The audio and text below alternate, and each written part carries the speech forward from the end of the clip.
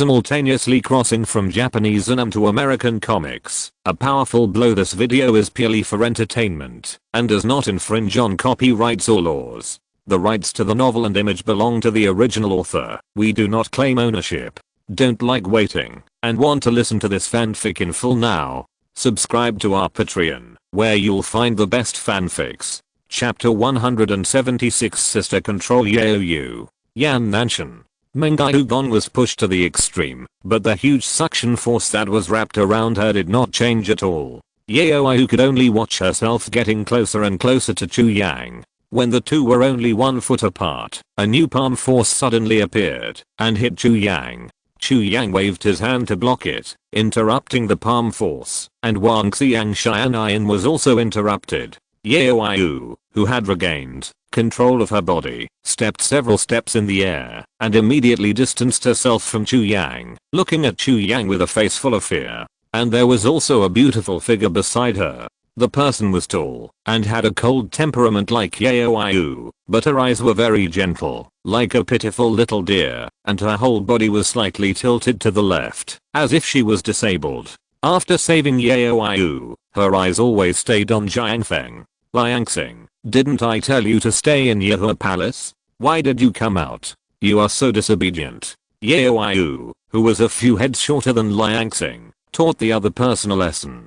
The scene looked a bit funny. When the two stood together, she looked more like a younger sister. Sister, I'm a little uneasy, so I came out to look for you. Lion Crossing withdrew her gaze from Jiangfeng and said to Yaoyu with a lonely look, let's go back. I don't want to bother her anymore. Yaoyu gritted her teeth and said, no, we can't let go of the heartless man who hurt you easily. He must pay the price today no matter what. Lion Crossing smiled bitterly. It's just my unrequited love. How can you say he is a heartless man? Yaoyu said indignantly, that guy was beaten by his enemies, and you took care of him without taking off your clothes when he was almost dead. Otherwise how could he stand here alive and well? He flirted with you during the period of recuperation. It is obvious that he is in love with you, but you dared to elope with a lowly maid.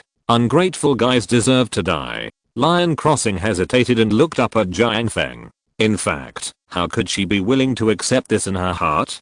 Jiangfeng knew very well that, if he didn't make things clear today, the matter would not end well, so he clasped his fists and said, Grand Palace Master, Jiang once had a crush on the second Palace Master, but it was only for a short period of time. The person I truly love is you know, and from now on, I will only love her. Yaoyu was very angry when she heard this and raised her hand to slap him, but was immediately grabbed by Lion Crossing. She had no choice but to snort coldly and shake off his hand. You liked me? Lion Crossing's voice was full of surprise, and she asked carefully, why don't you like me anymore? Jiangfeng hesitated and said, the second palace master is of noble status. Jiangfeng dare not pursue her. Lion Crossing said firmly, I want to hear the truth. Jiangfeng sighed, you and palace master Yaoyu are like fairies in the sky, who don't eat fireworks. There is no worldly air. Your temperament is like a cold sculpture, and you can't see any lust. I like living people who can cry and laugh, with flesh and blood. You knew as such a woman. Lion Crossing's body was trembling. Sincere words are more like sharp blades than lies, and they are more hurtful. Her personality is innate, and no one taught her how to live like an ordinary person. She wanted to tell Jiangfeng that she would change, but when she saw the child in Huayunu's arms, she seemed to have crashed, and couldn't say a word. Yaoyu saw all of Lion Crossing's expression, and her anger towards Jiangfeng escalated. She couldn't help but yell, how could you, a heartless man, have the heart to hurt her heart again and again? The sister conversion of Yaoyu is so scary. Chu Yang complained silently in his heart and shook his head. Palace Master Yaoyu, since Brother Jiang has made it so clear, why do you have to be so aggressive? In matters of love, even if you force someone to do something, will both parties be happy? You can ignore Brother Jiang's feelings, but you should always respect your sister's ideas. Yaoyu's eyes widened. What does it have to do with you? Chu Yang smiled and said, I'm willing to reason with others when I'm in a good mood. I advise you to be nicer when I'm reasoning with others. Otherwise when I'm in a bad mood, you will have nothing to reason with. Yaoyu sneered. You just know some evil kung fu. Do you think you can scare me? I was careless just now. Let's fight again, if you have the guts. At this moment, the ice fog demon at Yaoyu's feet, which had not yet died, revived after absorbing the ice essence of Mingyu Gong. It took advantage of Yaoyu's distraction and suddenly attacked the other party. As long as it could absorb Yaoyu's blood and flesh essence, it would not only heal its injuries, but also greatly improve its abilities. Feeling the killing intent behind her, Yaoyu suddenly turned around, but was still a step too slow. Sister. Lion Crossing exclaimed, and could only watch the ice mist demon attack Yaoyu. In despair, the sound of swords echoed in their ears, and the time and space around them seemed to stop. Chu Yang walked slowly, as if he was taking a leisurely stroll in the garden. In Yaoyu's shocked eyes, Chu Yang slowly passed by her, then put his fingers together to form a sword, and smashed the body of the ice mist demon with one sword. Sword 23. Chu Yang has practiced for a long time, and his realm has long surpassed the sword saint at that time. The power of sword 23 in his hands is also incomparable. When the ice mist demon was completely dead, the frozen picture flowed again. Yaoyu and others gasped heavily. During the stagnant time just now, the sword energy and murderous aura emitted by Chu Yang made them feel suffocated. Chu Yang looked at Yaoyu with his peripheral vision and asked, "Are you sure you want to fight me again?" Yaoyu's face was as hen. She was not a fool. Wasn't everything just now enough to illustrate Chu Yang's swordsmanship realm? This is a monster. Seeing this, Lion Crossing walked up to Yaoyu, separated her from Chu Yang, and then politely said to Chu Yang, "This matter was caused by me, and I have no intention of getting entangled with Jiang Feng anymore, so let's just let it go." Chu Yang nodded. Unexpectedly, Yaoyu dragged Lion Crossing back and said relentlessly, "Who said to let it go? Jiang Feng hurt your heart. You can't just leave like this. I'm going to fight this pair of dogs and couples today. If you have the guts, beat me to death." Yaoyu stared at Chu Yang angrily, stiffening her neck, as if to say that, if you have the guts, just chop here. Playing rogue. Chu Yang smacked his lips. He was not afraid of a serious fight, but Yaoyu's tantrum was a bit of a headache for him. Jiang Feng first whispered a few words to Huayunu, and then walked towards Lion Crossing's position. As he got closer and closer, Lion Crossing's breathing became rapid. "What do you want to do?" Yaoyu looked at him vigilantly. "To be honest, Jiang Feng, am not innocent in today's trouble. It is a fact that I had feelings for the second palace master. The first palace master said that I was a heartless man, and Jiang Feng could not refute it. I'm willing to accept a palm strike from the second palace master today, and all grudges will be wiped out. How about it?"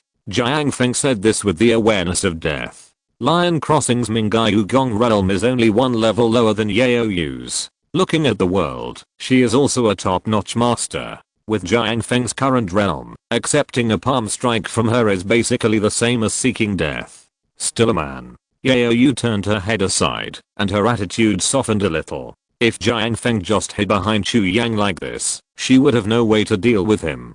Jiang Feng dared to come out and face Lion Crossing directly. This responsibility is stronger than many people. No wonder Lion Crossing likes him. No need to do this. Lion Crossing shook her head. Although Jiang Feng hurt her heart, how could she bear to do it?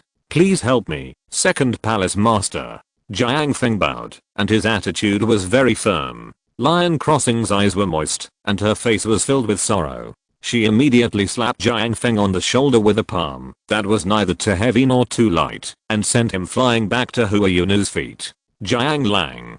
Huayunu cried and leaned over to check Jiang Feng's injuries. "I'm fine, second palace master. Please show some mercy." Jiang Feng forced a smile and tried to comfort his wife. "Let's go, sister." Lion Crossing turned her back with red eyes and didn't want to watch this scene. "I'll let you go this time, but next time we meet, I'll see if there's still this brat to protect you." Yaoyu was about to leave when she said those harsh words, but a stream of energy suddenly hit her butt. She couldn't help but cry out in pain and stared at Chu Yang fiercely. "If you keep saying brat, I'll beat your butt into pieces. If you don't believe me, just try it," Chu Yang said with a smile, warning Yaoyu mercilessly. Yaoyu was almost going crazy with anger and was almost ready to fight to the death with Chu Yang, but was dragged away by Lion Crossing. After the two left, Lee Jixio let out a long sigh and said with emotion, "What a crazy woman who won't give up.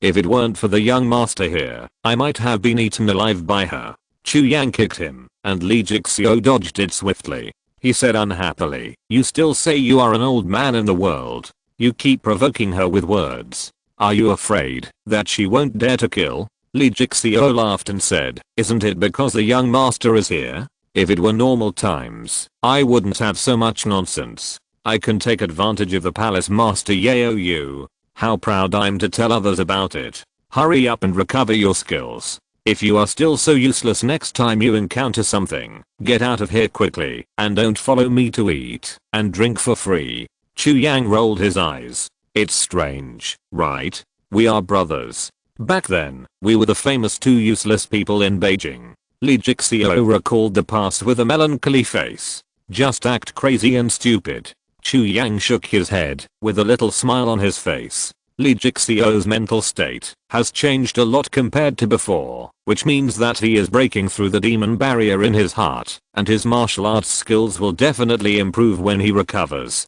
The demon has been eliminated. Yaoyu Liangxing has also left, and the temperature in the deserted village has gradually returned to normal. After tossing and turning all night, everyone can only take the time to rest as dawn is approaching. When a golden sea of clouds appeared on the horizon and the sun rose, a figure appeared outside the deserted village. The man was more than 8 feet tall. Although his cheeks were fleshless, he had broad bones, broad shoulders, and narrow arms, and his appearance was still majestic. He had thick eyebrows and big eyes, protruding cheekbones, and a pair of tiger eyes with a terrifying brilliance, and he was majestic. It was the world's #1 swordsman, Yan Nanshan. He made an appointment with Jiang Feng at a time and place, but he couldn't wait for a long time. He thought that his brother might have an accident on the road, so he rushed over without stopping. Passing by the deserted village, Yan Nanshan, a swordsman, was attracted by the strong sword energy here.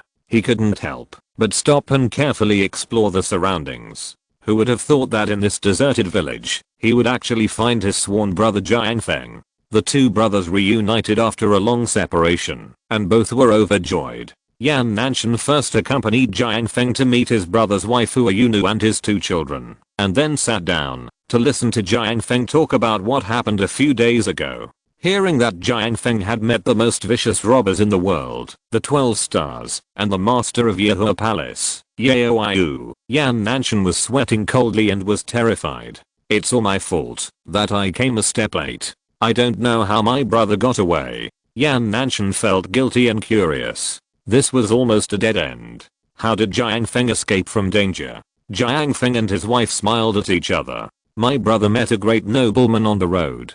Jiang Feng told Yan Nanshan about Chu Yang's killing of the 12 stars and defeating the master of Yaoyu. Yan Nanshan's eyes were filled with shock. He asked himself that he could also destroy the 12 stars by himself, but it would not be as easy as Jiang Feng said, let alone defeating the master of Yehua Palace, Yaoyu. Without the full power of the wedding dress divine art, he could only use his self-created divine sword technique to deal with Yaoyu, who was at the 9th level of the Mingyu art. It was hard to predict the outcome. "Could you please introduce me to such a great man?" Yan Nanshan was a great hero and a martial arts fanatic obsessed with swordsmanship. If he missed such a powerful master, he would regret it for the rest of his life. "Brother, come with me." Jiang Feng stood up and took Yan Nanshan to the thatched cottage where Chu Yang was. At this time, Lee Jixio and the big wolfhound were guarding outside the house. Yan Nanshan was startled when he saw the huge wolfhound from afar, and then he was startled again when he saw Lee Jixio's appearance and shouted, "Master Lee!"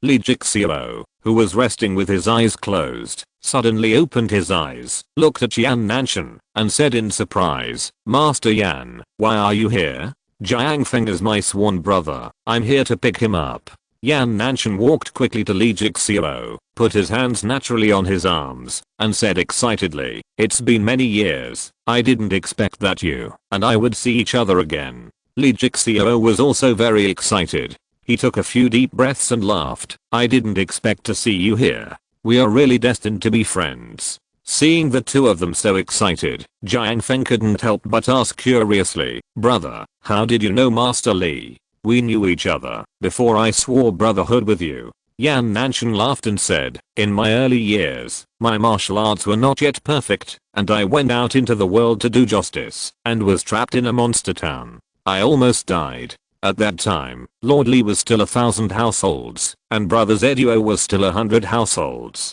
They saved my life when they passed by the monster town. In the end, the three of us worked together to kill several big monsters. That battle was really satisfying.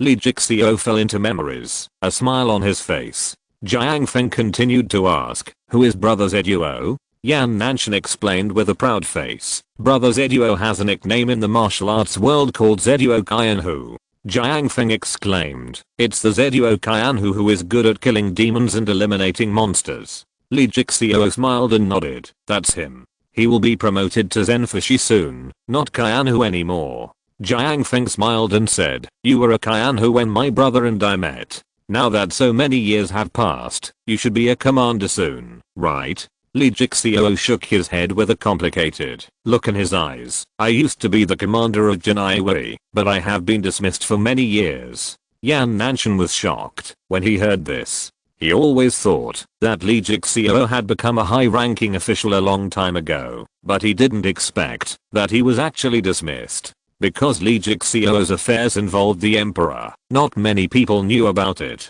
How could a good official like Lord Li be dismissed? There must be an injustice. If Lord Li believes me, you might as well tell me directly. Yan Nanshan's eyes were wide open, and a murderous aura was revealed, as if he wanted to vent his anger for Li Jie's laughter immediately. Chapter 177. See the prince. Pass on the skills. If it weren't for the reputation of Jiuo Juxia, Yan Nanshan should have been given the title of the world's #1 hero to express his respect for him.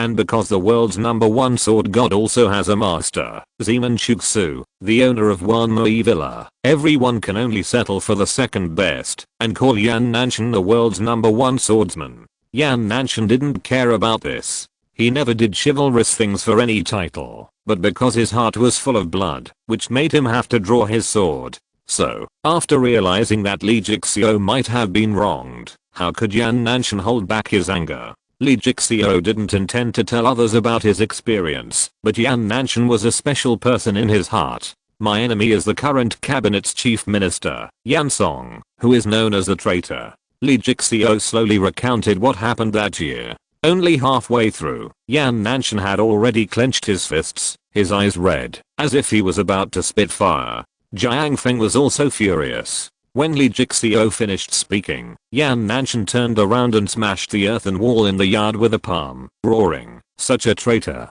The emperor actually wants to employ him. He is really a tyrant. Jiang Feng shook his head and smiled bitterly. I can only say that Yan Song is indeed a good official. Although he is evil, the source is the emperor. The emperor can't punish officials who work for him, right? Yan Nanshan sneered. The Teizu once said that the emperor is guilty of the same crime as the common people. So what if he is the emperor? Can he deny his mistakes? Li Jixio lowered his head with a cold expression. No one knew what he was thinking when he heard these words. Jiang Feng said, brother, he is the emperor after all. What can you do if he is wrong? Yan Nanshan was immediately choked with anger.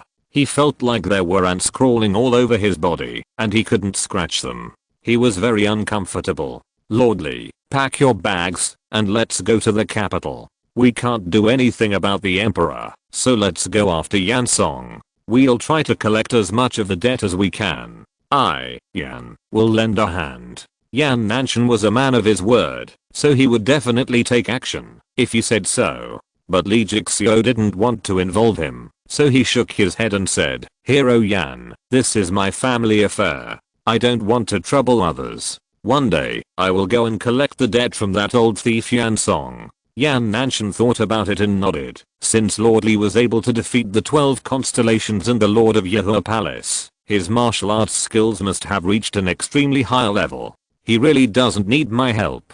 Li Jixio was stunned for a moment, then he clapped his thigh and laughed. Hero Yan is wrong. In his prime, I was indeed able to destroy the 12 constellations, but the Lord of Yahua Palace could never catch up with him. Even if I practice for another 20 years, I still can't do it. Jiang Feng also smiled awkwardly. Brother, I'm not talking about Lord Li, but someone else. Yan Nanshan scratched his head, not understanding. Li Jixio explained, it was my young master who solved the 12 constellations, and he also defeated the Lord of Yahua Palace. I'm ashamed to say that as a guard, I have not fulfilled my duty as a guard. Young master? Yan Nanshan frowned. He first put aside the matter of who defeated the Lord of Yahua Palace, and then said in a dissatisfied tone, why should a hero like Lord Li be a slave? Yang wants to see which hero has such a great courage. In his heart, Li Jixio is such a good official who cares about the people. He should be treated well for condescending to a rich family.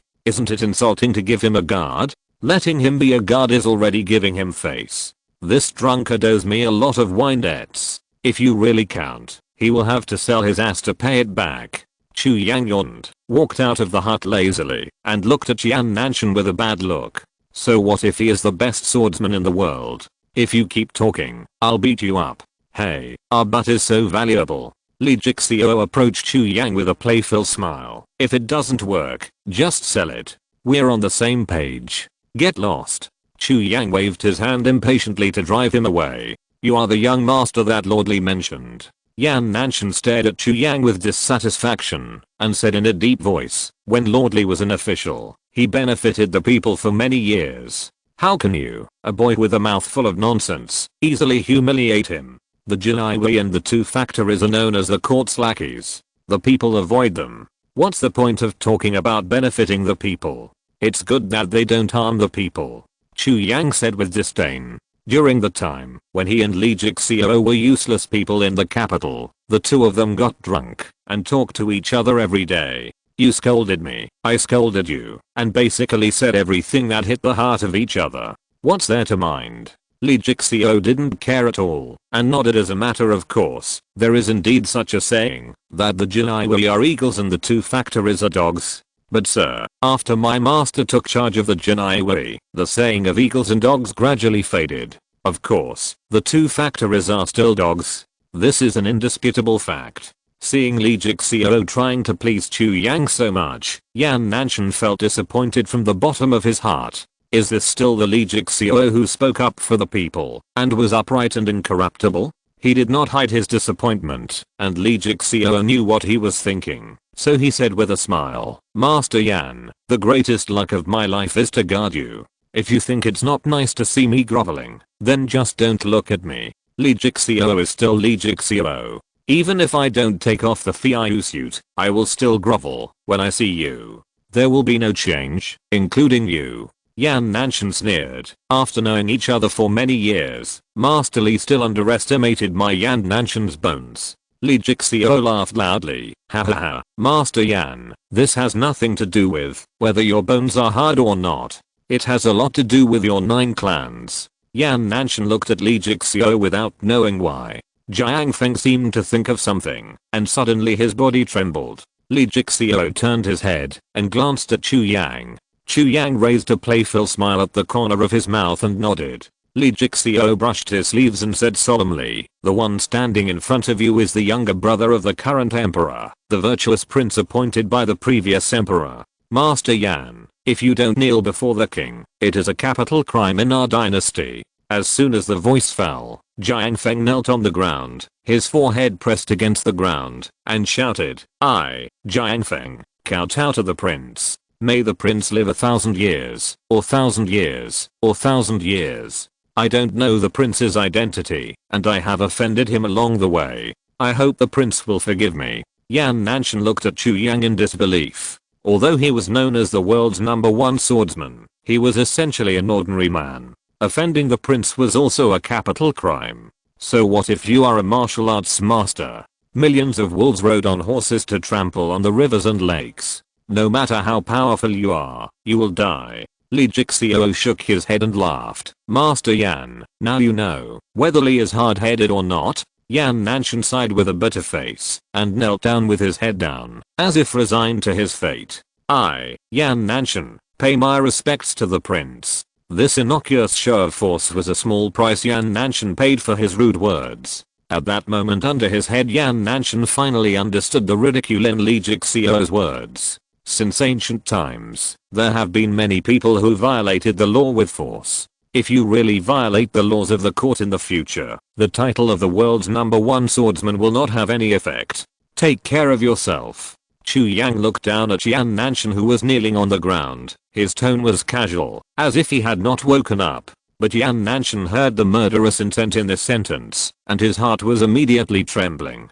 Instinctively, he reached out and pressed the heavy black iron sword on his back. If this prince was relentless, he would give it a try. Even if he had a falling out with Lee Jixio, Yan Nanshan would not surrender, just because the other party was a high and mighty prince. I told you not to have any messy thoughts. Chu Yang's figure flashed and suddenly appeared beside Yan Nanshan, pressing down heavily on his heavy black iron sword. Yan Nanshan felt a sudden increase of 10,000 pounds of strength on his back. Just as he was about to resist, the terrifying force suddenly pressed him down so hard that he couldn't lift his head. Boom. The ground beneath their feet collapsed, forming a 10-foot deep pit. Yan Nanshan knelt in the pit, his face flushed, his eyes bloodshot, and veins popping out on his neck and temples. He was like Sun Wukong under the five-element mountain, being pressed down by Tathagata Buddha and unable to breathe. It's not a fluke that this man can defeat Yaoyu, the master of Yahua Palace. Such a terrifying force is rare in the world, and even a general born with supernatural power can't compare to it. Yan Nanshan used all his strength to operate the wedding dress divine art, and his true essence continued to flow to his limbs and bones. If it weren't for this, he would have been crushed into pieces long ago. But he hadn't yet comprehended the true meaning of the wedding dress divine art, and his skills hadn't been destroyed and rebuilt. The more intense the operation of the divine art, the more domineering the true essence would rush around in his body, bringing him inhuman pain. In just a few breaths, Yan Nanshan's whole body was soaked with cold sweat, and his expression was extremely painful. Chu Yang had already withdrawn his strength, and stood aside to observe Yan Nanshan's current state. Brother, what's wrong with you? Jiang Feng hugged Yan Nanshan anxiously, and felt the domineering power in the other party's body, and couldn't help but secretly gasp. Big brother's wedding dress magic is so domineering, I don't know how to calm it down. Your Highness, is Master Yan possessed? Lee Jixio didn't know that Yan Nanshan was practicing the wedding dress magic, and thought that the other party had gone wrong in order to resist Chu Yang's forced operation of his power. No, the martial arts he practiced is originally a very domineering way. He needs to pass all his power to others, and start over to blunt his edge, and eliminate the sharpness in his true energy. After that, he can send and receive freely, and operate as he wishes. Yan Nanshan, who was suffering from pain, suddenly opened his eyes, as if he was stimulated, and looked at Chu Yang with a pair of tiger eyes. Why are you looking at me? I don't want your true energy. Chu Yang said unhappily. The wedding dress divine art is known as the Zen of martial arts. You need to have an epiphany, and see your true nature, before you can let go of everything. It is human nature to be reluctant to give up the skills you have cultivated for decades. It is up to you whether you can figure it out or not. The wedding dress divine art means to make wedding clothes for others. Yan Nanshan's face was as pale as gold paper due to the pain, as if he would faint at any time. He was still repeating Chu Yang's words, to make wedding clothes for others. Lee Jixio and Jiang Feng were very shocked after hearing this. There is actually such a skill in the world. How could normal people think of it? For a martial artist, martial arts is something that intersects with his life. To destroy years of skills in an instant is even more painful than killing himself. Yan Nanshan is also a man with great perseverance. He made a decision in an instant whether to give up his skills. At this moment, the situation was critical. He was willing to believe that Chu Yang, whom he had only met once, would not collude with such a treacherous and evil person, especially since he had saved Jiang Feng. Yan Nanshan had all these thoughts in a flash, and he grabbed Jiang Feng's clothes, his eyes gradually becoming firm. Jiang Feng understood Yan Nanshan's idea, and nodded. Brother, if you are willing, you can transfer your power to me. We brothers are one and the same, regardless of you or me. Yan Nanshan smiled with relief and sat up straight, ready to transfer the power of the wedding dress magic to Jiang Feng. Chu Yang's voice sounded again, still in a lazy tone, saying, Jiang Feng's practice of the Jinglang secret book is getting weaker and weaker. He needs to lose all his martial arts to achieve the Jinglang state of returning to the true nature. You are injecting your power into him, which is to reverse his martial arts. By then, even if he survives the disaster, he will become a useless person and lie on the sick bed for the rest of his life. Yan Nanshan hurriedly pushed Jiang Feng away. His true energy was disordered, causing his blood to surge, and scarlet blood stains flowed from the corners of his mouth. Brother, please hold on. If I can't, there are others who can. Jiang Feng looked at Li Jixiao in panic. Master Li, you are the only one here who can withstand my brother's power.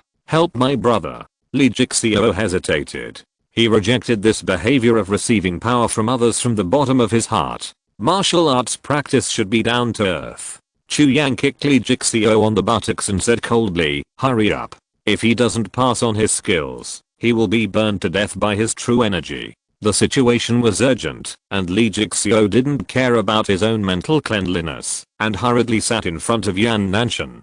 Yan Nanshan put his fingers together to form a sword, and his fingertips pressed against Li Jixiao's Kihei Danshan, and the wedding dress divine skill, which was like a blazing true fire, slowly injected into Li Jixiao's body. As soon as the power entered his body, Li Jixiao felt Yan Nanshan's pain. The feeling of the blood and flesh being burned all over his body was so painful that it made people speechless. Fortunately, Li Jixiao had a rough life and had endured all kinds of crimes. Compared with the torture he suffered in the imperial prison, the whole process of passing on the skills was not so difficult. After a while, the hot breath around Yan Nanshan dissipated, and his face returned to normal. There was no longer any pain. He just felt the empty Kihei Danshan, and he couldn't help but feel a little dazed. The skills I have worked hard for decades are really being used to make wedding clothes for others today. There is nothing to regret without destruction. Can't a real man let go of such a small matter? Didn't you look fearless just now? Yan Nanshan let out a long sigh, nodded and smiled. Your Highness is teaching me that I shouldn't be so hypocritical. Today, thanks to your guidance, I have understood the true meaning of the wedding dress skill. I have no way to repay you. If your Highness has any orders in the future, I will do my best to repay you. Okay, first improve your skills, and then talk about how you will do it. Chu Yang waved his hand. He felt that he was always collecting some hero fragments. Li Jixiao was like this, and so was Yan Nanshan. Couldn't we have an SSR without any problems? Chapter 178 Leng Leng and Zhu Feng. The civilian officials counterattack. After absorbing the wedding dress magic skill, Li Jixiao's power was restored to about 70% or 80%. The reason why he could not recover to the peak was that the power of the wedding dress magic skill was greatly reduced after the transfer. On the other hand, Li Jixiao also clearly felt that his martial arts had improved. When he returned to the peak, he would be stronger than before. Lord Li, in addition to the wedding dress divine art, I have also passed on to you the divine sword art of my own creation. If you feel it with your heart, you should be able to find the sword energy seed deep in the sea of Qi. That is the essence of my lifelong swordsmanship. I hope it can help you in your future revenge. Li Jixiao stood up and said with emotion, I'm deeply grateful for the gift of my merit, Master Yan. Yan Nanshan smiled and said, I have to disperse the merit anyway.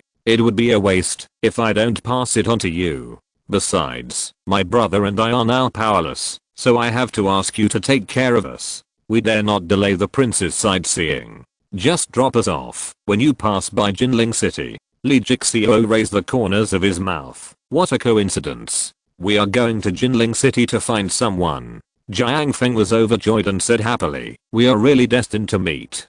Thinking that this encounter would end here, but unexpectedly, the fate continued. Chu Yang shook his head, walked out of the yard, and got on his horse, heading farther and farther away. Pack your luggage quickly, and remember to keep up. If the prince walks fast, it will be difficult for us to catch up.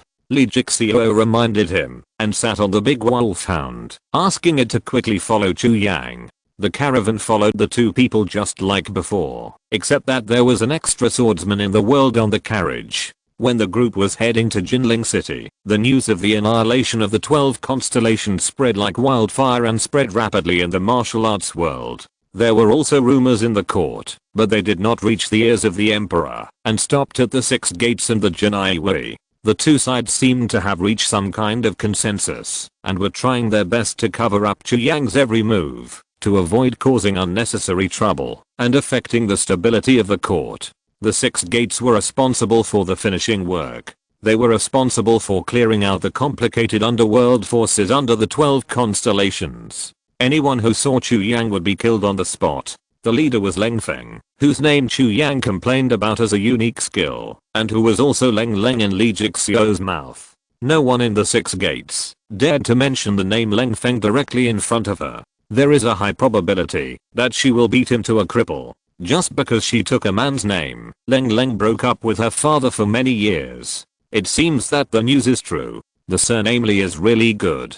He can even kill the Black Dog star in the 12 constellations. The stinky drunkard has recovered well. Leng Leng just tortured some prisoners to get the news about Li Jixio and couldn't wait to share it with his senior brother Zhu Feng. Master Li is a senior. You should be careful when you speak. Don't let the master hear you, otherwise you will be scolded again. Zhu Feng helplessly warned the outspoken Leng Leng, but he was thinking about something else in his heart. I know, senior brother. Why are you always frowning? It's because of your bossy face that you scared away junior sister 9. She would rather travel around the world than marry you. I've told you so many times, there is no romantic relationship between junior sister Gao and me. I always treat her as my sister. Can you change your accent first? Why should I change my ordinary hair that tortures Piozin? Oh, forget it. It's no use. If we are the only ones who know your thoughts, you have to tell Master your own thoughts. No, Master has been so kind to me. I can't let Master down. Then marry junior sister 9. No, I always treat her as my sister. How can we get married without romantic relationship? Free love is advocated now. This won't work, and that won't work. Why are you here to tease me? Get out of my sight and get lost. The 6 gates are in a state of panic right now. It's really a turbulent time. Thinking of the recent situation of the 6 gates, Leng Leng couldn't help but look worried, and his expression was exactly the same as Zhu Feng's just now. Master was dismissed for no reason. What did we do wrong to displease the emperor? I've been thinking about this as well. I had no clue before, but now the matter of the 12 constellations has given me some ideas. What? It's probably related to His Royal Highness the Virtuous King. The one who roamed the world with 9th junior sister and is now protected by the drunkard? That's him. You mean that His Royal Highness the Virtuous King threatens junior sister? Be careful with your words. Leng Leng was silent for a moment, then said slowly, Senior brother, I understand what you mean, but Master has worked diligently for so many years. Isn't he trusted enough by the emperor? Zhu Feng said meaningfully, as long as you sit on the dragon throne, suspicion becomes your nature. Leng Leng suddenly felt that the huge court was so boring, including the so-called 4 great constables of the 6 gates. Everything they didn't seem to have much meaning. The one sitting on the dragon throne only needed a thought to turn their efforts into a joke.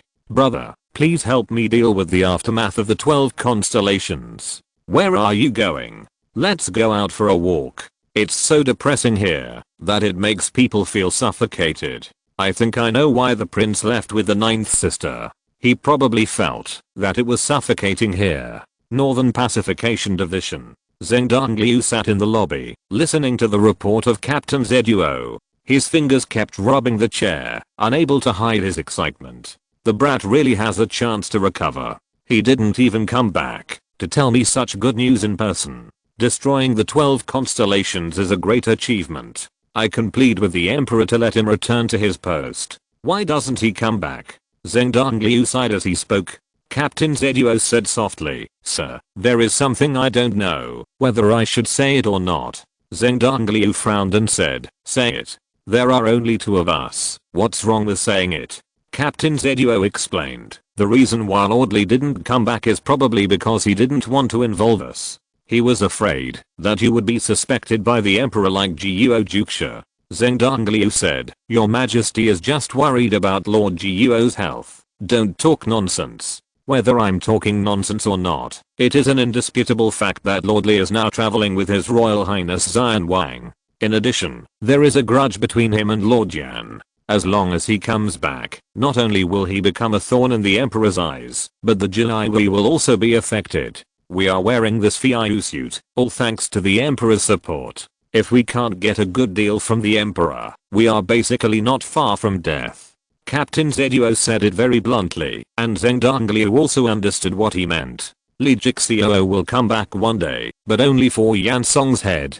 From the moment he chose to go with Chu Yang, he stood on the opposite side of the current Emperor. As the Emperor's henchman, Jinai Wei may stand on the opposite side of Li Jixio one day in the future, and Zheng Dongliu, as the commander, may face Li Jixio with swords. This is the cruelest thing. Compared with an idle prince leaving the capital to venture into the rivers and lakes, Guo Bujing's dismissal is a major earthquake in the court. Most officials believed the Emperor's words, considering Guo Bujing's fatigue of holding two positions, but very few senior officials still noticed clues. Yan Song, the chief minister of the cabinet, held a tea party at home, inviting a group of court bosses, and the hall was full of officials above the third rank. The second assistant of the cabinet, Zhu Ji, the cabinet university scholar, Zhang Zhesheng, and the 6 ministers. Such a lineup is like a small court, and Yan Song is no different from the emperor here. The vacancy of the Imperial Army coach is so tempting that even the civil service group has thoughts. If it has strong military support, the civil service group can get rid of the decline, override other forces, and regain its former voice. Since ancient times, civil officials and military officials cannot coexist. It is normal for civil officials and military officials to fight against each other. Although there are struggles between the two Marcoses, one family, 2 factories and 1 guard, they will still stand on the same front when facing the civil official group. Since the formation of the 6 major forces in the court, the days of the civil official group have been getting worse and worse, like a dark cloud covering the sky, which makes them breathless. The Jinaiwi is okay. Under the control of Zheng Dongliu, they only supervise the officials and sometimes deal with some officials with improper work styles. The crackdown on civil officials by the East and West factories has never stopped. If they exceed the rules, their property will be confiscated at the least and their clan will be exterminated at the worst. It feels bad to have a knife on your neck all the time. Scholars are not as good as warriors. They can't kill people with their mouths. Sometimes they envy the Buddhism and Taoism next door. Since the great changes in the world decades ago, monks and Taoists can really kill people with their mouths. Speaking of saints, there have been so many saints in my Confucianism for thousands of years. Why is there no Confucian saint who speaks the law of heaven? It's just that those old Taoist priests and bald monks have gained face in vain. Now there are more people reading Buddhist scriptures than reading books of saints. What kind of talk is this? Whenever he thought of this, Yan Song was furious. In front of everyone, he threw the teacup in his hand. Don't be angry, Prime Minister Yan. Everyone is waiting for Prime Minister Yan to take charge of the overall situation. The most urgent thing is to find a way to make the coach of the Imperial Army one of ours. The second assistant Zhu Ji spoke slowly, his tone as gentle as a young wife. Yan Song nodded and then asked, does anyone in your clan have strong martial arts skills who can be qualified for the position of coach of the Imperial Army? Everyone looked at each other, bowed their heads and kept silent, and a long silence answered Yan Song's question. How can a family of scholars produce a martial artist? Don't read good books, but go to practice martial arts. Aren't you afraid that your ancestors will break your legs? I do have 2 people to recommend, but both are from military backgrounds. I wonder if Prime Minister Yan. Tell me first. The garrison general in the north, who fought against the Jianu, Li Chengliang, the deputy general of Lianadong, and the other is Qi Jigwen, who was responsible for fighting against the Japanese pirates and guarding the city of Nanjing. Both of them are highly skilled in martial arts and have outstanding command abilities and are qualified to be the instructors of the Imperial Guards. Yan Song knew the reputation of these 2 people, but still shook his head and said, they are both from generals. Zhang Zhesheng whispered, Prime Minister Yan, these years are not only us who have been bullied, but the generals guarding the borders of the Ming dynasty have also complained about those people. The responsibilities of the two Marcoses and one family are too great and have already touched upon the power of the military. Which side the generals will stand on is still unknown. As soon as these words came out, the deputy assistant Tsuji also nodded and said, "Uncle is right. The enemy of my enemy is my friend." Before there were no 6 major forces, we were indeed incompatible with those ordinary people, but that was a thing of the past. If we want to regain the power of the civil servants, we must cooperate with them once. Others followed suit. Yansong hesitated for a moment, but still agreed to the proposal of Zhang Zhuzheng and Tsuji, and nodded. In this case, who is more suitable to choose between the two? Zhang Zhuzheng had the answer in his mind, but did not say it directly, but looked at Tsuji. Tsuji smiled and said, "The situation in the south is complicated. Not only are there frequent attacks by Japanese pirates on the people, but there are also demons and monsters rampant. As the person in charge, Kijigwen should not act rashly. The situation in the north is better. Those giants who have not appeared for several years." After hearing this, Yansong immediately made a decision. "Then let's recommend Li Chenglian to return to Beijing, to serve as the instructor of the Imperial Army. This opportunity has finally come, and we must firmly grasp this position in our hands." The purpose of this trip was achieved. After exchanging greetings for a while, everyone left. As soon as he walked out of the gate of Yan's mansion, Zhang Zhuzheng hurriedly found Tsuji and said, "Master, I was planning to recommend Kijigwen just now. Li Chenglian is quite ambitious. I'm afraid that he will be difficult to control after becoming the coach of the Imperial Army." Tsuji nodded and said, "I know what you are thinking, but Kijigwen should not be moved rashly. I received an urgent report this morning that the Japanese pirates in the south have made unusual movements, and this time it seems that a monster is involved. Kijigwen's departure at this time is not good for the overall situation." Zhang Zhuzheng was shocked and asked quickly, "How could the Japanese pirates be connected with the monsters? Isn't the 10,000 Monsters Kingdom busy dealing with monsters? How can it have time to provoke us?" Tsuji sighed. "I have a bad feeling. In recent years, the actions of monsters have become more and more rampant. The 10,000 Monsters Kingdom may not be able to hold on, and has the idea of gamble everything. The world is about to be in chaos." After Chu Yang and others left the deserted village and walked for half a month, they finally saw the prosperous city of Jinling. Compared with the grandeur of the capital, Jinling City is more gorgeous, with a magnificent atmosphere everywhere. If the capital is compared to a mighty general, then Jinling City is a beautiful woman. Because of the extremely convenient water and land transportation, Jinling City can be said to have everything. All the rare things in the Ming Dynasty can be seen here, and there are also many things from abroad.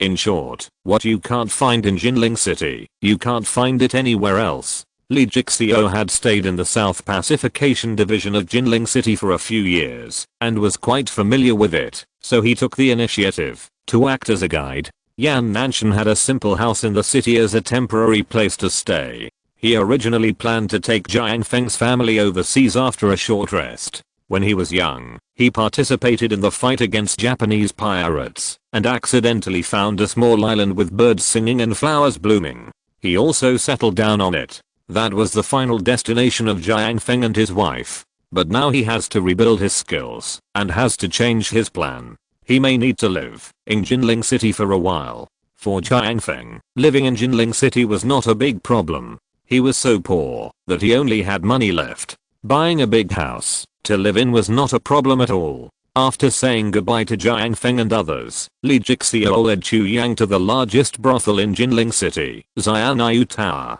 It was not that the two of them were in a hurry, but they were going there to find someone. Jiang, who people called him Four Eyebrows. Lu Xiaofeng.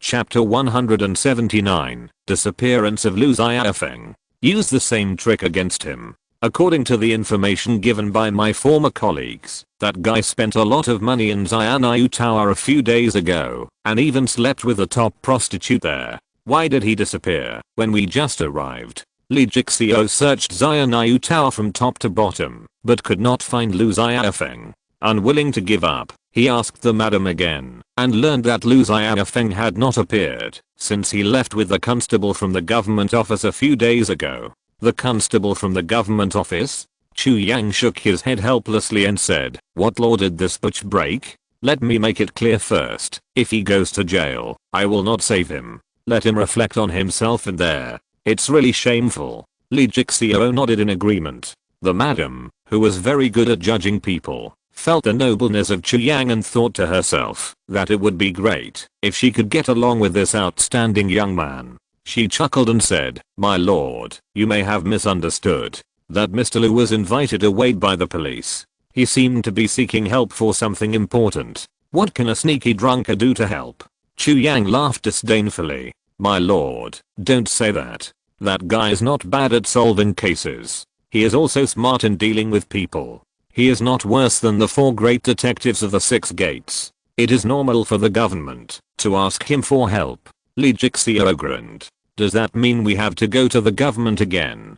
Chu Yang waved his hand lazily and said, "Go ask yourself. I'll rest here for a while." "It's okay. You rest. I'll be back soon." Lee Jixio agreed and left in a hurry. The madam immediately arranged a room for Chu Yang. He half lay on the bed. After a while, a group of prostitutes holding musical instruments entered the room and played tinkling music.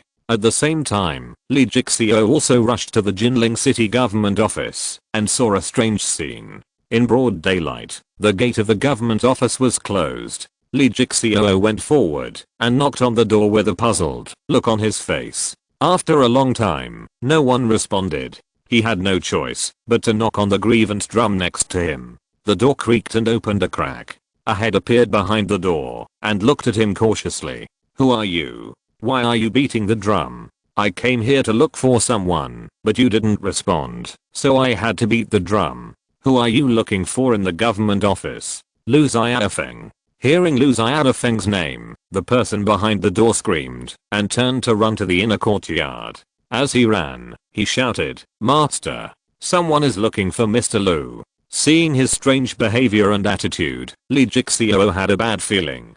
Ding ding ding. The sound of hurried footsteps rang out. The door of the government office was suddenly opened, and a middle-aged man in official uniform led a group of yamen runners to stand in front of Lee Jixio. The middle-aged man was dignified and imposing, and he glanced at Lee Jixio and said in a deep voice, "I'm the magistrate of Jinling City. My surname is Zhu. May I ask who you are, and what is your relationship with Hero Lu?" Lee Jixio replied, "Lu Xiaofeng and I are friends. If you have anything to say, please tell me directly." Magistrate Zhu sighed and said, "To be honest, Hero Lu has been missing for a few days. I have been looking for him for a long time, but I don't have any clues." Lee Jixio frowned and said, "Missing? That guy comes and goes without a trace. It is not ruled out that he has left Jinling City. How can you easily conclude that he is missing?" Magistrate Zhu smiled bitterly and said, "Because missing with him is Hua Manlao, the 7th son of the Jiangnan Hua family. Young Master Hua has not returned yet, and the Hua family has been looking for him for many days." "Hua Manlao?" Lee Jixio pondered and said, "How did the two of them get together?" Magistrate Zhu hesitated to speak, as if he had some concerns. Lee Jixio took out a badge from his waist and handed it to Magistrate Zhu. He took the badge and just glanced at it. He froze immediately, as if struck by lightning. Beads of sweat slid down his pale face. "Jinai Wei badge. Sir, you are actually Jinai Wei?" Magistrate Zhu looked bleak, as if he saw the future of his family being exterminated. "Don't talk nonsense. Tell me why Lu Xiaofeng disappeared."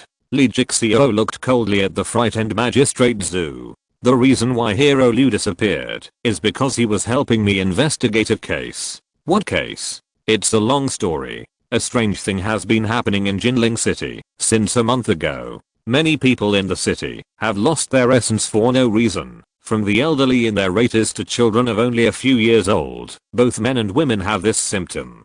At first, I thought a demon or a big monster had come, so I reported it to the Shenhao mansion overnight. Who knew that the people from the Shenhao mansion didn't find anything unusual, so they had to return empty-handed. When the detectives from the Shenhao mansion left, strange things began to happen in the city again. It happened that Hero Lu came at this time. It was rumored in the world that Lu Xiaofeng was an extremely smart person, so I entrusted him to investigate the case. He soon found the clues. The cause of the strange disease in the city was the silver bills of Datan Bank. There is a strange demonic power on those silver bills that will absorb people's essence. This incident also alarmed the Jiangnan Hua family, the shareholder behind Datan Bank. The seventh son Hua Manlao came to Jinling City to investigate. If the truth cannot be found out, the Hua family will be charged with collusion with demons, and the end result will be the extermination of 9 clans. Li Jixio said, after listening to the whole story. In other words, Lu Xiaofeng and Hua Manlao jointly investigated the demon power behind this case, but the case was not found, and the two disappeared together.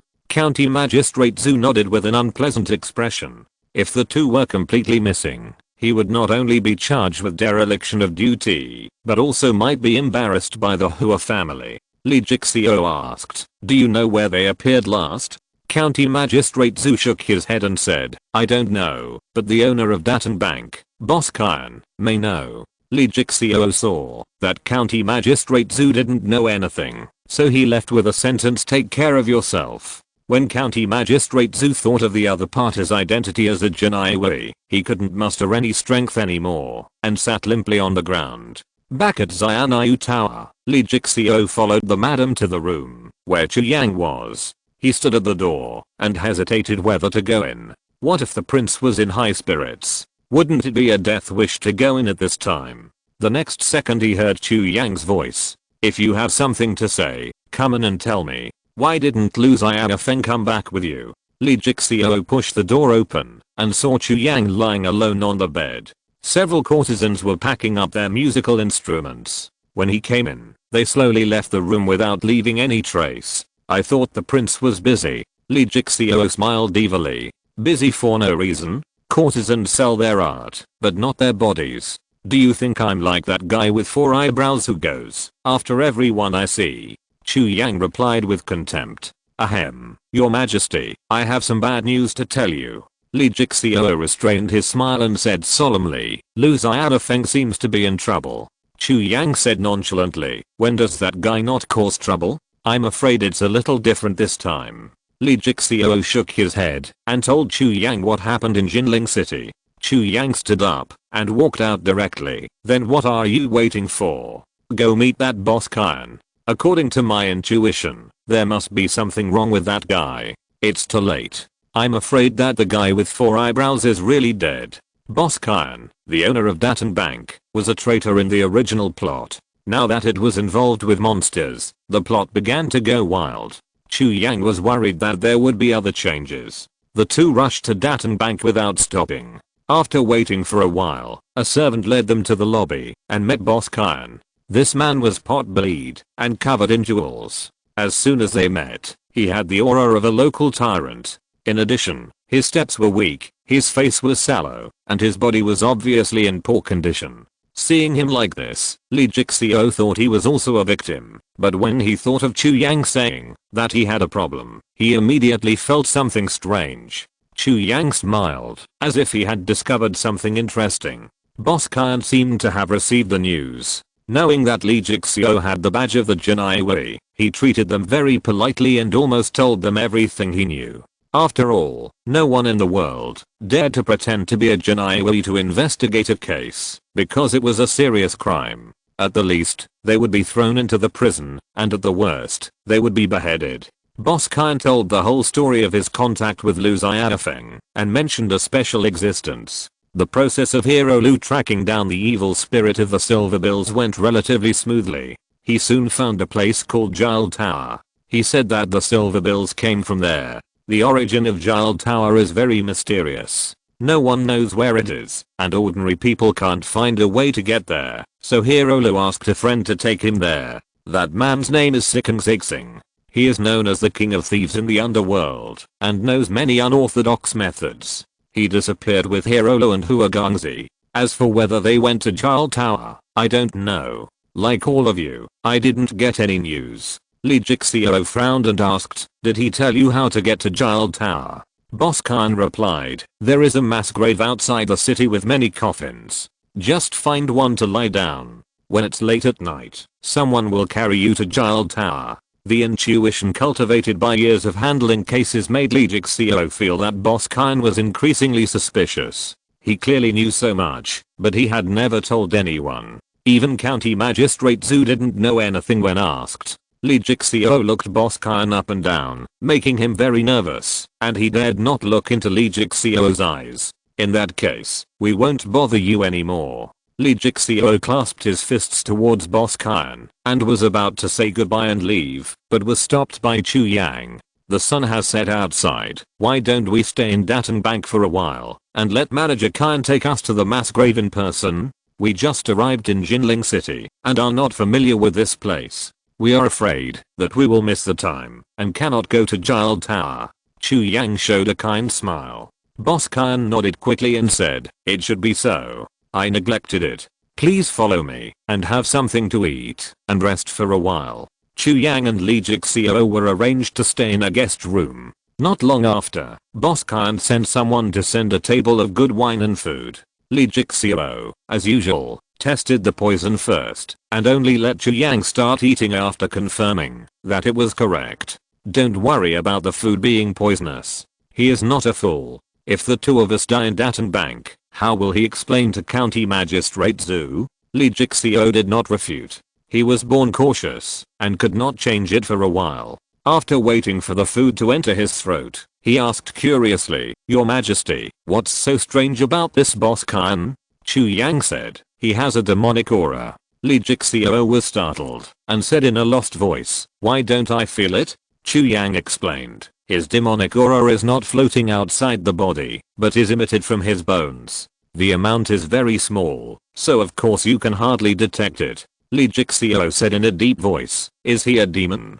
Chu Yang shook his head and said, "Strictly speaking, he is not a real demon yet. He is just developing in the direction of a demon, but he is only one step away." Lee Jixio drew his sword and said indignantly, "This scourge that betrayed the human race, I will kill him with my own hands." Chu Yang stretched out his hand and pressed down, motioning him to sit down. "If you kill him, who will take us to Jile Tower? If we don't go to Jile Tower, who will save that bastard Lu Xiaofeng?" Lee Jie smiled and sighed, put away his knife and sat down, picked up the wine jug, and poured it into his mouth. Although he was not a member of the Shenhao mansion who specialized in eliminating demons, he also hoped that he could kill more demons and monsters and do something for the country and the people.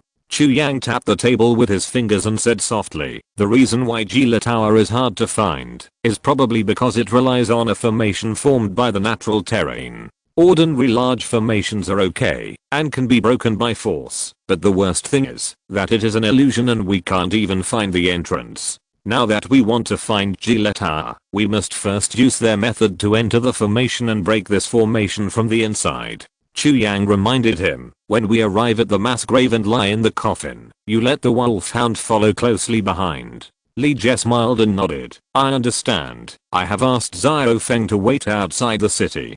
Chu Yang was stunned for a moment. "Who is Xiaofeng?" Lee Jie smiled and scratched his head embarrassedly. "The name I gave to the big wolfhound, Xiaofeng. Doesn't it sound very majestic?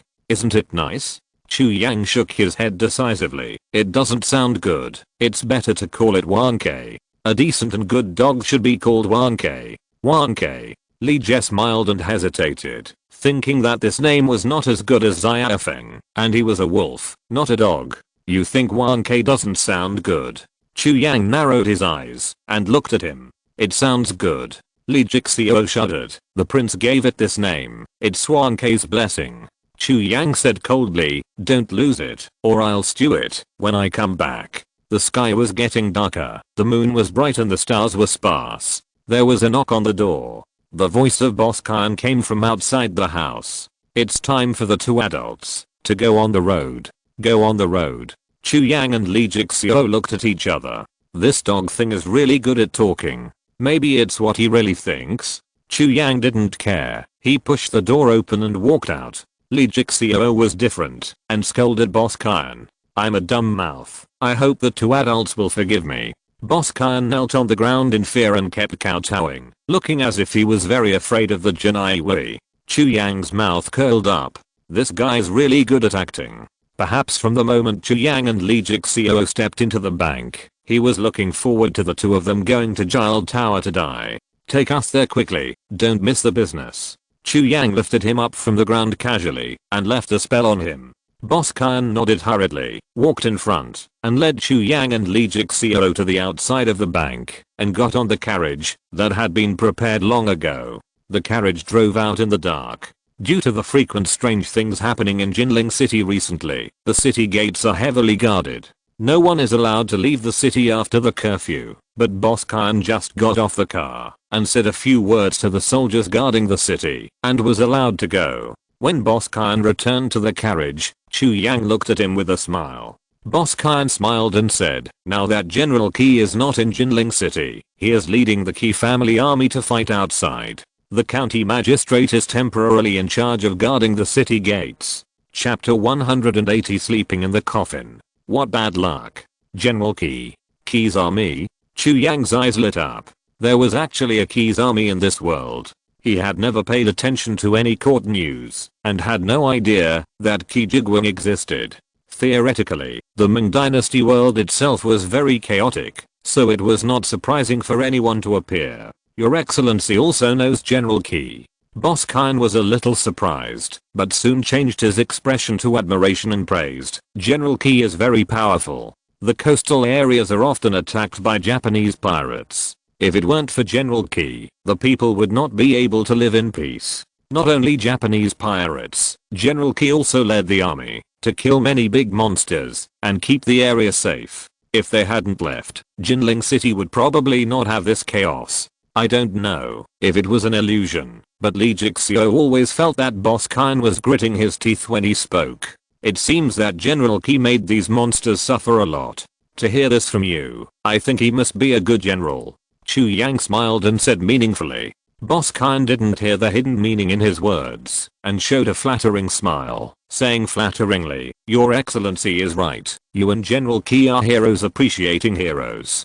The carriage bumped along the way, getting closer and closer to the mass grave outside the city. The coachman sitting on the shaft did not notice that there was a huge creature following far behind him. The green eyes were like ghost lights in the dark night, cold and scary. The silver-white wolf hair appeared and disappeared in the moonlight. After an unknown amount of time, the speed of the carriage became slower and slower. Finally, it slowly stopped, and the huge figure in the dark night also disappeared at the same time. We are here. Boss Kyan got off the car first with his fat body, followed by Chu Yang and Lee Jixio. The coachman raised the lantern in his hand high, and the fire illuminated the surroundings. The next second, they saw a series of desolate graves and black coffins lying around. This is the place for the two adults. You should lie down quickly and wait for the people from Jilalao to come. Boss Kyan bowed and prepared to leave. Chu Yang grabbed his shoulders and said with a smile, Boss Kyan, since we are here, why don't you lie down with us and see what the room at Jilalao is like?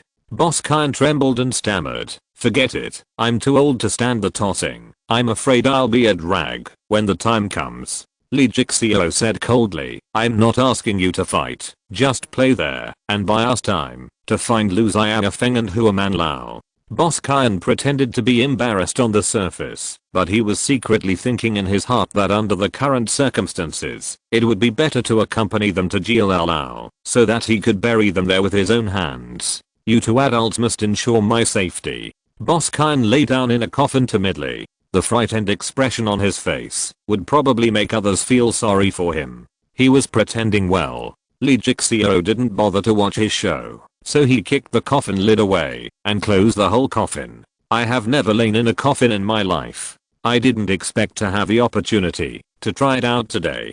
Chu Yang smiled and blew away the dust in the coffin with the wind, then quietly lay in it and closed his coffin. The whole process was very smooth and very fluent. Young master, you look quite experienced. Lee Jixio joked and then imitated Chu Yang to cover his coffin with a smile. When the coffin was really closed, Lee Jixio felt a sense of oppression. Not only was the coffin small and difficult to move with his body, but also because the darkness inside was as silent as the abyss. The silence of being tightly wrapped in darkness and without any response was really unbearable. It's okay, just bear with it for a while. While Lee Jixio comforted himself, he didn't think that Chu Yang next door was already sleeping soundly.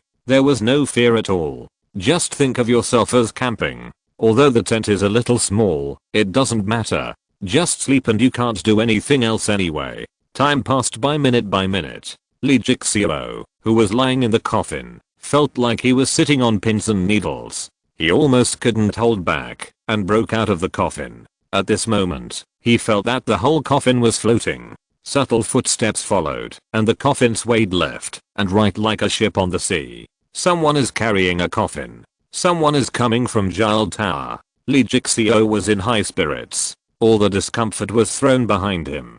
He only wanted to kill people when he got there and vent all the depression in the coffin. Chu Yang slept more soundly, and the surroundings were shaking like a cradle. Under the moonlight, 6 black shadows carried 3 coffins and moved forward quickly. If you look closely, it is not difficult to see that the 6 black shadows have no legs. The 6 black shadows carrying coffins are not human. After they left, a huge wolfhound quietly appeared at the mass grave. The wolfhound sniffed and determined the location by smell alone, and followed again. On the other side of Jinling City, Yan Nanshan was practicing sword in a house. Jiang Feng sat on a stone bench beside him, drinking and watching his elder brother practice martial arts. Yan Nanshan's wedding dress magic skill needs to be retrained. He doesn't know how long it will take. In order to protect the safety of his brother's family, he can't waste a moment.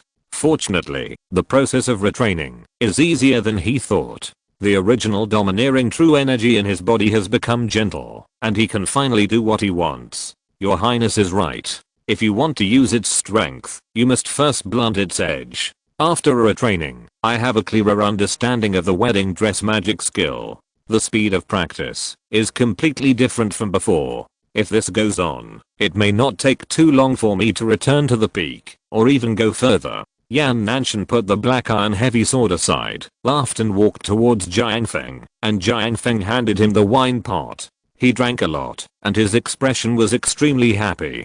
His Royal Highness the Wise King's martial arts cultivation is unfathomable, and he also knows the characteristics of our martial arts. It's really creepy to think about it now. I have been to the capital several times in these years, and heard some rumors about this prince. They have nothing to do with his true appearance. I don't know why this wise king hides so deeply. Yan Nanshan shook his head and sighed. The court is treacherous and changeable, even more elusive than the grievances in the martial arts world.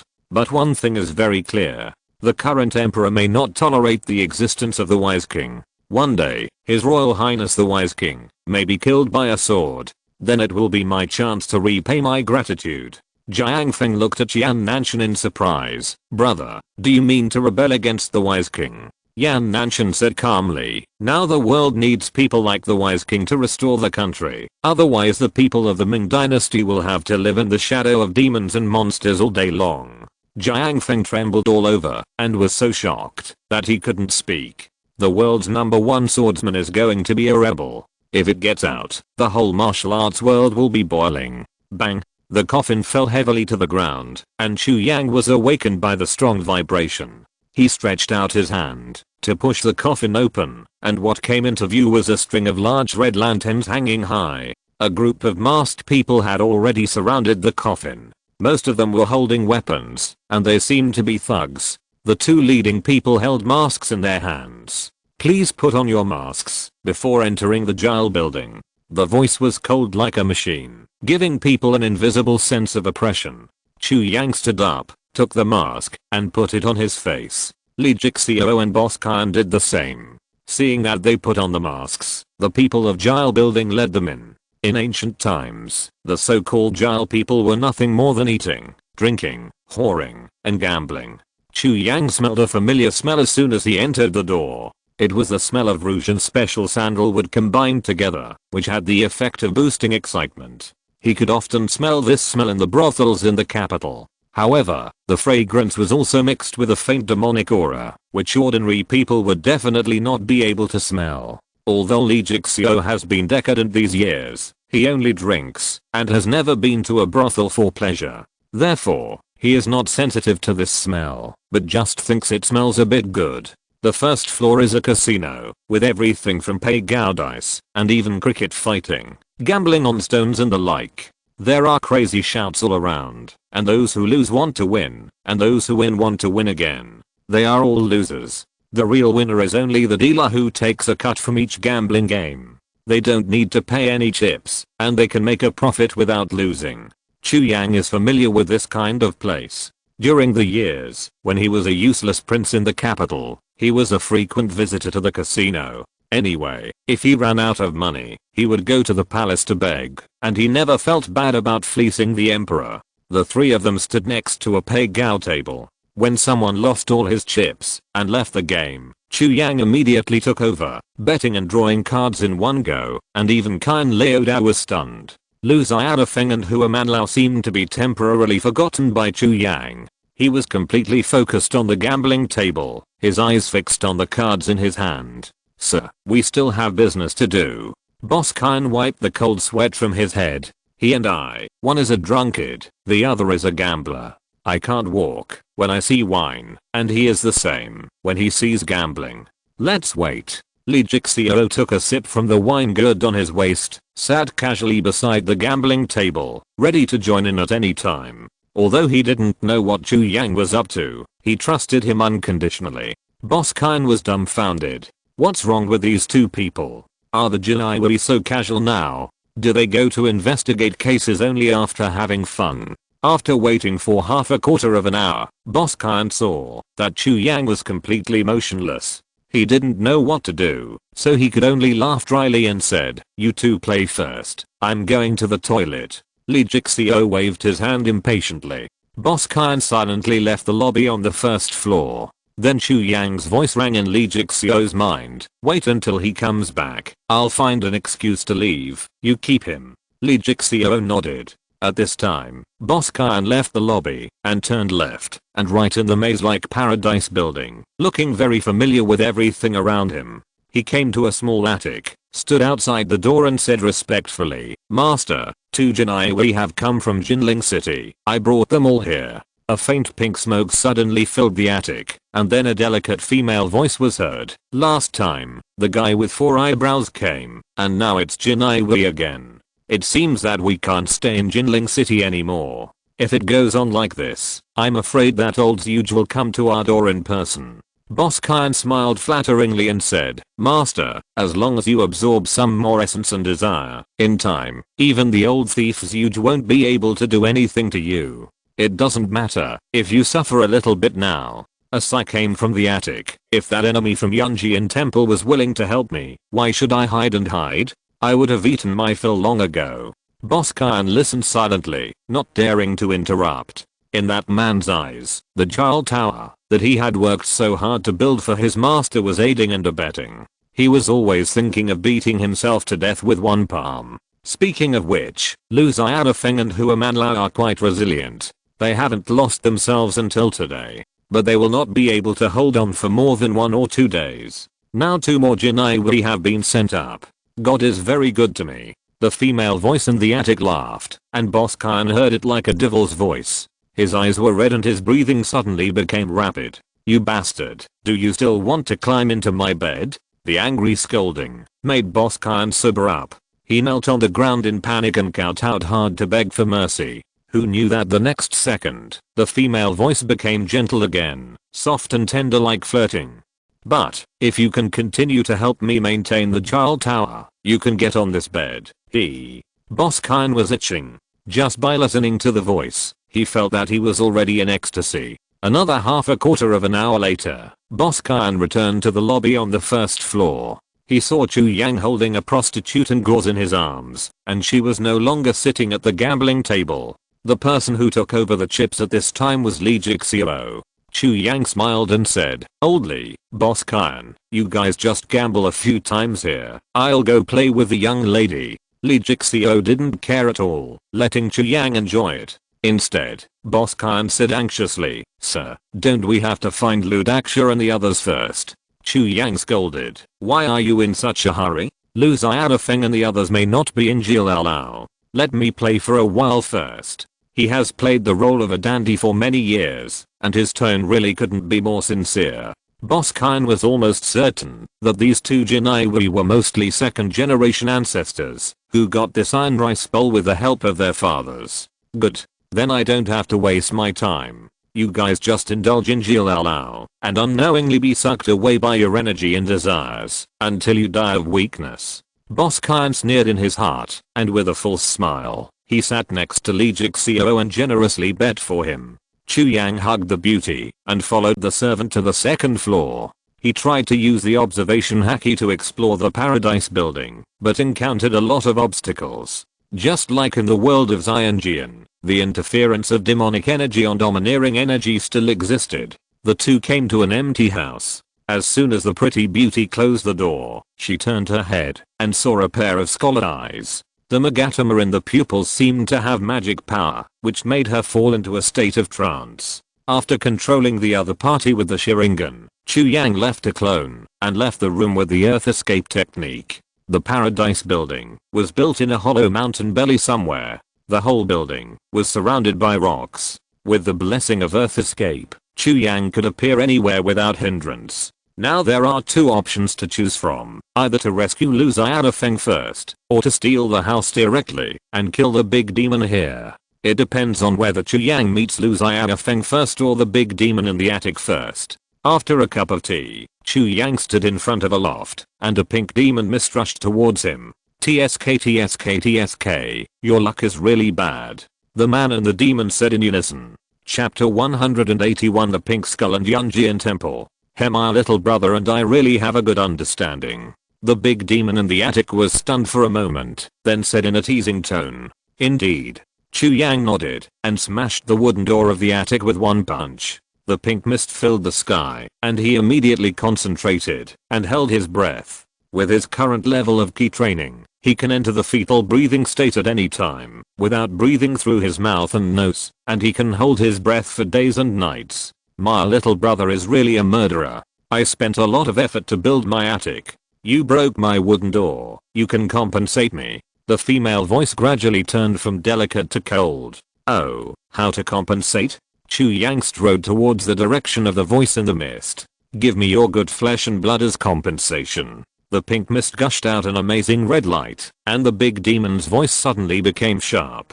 Come and take it, if you want it. Chu Yang suddenly threw a punch forward, and the power of 100 dragons and 100 elephants poured out. The space in front was distorted, and a rumbling explosion sounded. The constantly flowing mist suddenly stopped, and then was blown away by the fist, revealing the panicked monster in the depths. It was a skeleton with some flesh and blood condensed. Red and pink muscles hung on its body, like a gauze dress made of flesh and blood.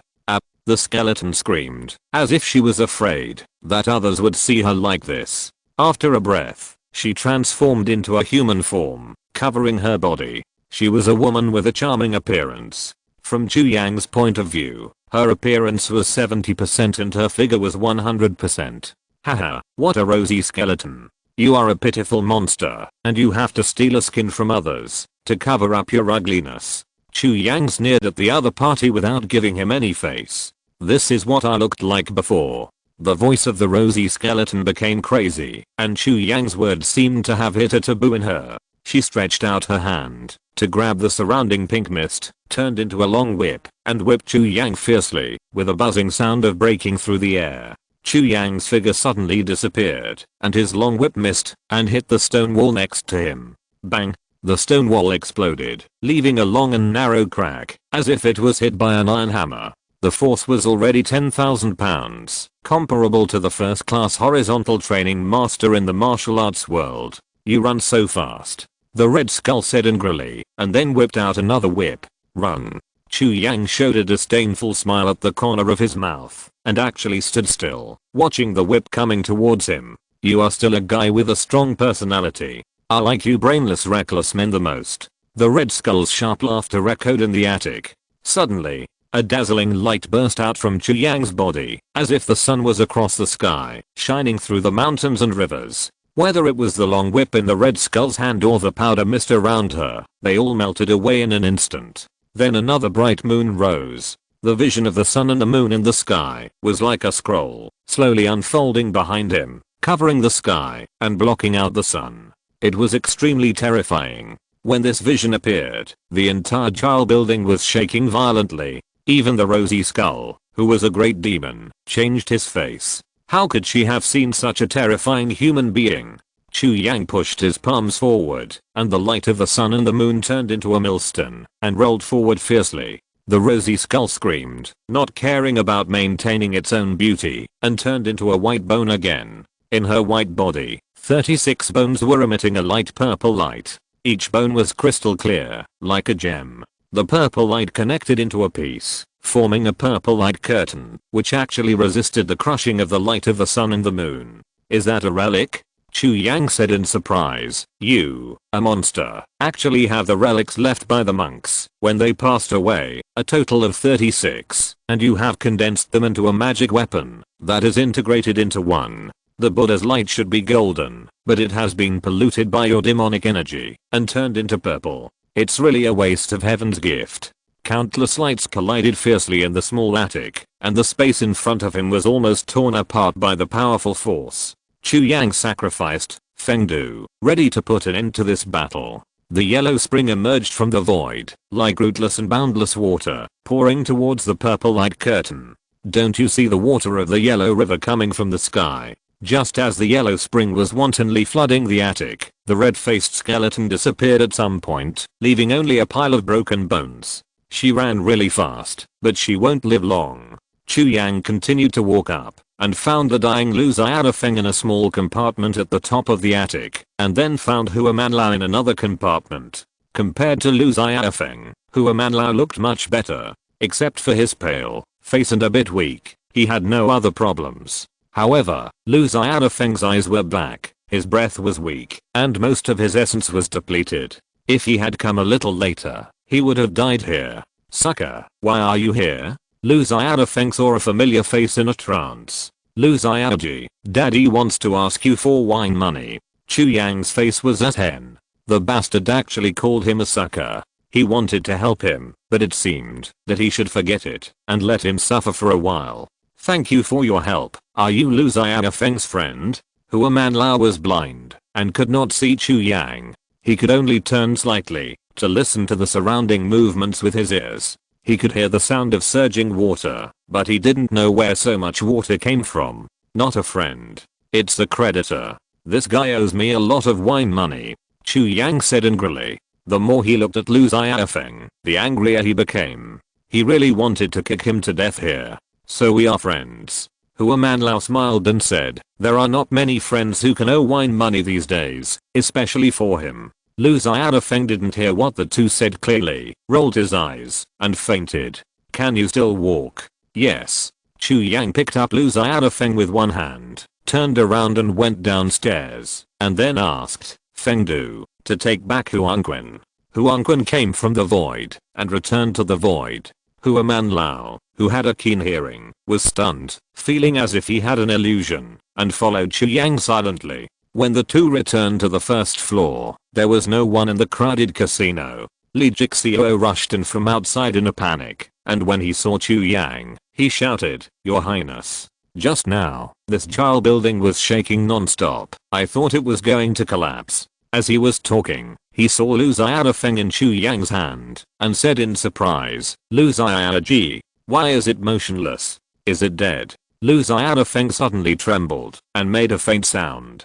I can still rescue him. Where is Lord Kyan? I saw he was about to run away, so I killed him with a knife. I also dealt with those masked thugs. Well done. What kind of monster is in the Paradise Tower? It's a skeleton of a dead person that has turned into a spirit. There are Buddhist relics of a great monk on its body. I don't know where she got them from. Chu Yang explained the true origin of the big monster in the attic, then pushed Lu Xiaofeng to Li Jixio, who quickly helped him up.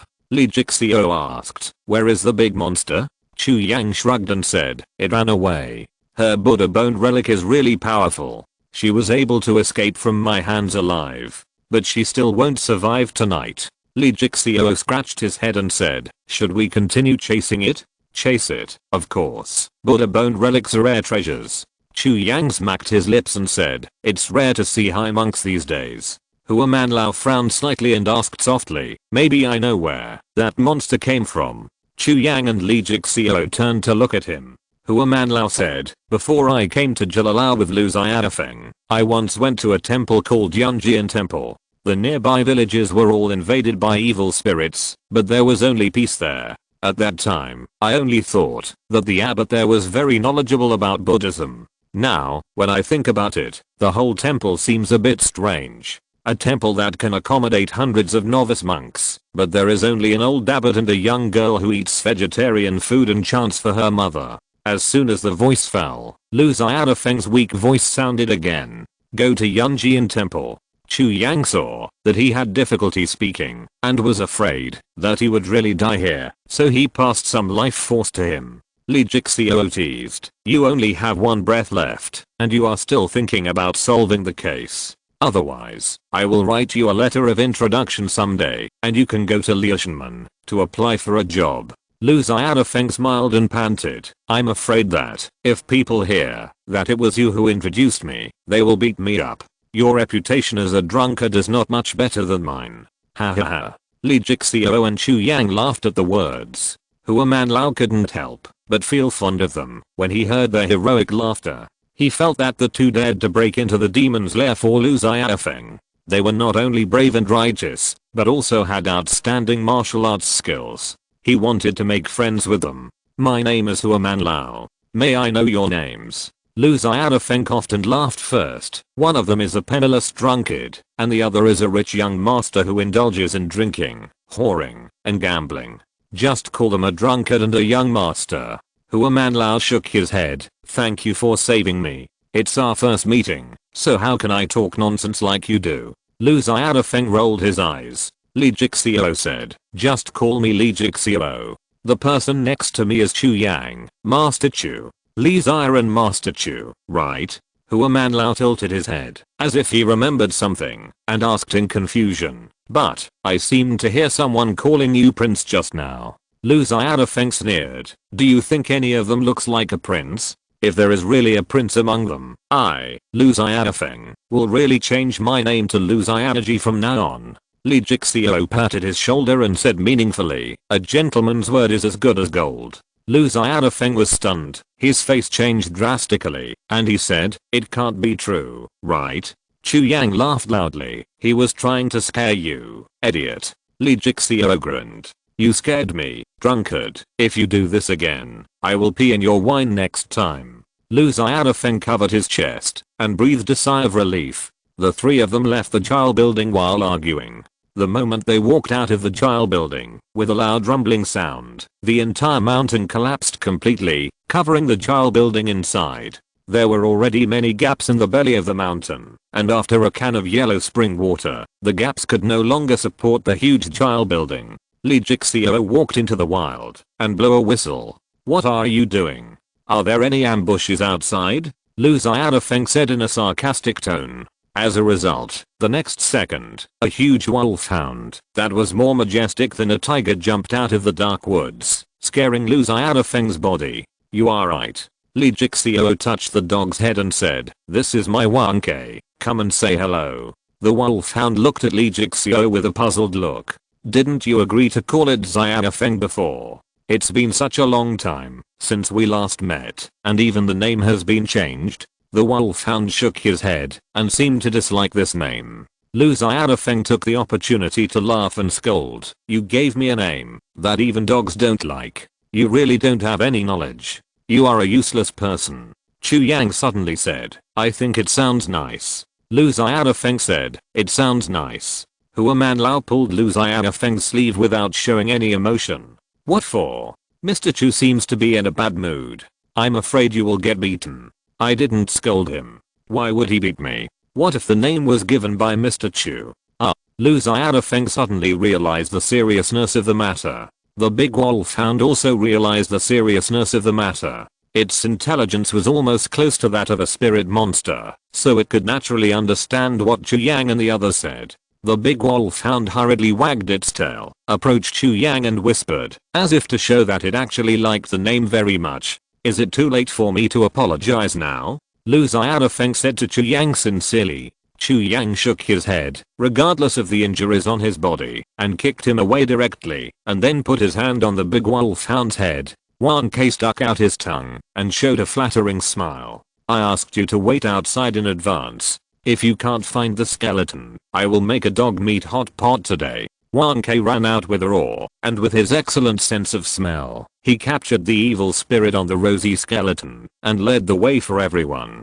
The group rushed to the Yunjian temple mentioned by Huaman Lao. In the original plot, Yuking, who was responsible for making fake silver bills, hid in Yunjian temple. He was coerced by Boss Khan and a constable named Delu Omar to make a large number of fake silver bills to make money for him. In order to successfully retire, the two used Jile Tower to divert everyone's attention and wanted to fake their death to get away, but they were seen through by Lu Xiaofeng at a glance.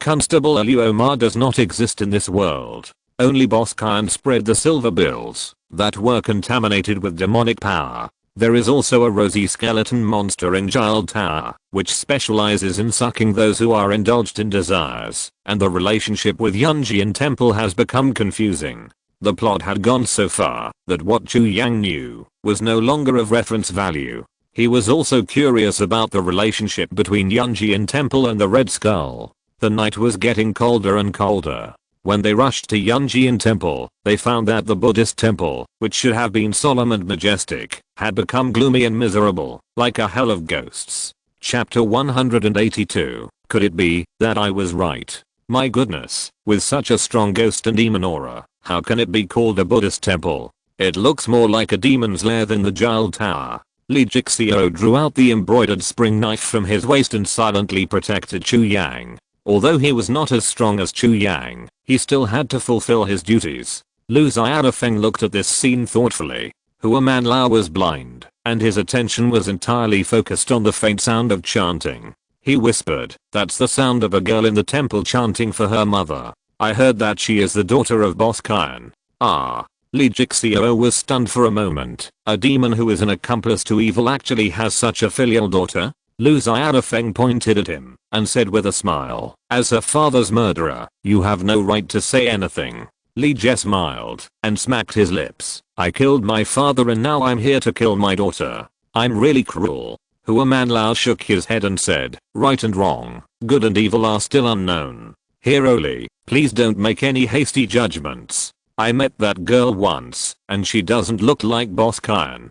Chu Yang waved his hand and said, "Let's go in first. Whether she is a human or a ghost, we have to see it with our own eyes." The four of them slowly walked into Yunjian Temple. As soon as they entered the door, a resentful and ghostly aura hit them in the face. Li Jixio drew his sword and slashed at them, but a gust of sword energy broke through the resentful and deadly aura. "Your move is quite new. The sword move you made actually stimulated the sword energy. I haven't seen you for many years. How come your martial arts have improved so much?" Lu Xiaofeng looked at Li Jixio in surprise. In his impression, Li Jixio had a hidden disease and his martial arts skills were only 1/10 of what they were, which made him much weaker than himself. But the Li Jixio in front of him was as good at martial arts as someone else. "You may not believe me, but on the way here, I met Yan Nanshan, the world's #1 swordsman.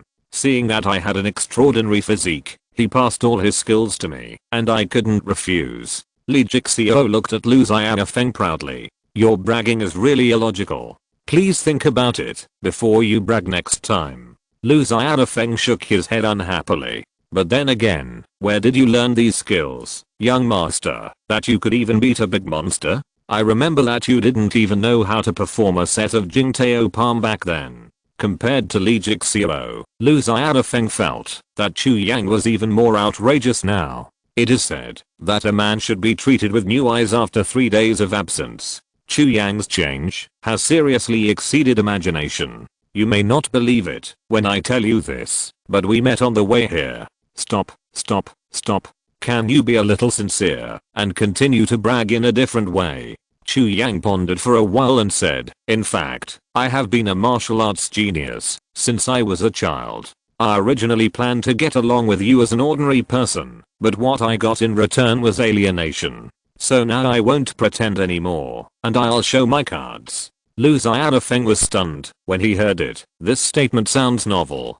Huaman Lao listened to their jokes and jokes on the side, with the corners of his mouth slightly raised. Being with a group of interesting people, it would be interesting no matter when and where, even if they were going deep into the tiger's den at this moment. Lee Jixio was responsible for clearing the way ahead, using his sword and saber to kill countless gloomy ghosts. It was strange that this was clearly a big demon's lair, but at the moment, the ghosts were stronger than the demons. The demon is going to die. Maybe it will turn into a demon ghost, and the demon will turn into ghosts, making it even more ferocious. Lu Xiaofeng was knowledgeable and explained the origin of the ghosts. Chu Yang said, "It's not just that." Lu Xiaofeng looked at him in confusion. Chu Yang did not explain immediately, saying, "Let's keep watching." The four of them kept moving forward and came to the main hall in the center of the Buddhist temple. This was where the demons and ghosts were the most concentrated.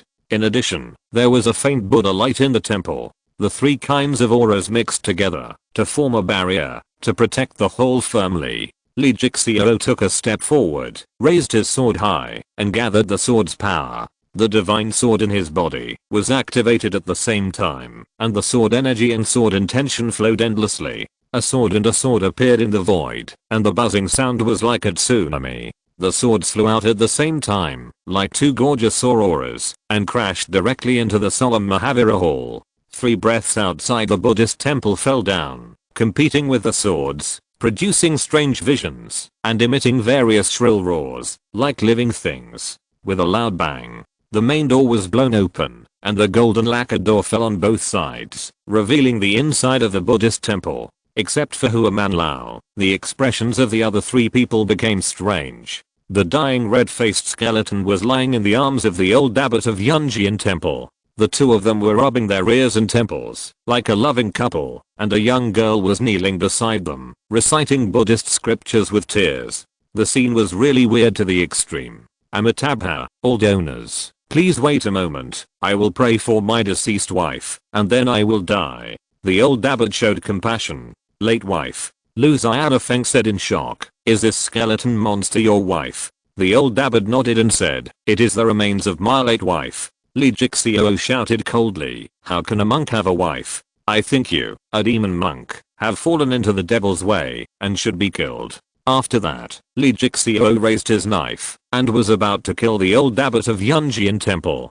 "Don't kill my father." The chanting stopped suddenly, and the girl stood in front of the old abbot in panic, begging with tears in her eyes. "Ah, he is your father?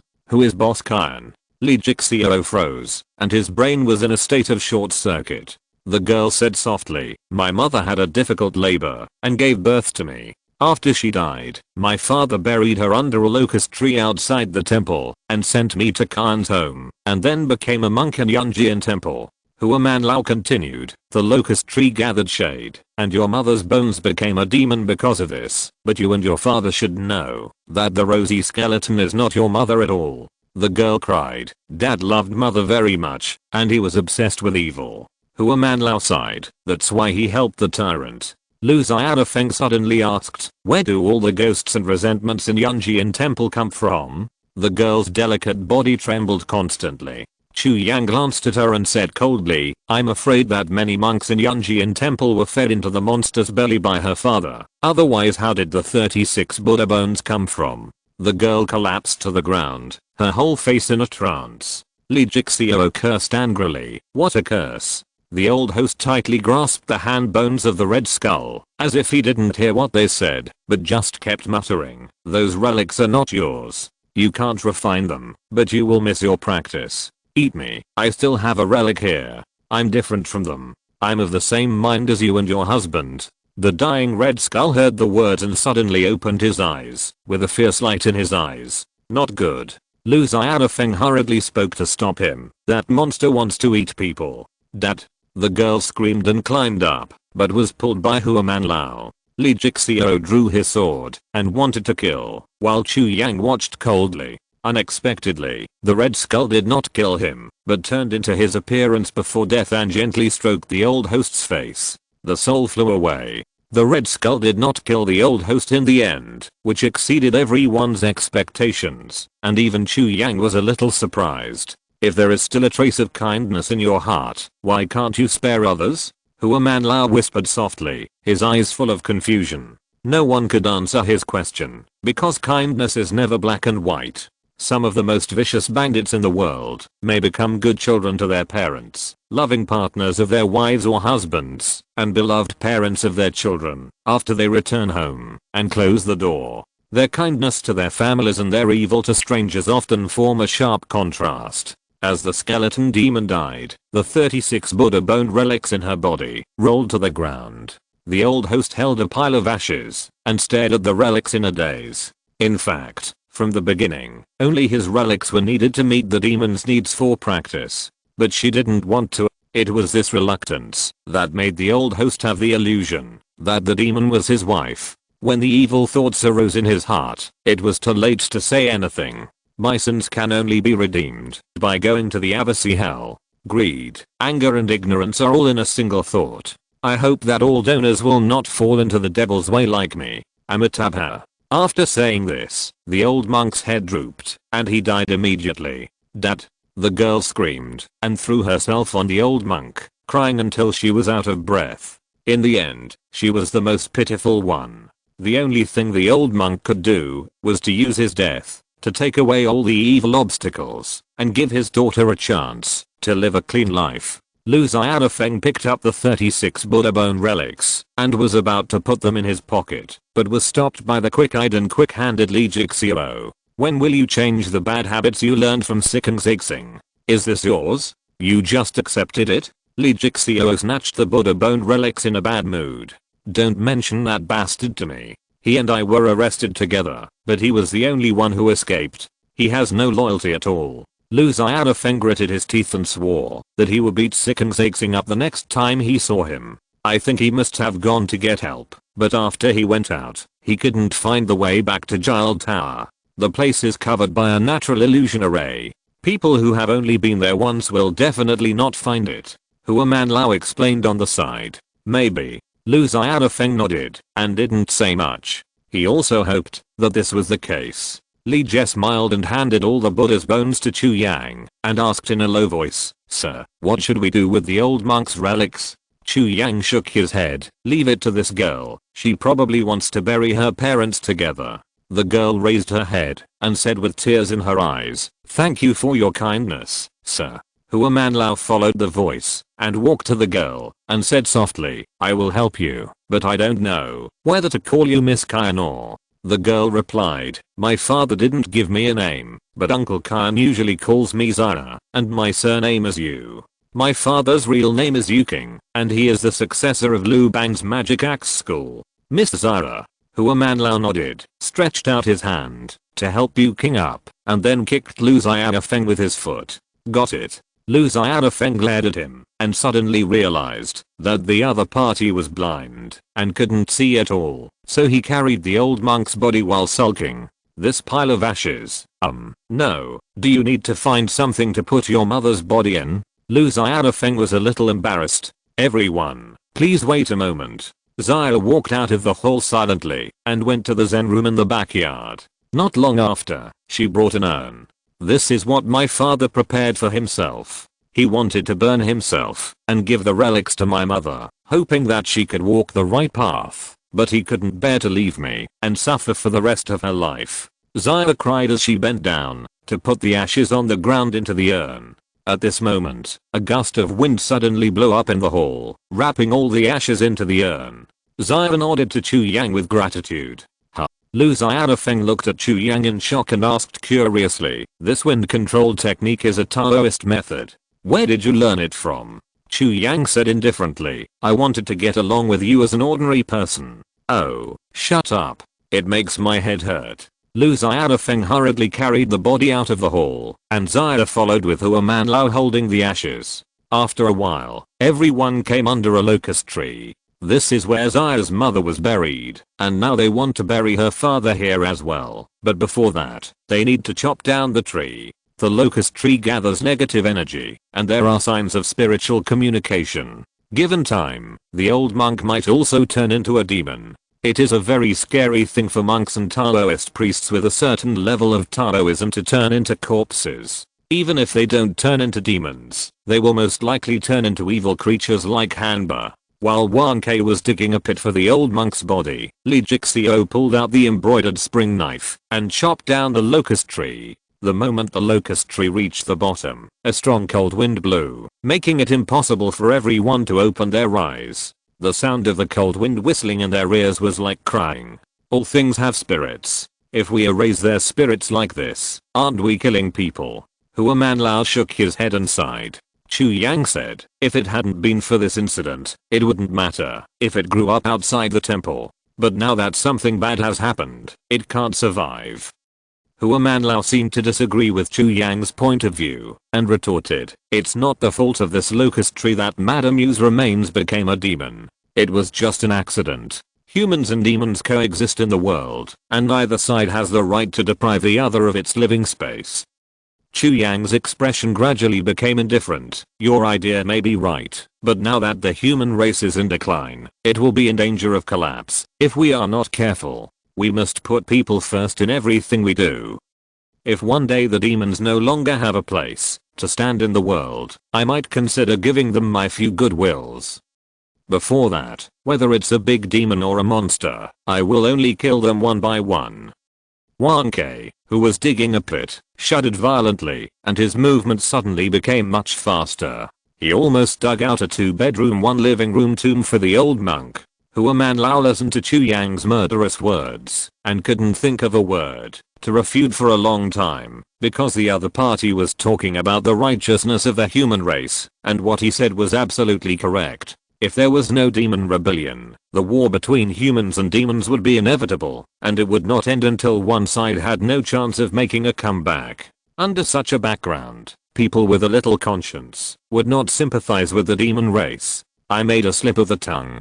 Hua Manlao sighed heavily. The atmosphere became very depressing because of the quarrel between the two. Both sides were friends, and Lu Xiaofeng, who was caught in the middle, rolled his eyes, laughed and said, Master Chu, when I was drinking wine in the brothel before, I never saw you so worried about the country and the people. Why are you like a different person now? Even if you are really a prince, you are not an emperor. What does the people of this world have to do with you? Even if the sky falls, there is still the emperor to support it. Don't you want to rebel? Lu Xiaofeng laughed after he finished speaking, but no one echoed him. After laughing for a long time, he stopped awkwardly and found Li Jixiao staring at him with a very strange expression. Lu Xiaofeng swallowed his saliva. Damn it.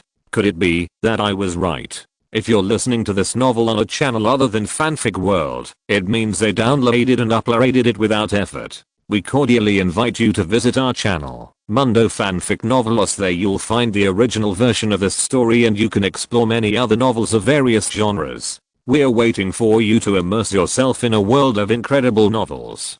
Chapter 183 Urgent News. After burying Yu King and his wife, the sky gradually brightened. Chu Yang and others had planned to take Zyra away, but she insisted on staying in Yunjian Temple to keep vigil for her parents. Everyone had to say goodbye to her and return to Jinling City. Lu Xiaofeng and Hua Manlao returned safely, and the silver bill case was completely resolved, which made Zhu Zixin smile from ear to ear. As the parent official of Jinling City, he was walking on thin ice these days. Apart from anything else, the disappearance of the 7th son of the Jiangnan Hua family was enough to announce the end of his official career. The big monster was eliminated, and the person returned. Now he is not only innocent, but also has a record in the merit book. There is hope that his official career will go further. It is simply a blood profit. Therefore, Zhu Zixin generously invited Lu Xiaofeng and Chu Yang to the best restaurant. Lu Xiaofeng was not polite and directly ordered a large table of good wine and food, which made Zhu Zixin look painful and kept breathing in the cold air while eating.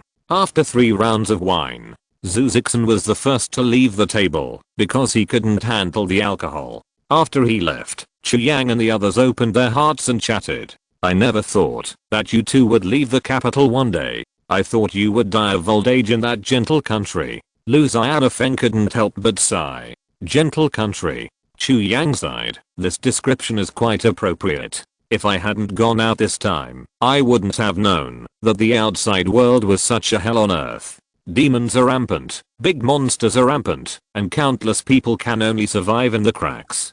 On the way here, we met a deserted village. Lu Xiaofeng Hua Manlao listened to Chu Yang's story silently, and a thought came to his mind.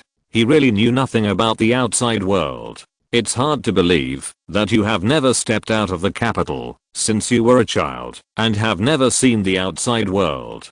Hua Manlao exclaimed in disbelief. It seems that you are well protected. Protected? Chu Yang was stunned for a moment, then laughed up to the sky and said, it's just a bird in a cage. In the past years, the greatest resistance I could make was to put more bird shit in the bird cage to make the person cleaning the bird cage sick. Hua Manlao pondered and said, I didn't expect Brother Chu to have his own worries. It used to be, but not now. Chu Yang shook his head and smiled. From the moment I stepped out of the cage, nothing can trap my heart anymore. Lu Xiaofeng raised his glass and laughed loudly. Then I wish young Master Chu freedom from now on. Li Jixio stood up with a complicated expression, raised his glass with him, and nodded to Chu Yang. Hua Manlao also stood up silently. The four of them drank together. To be honest, I'm quite touched. I didn't expect that you two would come to me directly after leaving the capital. If it weren't for you, I probably wouldn't have escaped this disaster. From this point of view, I, Lu Xiaofeng, have a really good popularity. Lu Xiaofeng began to brag about himself with a smile again. In these years, I have been living a life of luxury and debauchery. Most of the people I have met are drinking buddies. There are not many people I can really talk to. You, Lu Xiaofeng, are indeed one of them. Chu Yang lowered his head and stroked the wine glass with some nostalgia on his face. Hua Manlao smiled and said, Brother Chu, can you count me in too? After today, we should be considered friends, right? Chu Yang nodded and said, of course. Although we have different views on things, it does not prevent me from appreciating your character. This world needs people like you. Hua Manlao showed a thoughtful expression. Lu Xiaofeng asked curiously, where are you going next? Chu Yang said, this trip was just a spur of the moment. There is no specific destination. I just follow my heart. It's just that I'm not very interested at the moment. Lu Xiaofeng seemed to understand Chu Yang's thoughts and said, it was supposed to be a pleasant outing, but as soon as I left the house, I saw beggars all over the street.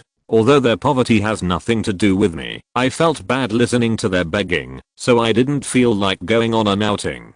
Chu Yang raised the corners of his mouth. Your metaphor is interesting. Lu Xiaofeng said in the tone of an experienced person. I have to advise you that when human power is limited, it is good enough for us to help those in need when we see injustice on weekdays.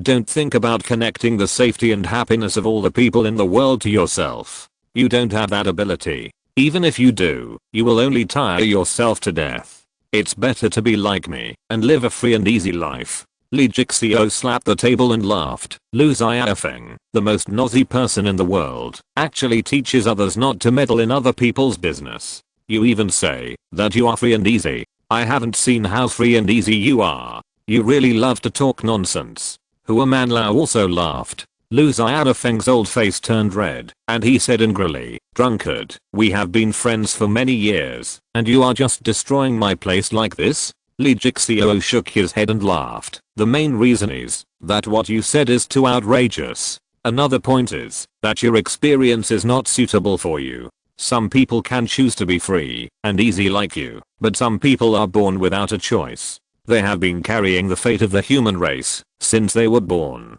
They can't escape and have to face it in the end. At this point, Li Jixio stared at Chu Yang solemnly and said solemnly, you have seen a lot of human beings along the way. I know you don't want to be caged again and want to be free and easy like Lu Xiaofeng said. But if you really give up everything, the world will never have a chance to get rid of the current situation. The one who hides in the gentle land and dreams will not care about the lives of the people outside. Chu Yang did not answer and put down the wine glass. He walked to the window silently and looked at the hustle and bustle of traffic outside the restaurant. He really had no interest in the throne. After being trapped in the capital for so many years, he finally got real freedom. It would be a great cruelty to let him go back. Lu Xiaofeng, who was standing by, felt more and more that something was wrong. Combined with some previous events, strange thoughts began to pop up in his mind. Just as he was hesitating and didn't know how to start, a loud shout suddenly came from outside. Urgent report. The Qi family army was ambushed in Wanglong City in the East China Sea. The Japanese pirates and the big monsters have teamed up to set up a formation to besiege the Ki family army. The big monster of the Sea clan is about to lead the army to attack Jinling City. General Ki has ordered to organize all forces to defend Jinling City to the death. Jinling City cannot be broken. Once Jinling City is lost, our human race will no longer have a city along the coast to stop the big monster from entering the heart of the Central Plains. A soldier covered in blood, riding a military horse that was also covered in blood, shouted along the street at the top of his voice and rushed straight to the government office. But before reaching the destination, the soldier seemed to have suddenly lost all his strength, fell off his horse, hit the ground heavily, and his breathing became weak. The people and the merchants on the street spontaneously took out medicine from their houses, wanting to treat the injured soldier. No one disdained the filth on his body. Everyone understood that the soldier's injuries were borne by them. Unfortunately, the injuries were too severe, and the soldier was already breathing out more than breathing in, and it seemed that he was about to die. Someone cried softly, and the crying seemed to be contagious. More and more people surrounded the dying soldier. Defend Jinling City to the death. Just as the color in the soldier's eyes gradually turned pale, someone held his hand tightly, and a warm current flowed into his body. Chu Yang held his bloody hand and looked back at Lee Jixio in the restaurant. It was like saying, "Good, I want this world." Zhu Zixin, who had just drunk and lay down, didn't even put on his clothes and rushed out of the government office with his men in a hurry. "Hurry up and tell the county magistrate to close the city gates. Hurry. Send the message to the capital as fast as possible. We need a lot of reinforcement. Damn it. How come the monsters are attacking us? That Ki guy is such a loser."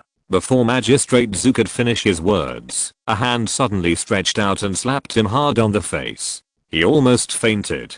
The legal advisor hugged Magistrate Zhu from behind, blocking his vision, and said anxiously, "Who dares to beat an official appointed by the Imperial Court? Aren't you afraid of being beheaded?" Magistrate Zhu, who had recovered from his shock, covered his mouth and took a closer look. It turned out that the one who hit him was none other than the Jinai Wei who had just hosted a banquet in the restaurant. "Mr. Chu, how dare you hit me? You got drunk and acted crazy at this county magistrate. Even if you are a Jinai Wei, I will arrest you today. Assaulting an official of the court is a serious crime. As a Jinai Wei, you know the law and break it, which is aggravated." Chu Yang looked at him coldly. "General Ki is fighting bloody battles in the front. As a county magistrate, you not only fail to appease the people, but also speak rudely to Ki's army. Shouldn't you hit him?" Zhu Zixin, whose dignity was damaged and who was taught a lesson, was furious and roared, "What are you still standing there for? Hurry up and arrest him." The Yamen runners holding water and fire sticks surrounded Chu Yang. Because the south has been invaded by monsters and demons for many years, the number of Yamen runners in each town is much larger than that in the north. For an important hub like Jinling City, there are thousands of Yamen runners alone, not counting the army. The Yamen runners are all warriors. Thousands of warriors form a formation to besiege. Just ask, which first-class master in the world can win? Not to mention a Jinai Wei. This is why County Magistrate Zhu is so arrogant. In this small piece of land in Jinling City, without the Qi family army, he is the real local emperor. Li Jixio, Lu Xiaofeng, and Hua Manlao flew down from the restaurant without thinking, landed in front of Chu Yang, and protected him. "This is not the capital, but no one will give face to you, young Master Chu. You slapped me too hard." Lu Xiaofeng complained, then changed the subject and laughed heartily, "But it's a good slap. It's really gratifying. I've been in Jinling City for many days, and I've long been fed up with what the magistrate has done. This guy took advantage of General Ki's absence from the city and dared to relax the defense. Including the county magistrate, a group of people controlled the city gates and secretly accepted bribes. Passers-by who paid the highest price could enter the city without being checked. It's outrageous." When Magistrate Zhu heard Lu Xiaofeng expose his affairs in public, he immediately became anxious and shouted, "Lu Xiaofeng, don't think that you can speak nonsense here and accuse this county just because you solved a case." Lu Xiaofeng laughed, "Don't you know whether it is a false accusation or not? Hua Man Lao, who was always amiable, could not help but say coldly, Zuzixon, although my Hua family is rich, we also know how to make money. We can earn some money, but we cannot touch any money. Jinling City is the gateway to the south, and is responsible for resisting the sea monsters in the central plains. How can you act like this? If the court knew about this, they would definitely kill all your clans. The 3 words kill all your clans were a huge stimulus to Zuzixon. He probably knew that he would not have a good ending if his affairs were exposed. His face flushed immediately, and he pointed at Hua Man Lao and cursed in shock and anger. So what if you are the son of the Jiangnan Hua family? Even if you offend the Hua family, I can't let you leave Jinling City today. A large number of Yamen runners had surrounded Chu Yang and his men in 3 layers. Those people who had been watching the excitement from the beginning were squeezed outside and could not hear the conversation of the few people at all. They only heard Zuzixons shouting and cursing faintly. Seeing that there were more and more Yamen runners, the people knew that something big might happen and gradually retreated to a distance, fearing that they would be implicated. I felt uncomfortable the first time I saw you, a dog official. I didn't expect that my vision hasn't deteriorated after so many years of not being a Jinaiwi. Li Jixio drew out his embroidered spring knife and pointed it at Zuzixon and cursed. You are not Jinaiwi? Zuzixon was stunned for a moment, and his whole body trembled with excitement. He laughed wildly. Impersonating Jinaiwi is a serious crime. I killed you today. Not only am I not guilty, but I have merit. God is really helping me. Lu Xiaofeng glared at Li Jixio and said, are you sick? Why are you talking about this with him? Now it's alright. Look at his smug look. Li Jixio didn't care at all and said lightly, we have to let him be a clear-headed ghost. Hua Man Lao smiled slightly and said, brotherly might as well say more. He is still a confused ghost halfway through the words. Li Jixio looked at Hua Man Lao with some surprise. The other party was obviously a blind man, but Li Jixio felt that his eyes were extremely bright, as if he had seen through the world. Chu Yang said with a smile, it's useless to bring up my name now. He is already desperate. It will only force him to be determined to kill us. Li Jie smiled and smacked his lips. It doesn't cost money to try. How bad can the situation be? The next moment, he shouted, Mr. Zhu, I have something to remind you. It's considered as my grandpa's mercy to give you a chance, so that you won't be implicated in the 9 clans and still hate me in the underworld. Magistrate Zhu, who was about to let the Yamen runners attack him, signaled his men to wait a moment. Magistrate Zhu raised the corner of his mouth. With absolute advantage, he was full of arrogance in his heart. He smiled and said, if you have anything to say before you die, just say it all.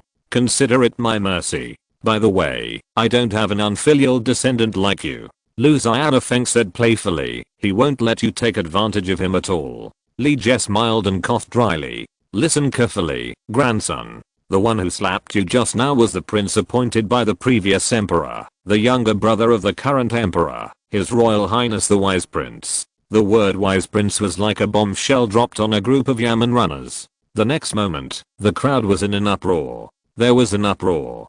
County Magistrate Zhu did not expect this to happen, and a panicked expression appeared on his face. Wise Prince? Isn't that the useless prince who has been staying in the capital? How could he suddenly appear here? Magistrate Zhu's mind flashed with a brilliant light, and he started to scold. You damned thief, first pretended to be a Jinaiwi, and then you spread lies here to confuse the people. Everyone in the world knows that the virtuous king never leaves the capital, and it is impossible for him to come all the way to Jinling City. Even if he comes, he can't bring only 2 or 3 people. Everyone knows that the virtuous king is extremely extravagant. When he travels abroad, he must be very grand, and the ceremonial guards belonging to the prince will not be reduced in the slightest. The prince rode into the city on horseback. Who are you fooling? After saying this, the originally panicked Yamen runners gradually calmed down. Chu Yang said helplessly, you said you would beat me, so you have to involve me and get scolded for nothing. Li Jie smiled and spread his hands. Lu Xiaofeng whispered, really? Chu Yang nodded, really? Thinking of the previous rude words, Lu Xiaofeng felt that he would have to chop his head several times, so he closed his eyes and looked like he had no desire to live. This is the end of the cow. Chapter 184, Kill. Escape.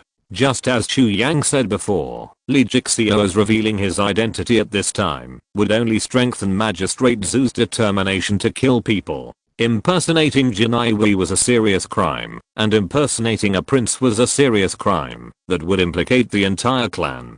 Magistrate Zhu would be rewarded for killing them. On the other hand, if Chu Yang was really a prince, what good would happen to him? If he offended the prince, he would die anyway. He would be killed if he stuck his head out, and he would be killed if he withdrew his head. Magistrate Zhu had no choice. The Yamen runners formed a formation and pressed forward step by step, compressing the space for several people to move to the greatest extent. Lee Jixio could naturally see their intention and took the lead to launch a slash, otherwise they would follow the trend and surround him. His self-created sword technique Heaven and Earth are unfair was extremely good at group fighting, and with the blessing of Yan Nanshan's divine sword technique, every move was accompanied by a burst of sword energy. With the swords and knives, he actually cut a bloody path. Lu Xiaofeng and Hua Manlao were on the left and right, trying to maintain the space for Lee Jixio to kill. But whether it was Lu Xiaofeng's telepathic finger or Hua Manlao's flying sleeves, neither of them was known for killing.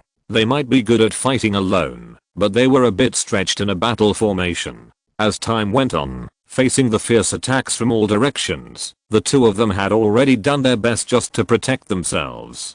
Chu Yang protected the seriously injured and unconscious soldiers, and looked at these Yamen runners who wanted to kill them coldly, with a murderous intent in his heart. Your Highness, if you kill them all, there will be no one to defend the city. The demon army attacking the city is not something that can be defended by one person. No matter how skilled you are, you will be defeated by the cavalry's charge. And not all of these Yamen runners are evildoers. There must be many of them who were coerced by Magistrate Zhu to get to this point. Give them a way out, Your Highness. Hua Manlao, a blind man, was extremely sensitive. When he noticed that Chu Yang's killing intent was rising, he quietly retreated to his side and whispered to him. He knew that Chu Yang was a top master in the Jile Tower. Lu Xiaofeng didn't see Chu Yang repel the red powdered skeleton with his own eyes, but Hua Manlao heard the whole process, but he never said it out loud. Chu Yang shook his head and said, if we continue to fight like this, you will be the first to collapse. Don't joke with your own life. Hua Manlao still couldn't bear it. He didn't want to hurt too many innocent people, so he pleaded, I just hope that the prince will take action later and give them a chance. The Yamen runners are not the key family army. They don't have such high cohesion. As long as the casualties exceed about 10%, they will definitely collapse without attacking. There are thousands of Yamen runners in Jinling City, which means they will cause at least hundreds of casualties. How easy is that? Don't delay the opportunity to defend the city. Chu Yang didn't think they could hold on to that step, but since Hua Manlao insisted, he was willing to cover for the other party. It was just a piece of cake for him. Seeing Chu Yang agreed, Hua Manlao breathed a sigh of relief and rushed into the crowd again to fight side by side with Lu Xiaofeng and Lee Jixio. Li Huanfixi repelled a dozen people who surrounded Lu Xiaofeng. Hua Manlao fell behind him, and the pressure on Lu Xiaofeng, who was in a hard fight, suddenly decreased. What did you say to Master Chu, the prince? I told him to act later and kill fewer people. I think you have a problem with your brain. The situation is so dangerous, and you still told him not to act. If the prince acts, how many of the Yamen runners present will survive? When the demons attack the city, who will we rely on to defend it? That's true, but I think you worry too much. I have known him for many years, and he is not that kind of cruel person. Master Chu is Master Chu, and the virtuous king is the virtuous king. If you don't understand this, you will suffer in the future. Don't scold me. I regret it very much. Maybe even the prince himself hasn't discovered some things. When he acts as the virtuous king, he will become domineering unintentionally. He already has the awareness of a superior in his heart. Don't say any more. You dare to say the next words, but I dare not listen. Lu Xiaofeng and Hua Manlao shut up at the same time, suppressing their chaotic minds and concentrating on dealing with the enemies in front of them. Li Jie laughed and killed himself, and he killed everyone with a knife. The wedding dress skill that Yan Nanshan left in his body that day was not completely digested.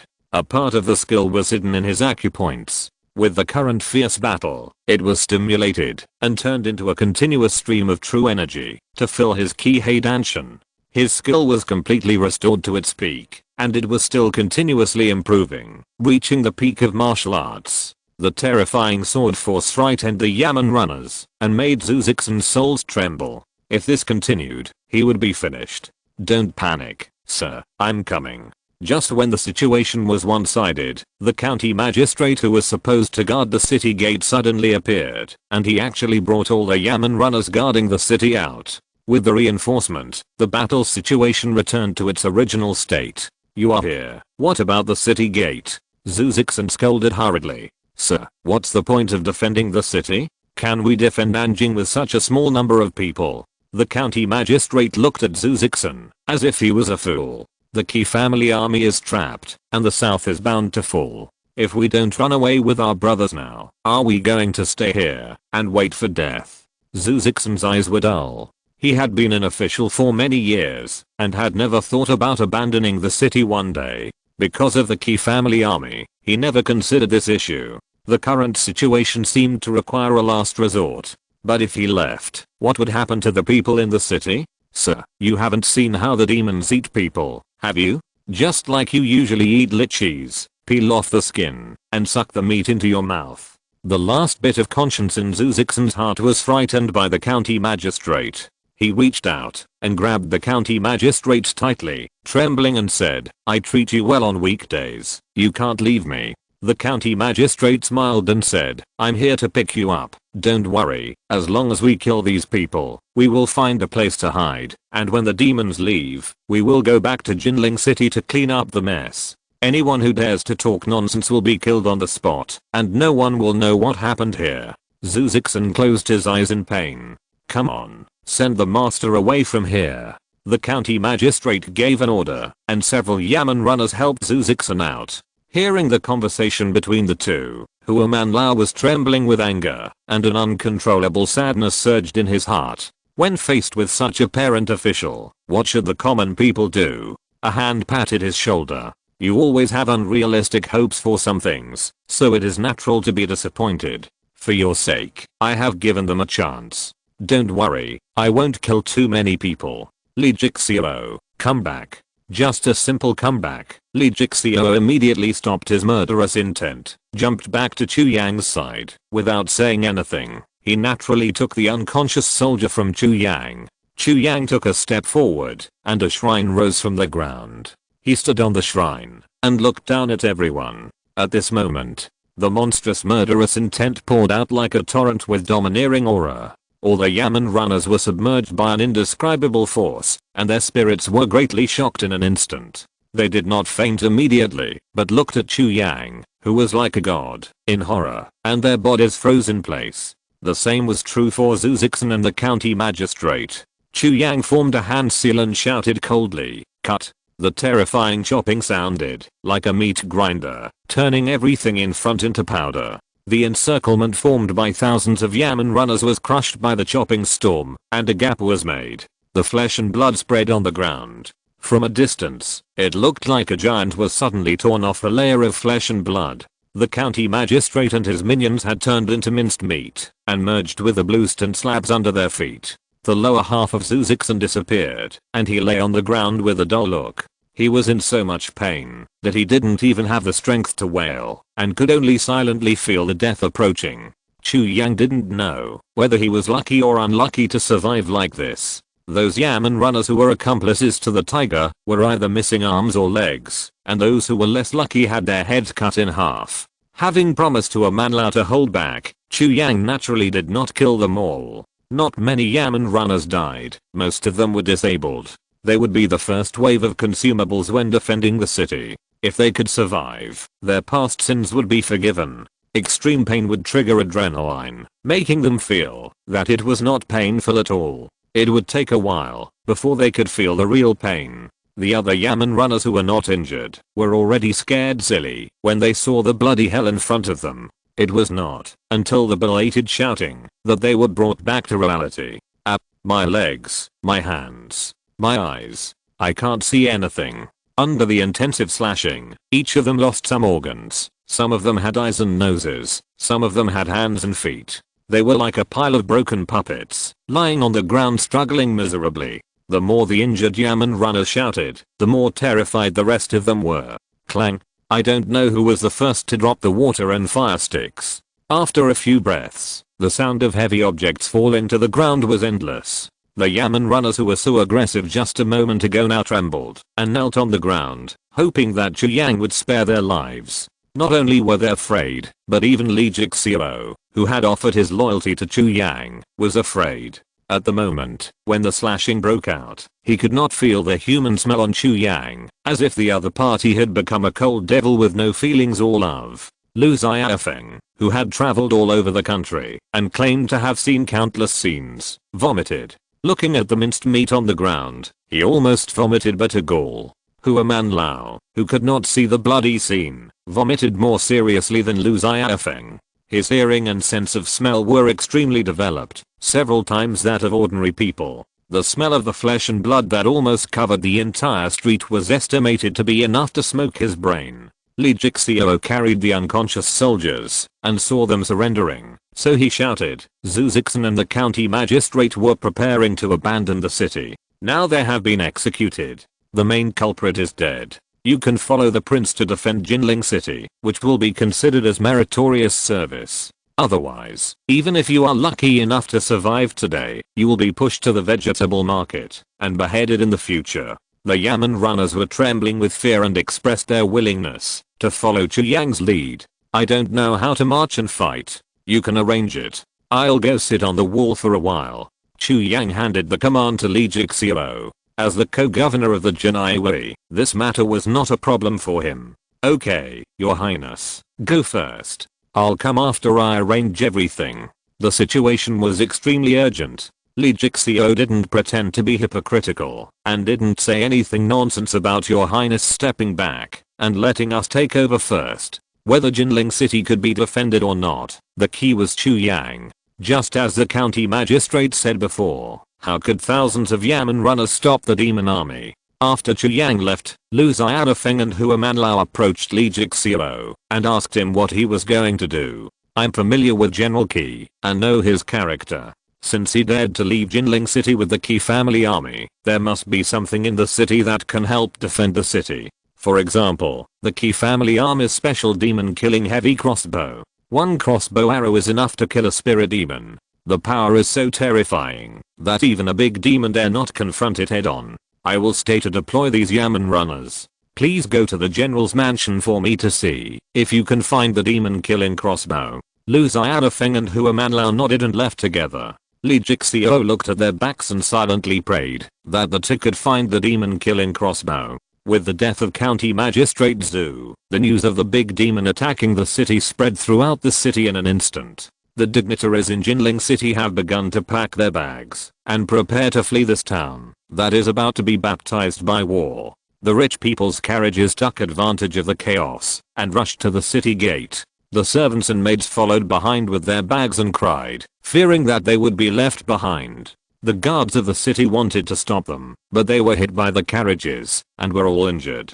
The horses were hybrids of monsters and were much stronger than ordinary warriors. The guards could not stop them at all. Let them go. Chu Yang stood on the top of the city and looked down at these people indifferently. They just wanted to survive. Even if they left, it was understandable. They just chose the stupidest way. The situation was urgent at the moment, and Chu Yang was too lazy to persuade them. They had to bear the consequences of their own choices. Yes, sir. The guards replied respectfully and then stood on both sides of the city gate like statues, no longer stopping the rich businessmen from leaving. In addition to those who took carriages, there were also people who took sedan chairs. They were surrounded by a large group of servants, and the pomp was terrifying. Chu Yang asked, "Who is the person in the sedan?" A Yamen runner climbed up the city wall quickly and whispered, reporting to the prince, "That is the son of the cabinet's chief minister Yan Zhelao. He came to Jinling for a few days ago.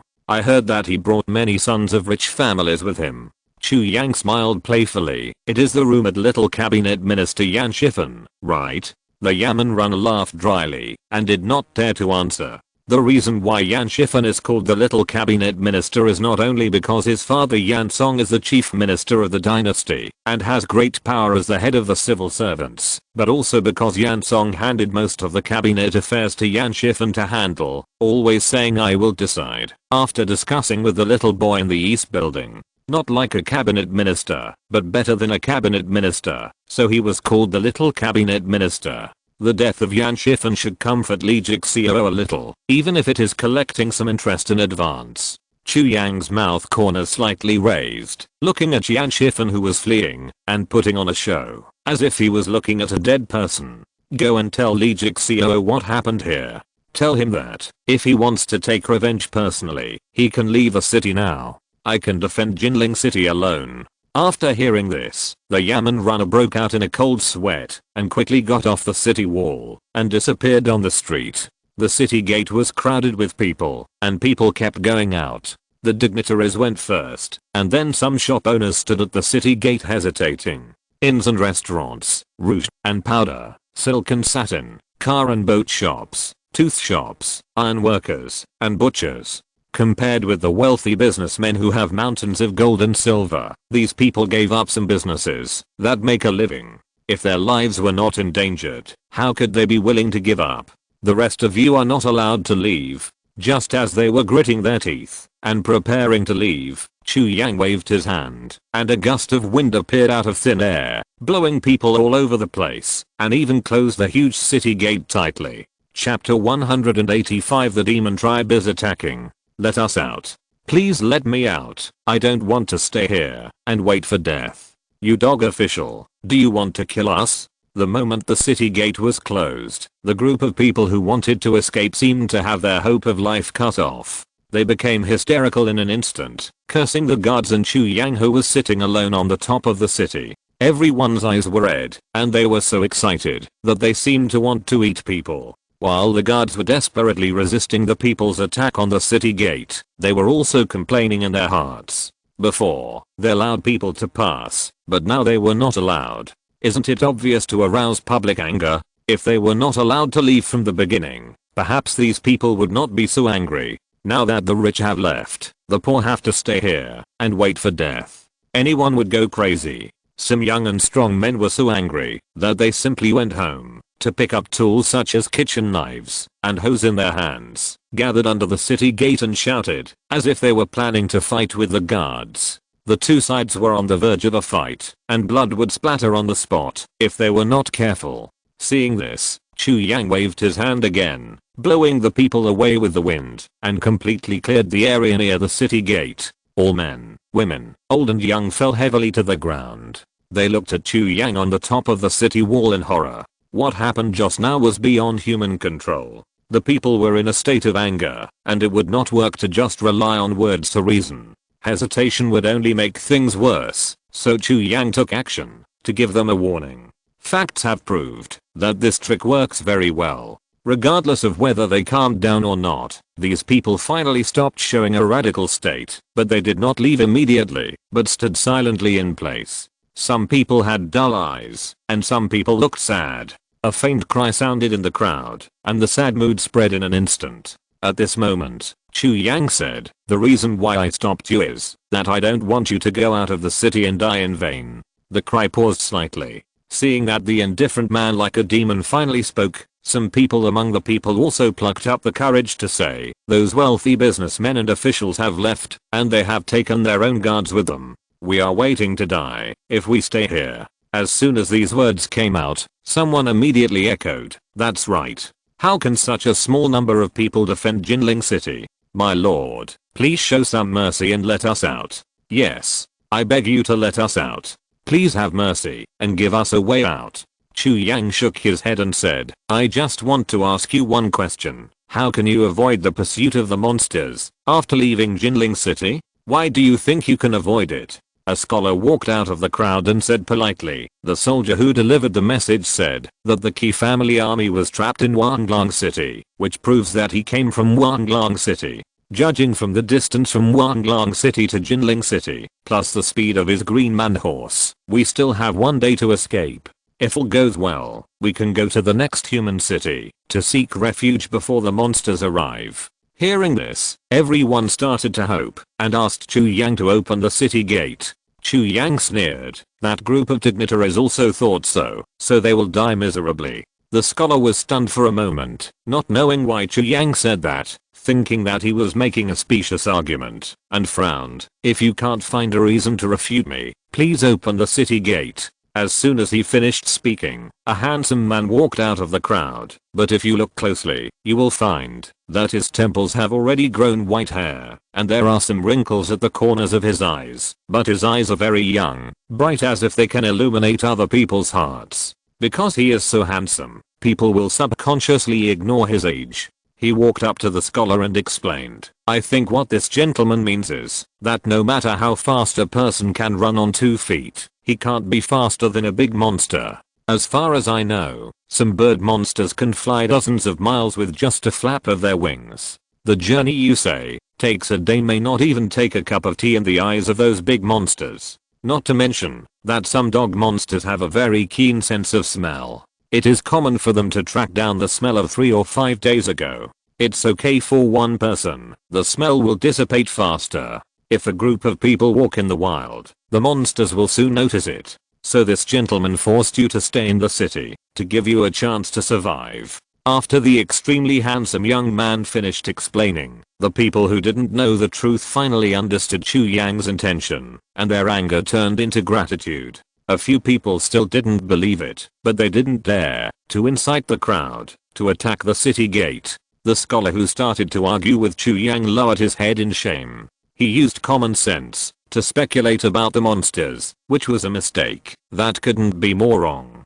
Seeing the scholar like this, the handsome young man smiled and comforted him. General Qi guards Jinling City very well. Even the nearby towns are rarely invaded by demons and monsters. This is very rare in the entire south. It's normal that you don't understand these things. The scholar bowed slightly, then saluted Chu Yang on the top of the city wall again, and then left with a red face. It was not known whether Chu Yang had listened to him or not. After persuading the crowd to disperse, the handsome young man leaped up to the top of the city wall, met Chu Yang's eyes, and bowed, saying, "My lord, I haven't seen you for many years. I wonder how you are doing.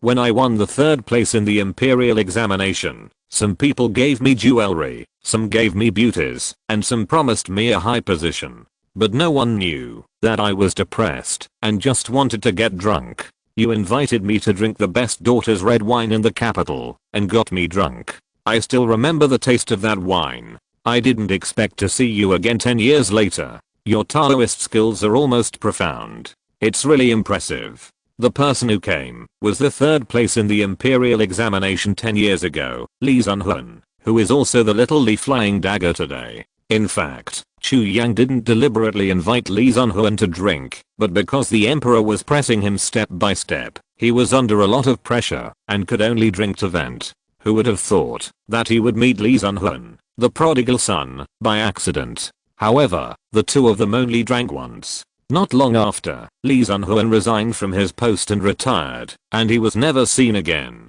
"How did you end up in Jinling City?"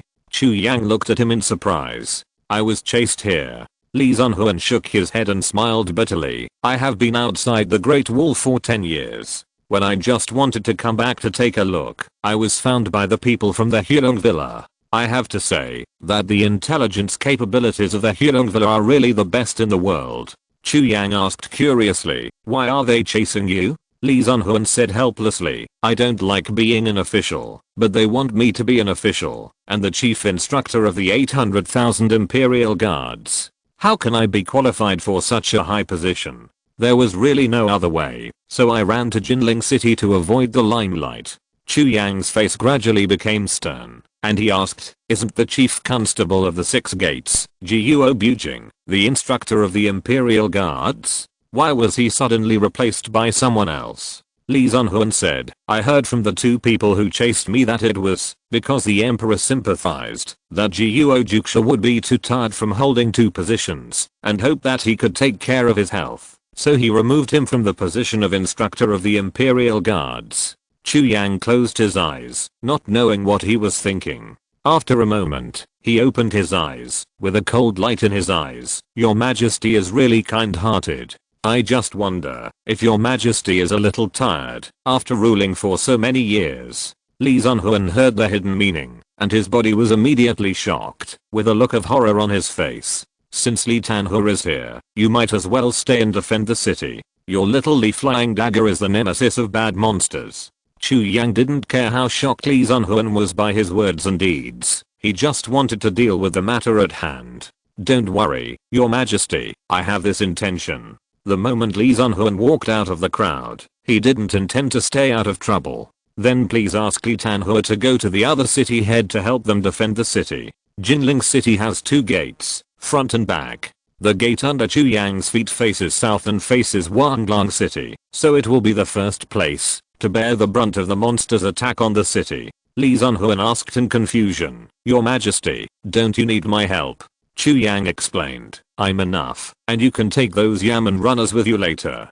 Defending the city alone. Lee Sun-hoon hesitated. I don't know how to evaluate Chu Yang's confidence or arrogance. Defending a city is no joke. Even top warriors will die when facing millions of soldiers, not to mention the demons who are about to attack the city. The demons are naturally stronger than humans, and the lethality of the soldiers on both sides is also different. When the 2 armies confront each other, the demon army is obviously stronger than the human army. I know that your highness knows Taoist magic, but it is too difficult for one person to defend the city. You have been in the capital for many years, and may not have seen a real war. Lee Sun-hoon tried hard to persuade Chu Yang to give up the idea of defending the city alone.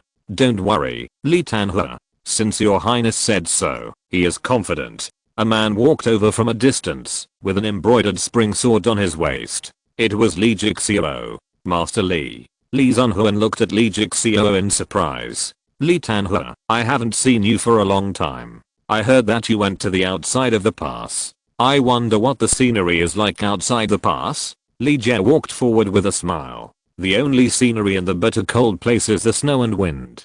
Lee Sun-hoon shook his head and laughed. Since you want to retire, why don't you find a good place? Why do you want to go outside the pass to suffer? Lee Jixio asked in confusion. I did something sad, so I went outside the pass to suffer. For the first time, a bitter expression appeared on Lee Sun-hoon's face, and this expression made Lee Jixio empathize with him. He immediately understood that the sad thing Lee Sun-hoon was talking about was related to love. In that case, let's not talk about it. Lee Jixio waved his hand, walked straight to Chu Yang, clasped his fists and said, Your Highness, I have made arrangements for the other side of the city. Lu Xianfeng and the others found the demon-killing crossbow in General Qi's mansion, which can help us defend the city. However, it is better to send people to ask the court for help, so that we can be sure of nothing going wrong. Chu Yang said, Then go ahead, it's a good opportunity to settle the grudge between you and Yan Song.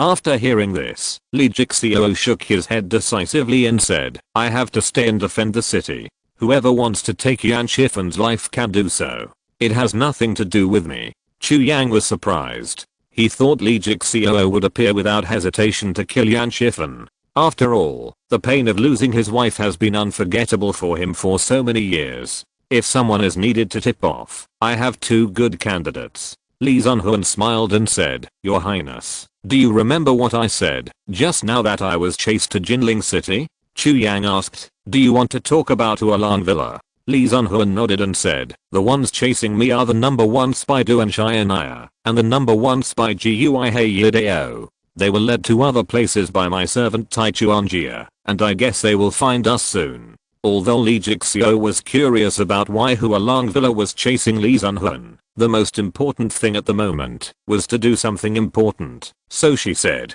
Huolang Villa has been cooperating with the Shenhao Mansion for many years. The Shenhao Mansion is responsible for dealing with demons and monsters. They are responsible for gathering information and are proficient in ways to avoid being tracked by monsters. With Duan Xianaya and Gui Heidao responsible for delivering the message, it can be guaranteed to be foolproof. Jinling City can protect itself with Chu Yang, but other southern cities may fall into disaster, so the sooner the Imperial Army arrives, the more hope those people will have of survival.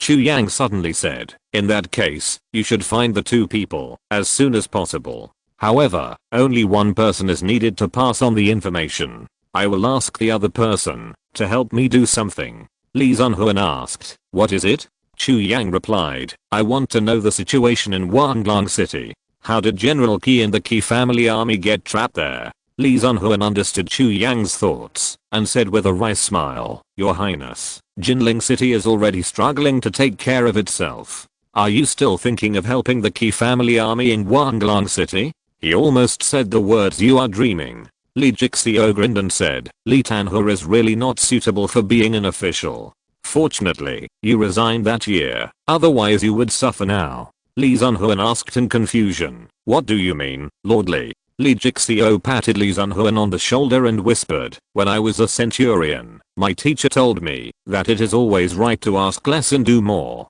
Lee Sunhoon was still in a daze when Li Jixio dragged him down from the top of the city wall.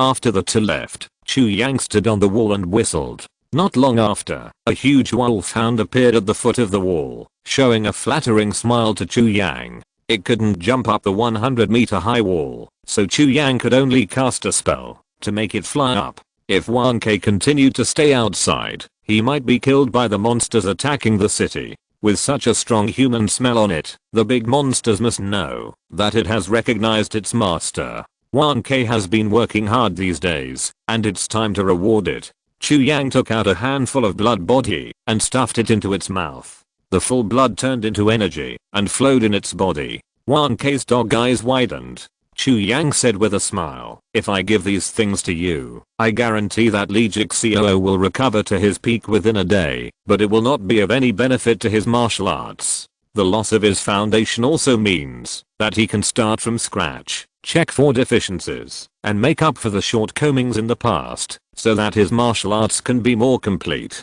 I never thought that Jian Nanshan would come out halfway and pass on his wedding dress magic skills. It can only be said that it is fate. After swallowing the blood body, 1K's hair became more shiny. He hurriedly shook his tail, hoping that Chu Yang would give him some more awards. Okay, don't be too greedy. If you eat too much, you will be slaughtered easily, just like those pigs before the new year. When 1K heard this, his tail froze. How excited he was just now, how panicked he was now. Chu Yang smiled and looked at the vast plain outside the city, watching the sun gradually disappear on the horizon. Night fell. The people in the city closed their doors and everyone gathered around the dim lights to pray. At this moment, people became the most loyal believers of the gods and Buddhas in the sky. The moonlight sprinkled on the city gate, and together with the torches in the dark night, it illuminated the darkness ahead. The Yamen runners were nervously guarding the demon-killing crossbow. Only this peerless killing weapon could bring them a rare sense of security. The cold wind suddenly became biting. A strange breath was spreading in the air. Pairs of Aizen in the darkness were like will-o'-the-wisp fire, staring at Jinling City, their red eyes full of greed. 1K bared his fangs and stared fiercely at the front. Chu Yang stroked its head. Finally here. Chapter 186. Demon King. Swallowing the sea. On a wasteland 100 miles away from Jinling City, there gathered a large number of people who had escaped from Jinling City. Most of them were dignitaries and their servants, and a few vendors. The servants and vendors followed here on foot, and almost exhausted all their strength. Some people fell behind on the road, but no one waited for them, so they could only leave them to die in the wild. Those who barely caught up with the carriage didn't want to rest. They wanted to keep moving forward and enter the city earlier. Anyone with a little common sense knew how dangerous the wilderness was after dark. But the young masters and young ladies on the carriages didn't understand, especially the young cabinet elder Yan Shifen, who had never been so tired from traveling by boat. When he came, he took a ship all the way south and was served with good drinks and fun. Now he has to take a sedan share back. Not only is the speed slow, but the bumps along the way make Yan Shifen completely unacceptable. Even if he changed to a carriage halfway, he was still dizzy from the shaking. If he didn't stop, he might die of shaking. Yan Shifen didn't care how dangerous it was in the wilderness at night, because he was surrounded by masters who were guarding him. Any one of them was famous in the martial arts world. After a short rest, Yan Shifen's stomach growled, so he ordered his servants to light a fire and cook. Young lord, just bear with it. We will reach the city soon. Let's eat some dry food. If we light a fire and cook in this situation, it will not only waste time, but also may cause trouble. Yan Shifen got angry when he heard it and roared, the dry food is hard and cold. Is it food for people? I have never eaten that kind of leftovers in my life. Hurry up and ask someone to cook. Didn't you bring a cook with you when you left? The guard said helplessly. Young lord, the cook didn't follow. Yan Shifen was so angry that he picked up the things around him and smashed them. He came to Jinling City to play with great enthusiasm, but he ran into such a thing. He was already full of anger in his heart, and now everything is not going well, which is even more fuel to the fire. The guards persuaded him, young lord, we will be able to enter the city soon. Let's eat something first and set off early. The demon tribe's attack on the city is like a locust passing through the border. It will be dangerous if we stay any longer. Yan Shifen sneered, my father spent so much money to hire you, but I didn't expect you to be so cowardly. The guards who came from the grassroots almost couldn't help but beat him up. Thinking that his father was Lord Yan, they suppressed their anger and thought that it was better to have less trouble than more. The young lord insisted on having a bite of hot food. In desperation, everyone had to make a fire and cook. As the fire lit up, the frightened people finally saw a little comfort on their faces. The blazing flames dispelled the chill in their hearts and bodies. Some people also showed fear on their faces. They understood how much trouble it would cause to light a fire in the dark night. My lords, you can't make a fire in the wild. Those beasts will come as soon as they see the fire. A middle-aged man with grey hair and a weathered face walked towards Yan Shifen's position. The guards stopped him. He was still trying to persuade them earnestly, monsters are not like wild beasts. Wild beasts may be scared away by forest fires, but monsters will definitely come looking for us when they know that the fire was set by humans. Yan Shifen sneered, we are already 100 miles away from Jinling City. How can those monsters catch up with us unless they can all fly? At this point, Yan Shifen was startled. Yes, what if there are flying monsters? Damn. Yan Shifen, who realized it later, yelled at the others, don't cook, hurry up and leave, don't stop for a moment. The dignitaries here have been staying in the prosperous capital for a long time. They know nothing about the monsters, because they have no need to know, including Yan Shifen. And those so-called master guards don't seem to come into contact with monsters often. But Yan Shifen is a young cabinet minister after all. When he helps his father Yan Song handle government affairs, he will be exposed to some information, and know more than others. Regardless of the inconvenience of the carriage, Yan Shifen climbed up in 2 steps at a time. His posture was very awkward, and his usual elegance was completely gone. When others saw him so excited, their hearts suddenly clicked. The wealthy merchants were all very smart. Although they didn't know what was going on, they urged their servants to leave as soon as possible. Some of them even gave up part of the source of wealth on the carriage. The vendors who walked here on foot all left the fire in fear and numbly followed the caravan that was about to leave. Hurry up! Hurry up! Yan Shifen stomped his feet in the carriage anxiously. The guards also felt his anxiety and waved the whip in their hands harder. The horse felt pain and ran forward happily, like crazy. Seeing the speed of the carriage, Yan Shifen, who was sweating in a hurry, finally sat down to take a breath. His body was soft like a deflated ball. I don't know how long it took, but the area around the caravan suddenly became darker and darker, and the moonlight disappeared. The guard sitting on the shaft of the carriage was puzzled, so he raised his head to look up at the sky, and his pupils suddenly shrank. A huge black shadow shrouded the sky, and it completely blocked the moonlight. Young lord, look up at the sky. The guard shouted tremblingly. Yan Shifen's body trembled, and he quickly stuck his head out of the carriage, looked at the sky, and said in a lost voice, what a big bird. The guard smiled bitterly and said, that's Dappen. The wings hanging down from the sky are at least 500 feet long. With such a terrifying body, it is probably not an ordinary monster. Yan Shifen felt his eyes go black, his legs went weak, and he almost fell off the carriage. He stammered and asked, if it's not a monster, then what is it? Monster King. The guard's face was as hen, and he closed his eyes resigned to his fate, and said miserably, the Golden Winged Dappen King, one of the 12 monster kings of the 10,000 monsters kingdom. Monster King? Yan Shifen was stunned and said, isn't the Demon King a legendary existence? How come there is really a Demon King in the world? I actually ran into him. Others who don't know the truth may still have the motivation to escape, but Yan Shifen is now completely desperate and slumped in the carriage. The black shadow in the sky is slowly approaching. After a moment, the whole caravan was swallowed by the black shadow. Screams sounded and disappeared in an instant, and the carriages and goods disappeared, as if these people had never been there. On the contrary, those who were left behind by the caravan halfway escaped by luck. The survivors stared at the terrifying black shadow that was gradually going away in the sky with dull eyes, and the powerlessness and despair in their hearts continued to spread. Can the human race really defeat such a terrifying demon? At the same time, the demon beasts were already standing 100 feet away in front of Jinling City. Behind the demon beasts were spirit demons, and behind the spirit demons were big demons, and behind the big demons was a throne standing high in the sky.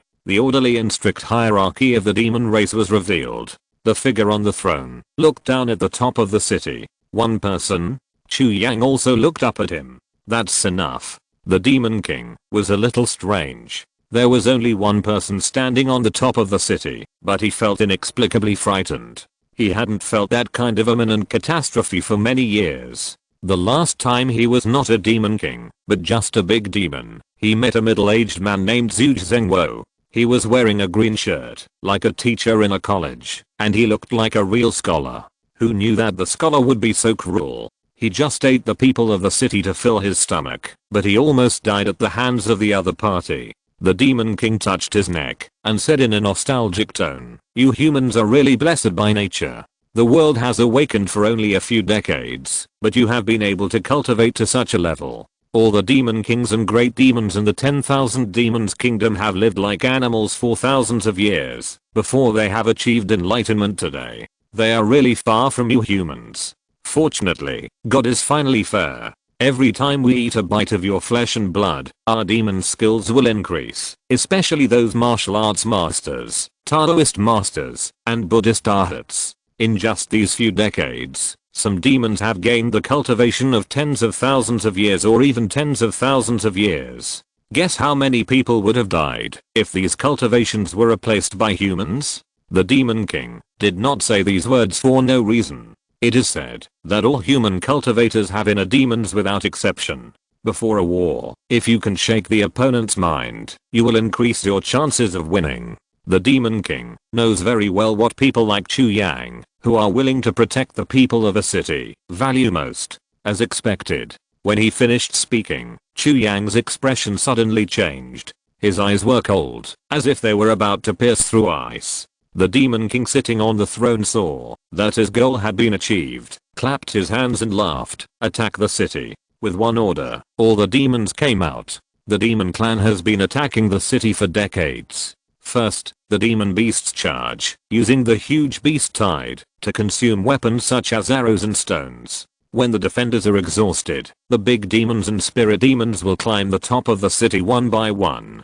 The demon killing crossbows of the Key family army are not vegetarians. There are many big demons who have been buried by the crossbows. Unless they are consumed to a certain extent, the big demons will not easily climb the top of the city. Once the top of the wall becomes the main battlefield, it will be the place where the masters of the Shenhou mansion and the Buddhist and Taoist religions fight with the big demons, and the victory or defeat will be decided accordingly. Looking at the bare top of the city, the Demon King was also muttering in his heart, not sure whether the other party was playing a trick or was really so arrogant. In any case, it is always right to let the demon beasts charge first. In his eyes, the so-called fellows are just consumables. As long as they can break through the city wall, they will die a worthy death.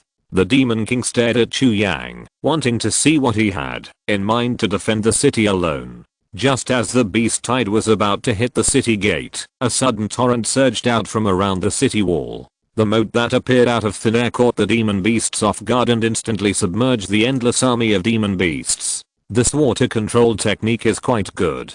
Are you a Taoist immortal or a heavenly monarch? The Demon King looked solemn and slowly stood up from the throne. Chu Yang raised his lips. "It's a little higher than this, you can guess." The Demon King frowned.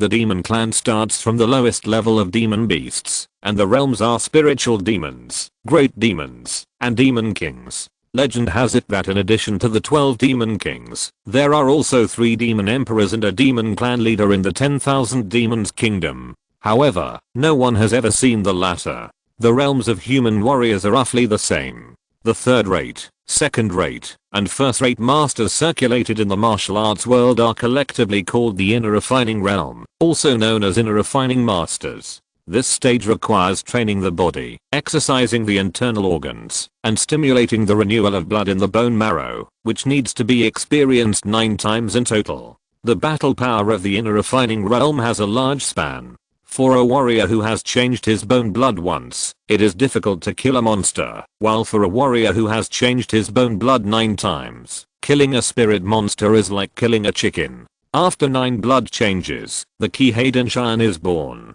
From then on, the true essence flows endlessly, and the martial arts cultivation reaches the sky in 1 step. This realm is called the Ascension Realm, also called the Grandmaster. Then, the true essence of blood and flesh is condensed as one, and every acupoint is the key Heidenshan. Every move is like a reincarnation of heaven and man, which is called the Heaven Realm, also called the Grandmaster.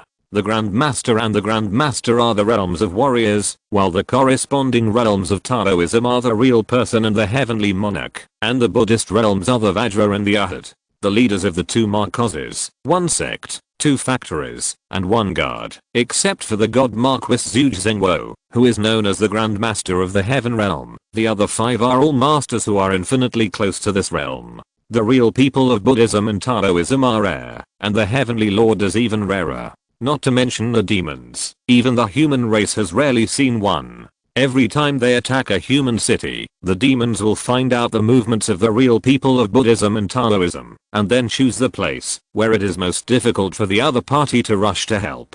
Before attacking Jinling City, the demons made full preparations. Not only did they trap the Qi family army, but they also found out the whereabouts of all the Taoist real people. There were even several demon kings with many demon beasts pretending to attack a major city in the north, to attract the attention of the Taoist real people, just to make Jinling City completely isolated and helpless. I didn't expect that there was actually a Taoist real person here. The vast ocean wrapped in countless demon beasts poured into the demon army. The demon king didn't care why Chu Yang was here. He jumped off the throne in a hurry, and his body shape suddenly changed, revealing part of his true body. He jumped from a Tibetan man who was more than 2 meters tall to a half man and half beast who was 10 meters tall, with dragon horns on his head, elephant trunks on his face, and a lion-like golden mane. It was unknown what race the demon king belonged to. My name is the sea-devouring demon king. A mere river is nothing to worry about. The sea-devouring demon king's eyes were red, revealing an excited expression. His trunk continued to stretch and grow larger, and he sucked the water that Chu Yang summoned into his nose. The vast ocean disappeared, leaving only a mess on the ground. More than half of the demon beasts that launched the charge were killed or injured. Another charge would probably be in vain. He did not draw out the demon killing crossbow, but drew out a Taoist immortal. In the eyes of the sea-devouring demon king, it was not a loss-making business. Because the opponent was only 1 person, how easy would it be to kill the opponent with his realm? Even a real person who was infinitely close to the heavenly sovereign was just a real person in front of him. Do you dare to fight me? The sea-devouring demon king roared to the sky. His voice was like a war drum, shaking people's eardrums and causing blood to flow backwards. Even the people in Jinling City heard this voice. The people on the other side of the city naturally heard it too. Lu Xiaofeng, Hua Manlao, Li Jixiao, Li Zunhun, and Tai Chuanjia, who was brought by the 2. Duan Xiana has already set off to Wanglong City to investigate the situation of the Qi family army, while Gui Heidao went to the nearest human army to ask for help. In addition to these people, there are also demon killing crossbows and thousands of Yamen runners lined up on the top of the city. There are also some people standing near the city gate, who are the people who come to help them defend the city. Among them, the figures of Yan Nanshan and Jiang Feng can also be seen. They all heard the voice of the demon king, but they could not take care of the situation on Chu Yang's side. Lu Xiaofeng looked at the huge black shadow in the sky and couldn't help shuddering. They were facing the golden winged Dappen King who had just swallowed Yan Shifen and his party. Chapter 187. This Demon King can kill you with one punch. I never dreamed that I would meet two Demon Kings in my lifetime. It's a worthy death. Lu Xiaofeng muttered to himself. What a damn bad luck. You want to die, but I don't. Li Jixiao cursed angrily, and one hand pressed hard on the demon killing crossbow and trembled slightly. Everyone could see his inner uneasiness. No one could have expected that there would be two Demon Kings in this siege. After all, there are only 12 Demon Kings in the entire Wanyao Kingdom. In the past few years, they have participated in sieges only a few times, and it seems that they have focused their energy on other things. The Demon Clan has never cared about the result of the siege. It's just to consume the overbreeding demon beasts and plunder some blood food to satisfy their hunger. Fortunately, the golden winged Dappen King was injured by the demon killing crossbow before, so he is afraid and will not attack easily. We won't be in danger for a while. Li Zunhuan clenched 3 flying knives in his hands at the same time, staring at the movements of the golden winged Dappen King and not daring to relax for a moment. He is the only one among this group of people who may cause harm to the Demon King. The little demons under the throne of the golden winged Pen King were all flying birds. Li Jixiao said that they had to guard against attacks from the air. With the help of the demon killing crossbow, the situation was tense, but they could still hold on. They were waiting, and the golden winged Pen King was also waiting. The former was waiting for reinforcement, and the latter was waiting for the crossbow arrows of the demon killing crossbow to be exhausted. Whoever waited first would be the winner. On the other side, the sea-swallowing Demon King strode towards the city gate. Since the other party was really defending the city alone, I would fight him. Kill him with my own hands to boost my prestige, and also lay a foundation for the next invasion. He didn't take Chu Yang seriously at all. Chu Yang also responded to the provocation of the sea-swallowing Demon King. The demon-subduing shrine rose quietly in front of the city gate. He jumped down and landed on the shrine, and a cold voice rang out. Behead. The sea-swallowing Demon King sneered, and just as he took a step forward, his ears suddenly burst, as if countless sharp blades were slashing through. Then, a large number of sparks suddenly burst out from his body, which was tougher than fine steel and diamond, and the sound of metal clashing was endless. Ding ding dang dang. The whole person was like a whetstone, being used by Chu Yang to sharpen the knife. The devouring sea monster king crossed his arms across his chest, his mane standing up, using his body to resist the slash. Although the monsters were strong and would not be killed by the slash, the pain of being cut into pieces would not be reduced in the slightest. Don't let this monster king catch you. The devouring sea monster king, with his eyes wide open, snorted. He gradually adapted to the intensity of the slash, and the speed of the scars on the surface of his body began to recover faster than the speed of the slash. Thick skin and flesh. Chu Yang sneered, condensing thousands of sword energy, as if a torrential rain was pouring on the devouring sea monster king's head. The sword energy came faster than the slash, and it was dark and the whole space was about to be torn apart. The sea devouring monster king, who was slashed with many wounds by the sword energy in the blink of an eye, no longer dared to be arrogant. He gave up the foolish plan of resisting with his flesh body. He rolled up his trunk, and the river surged, like a blue curtain covering him, blocking the sword energy that was like rain. The sea-devouring monster king began to charge, and waves appeared under his feet. His huge body quickly left a series of phantoms in the air. The dragon power in the water is the strongest, and the elephant power on land is the most respected. I'm a dragon elephant species, and I was born with the 2 strongest powers. You are just a mortal. This monster king was born with a divine body and can kill you with one punch. The sea-devouring monster king rushed towards Chu Yang with a majestic momentum, and a strange scream like a dragon and an elephant came out of his mouth. The terrifying sound wave stirred for dozens of miles, and the whole Jinling city could hear it. As the sea-devouring monster king rushed to a distance of about dozens of feet in front, Chu Yang also took a step forward, revealing his Yuan Wu true body, and the light of the sun and the moon rushed up to the sky, almost illuminating the area of 100 miles. The divine light was overwhelming, like a celestial being. Seeing this, the big monsters were extremely horrified, and took a few steps back in unison. The spirit monsters and demon beasts were even more unbearable, and they actually had a tendency to flee. If the big monsters had not used the power of their blood to suppress these beasts, I'm afraid that the army would have already collapsed. The Taoist immortal cannot have such power. You are the heavenly sovereign. You are the legendary Taoist heavenly sovereign. The sea-devouring monster king was shocked and angry, and his punches were even more fierce. So what if you are the Taoist heavenly sovereign?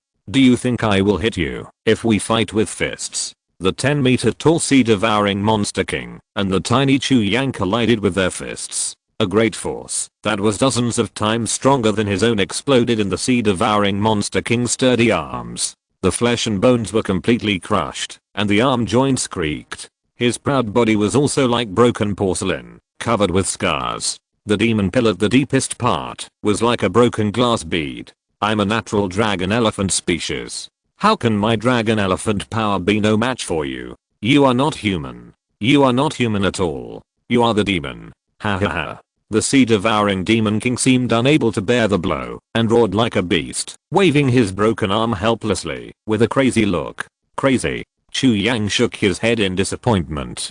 The dragon elephant power of the sea-devouring demon king was worthy of its name, but it was a pity that it was still a little short of the mark and met a pervert like Chu Yang. Chu Yang stretched out his hand to the void, grabbed the scorching sunlight in his hand, and turned it into a red spear with blazing flames, and then threw it forward. The red spear went straight through the body of the sea-devouring demon king and shattered his demon pill full of cracks. The flames burned fiercely. I'm not willing to accept this. The sea-devouring demon king roared, and the wailing shook the earth.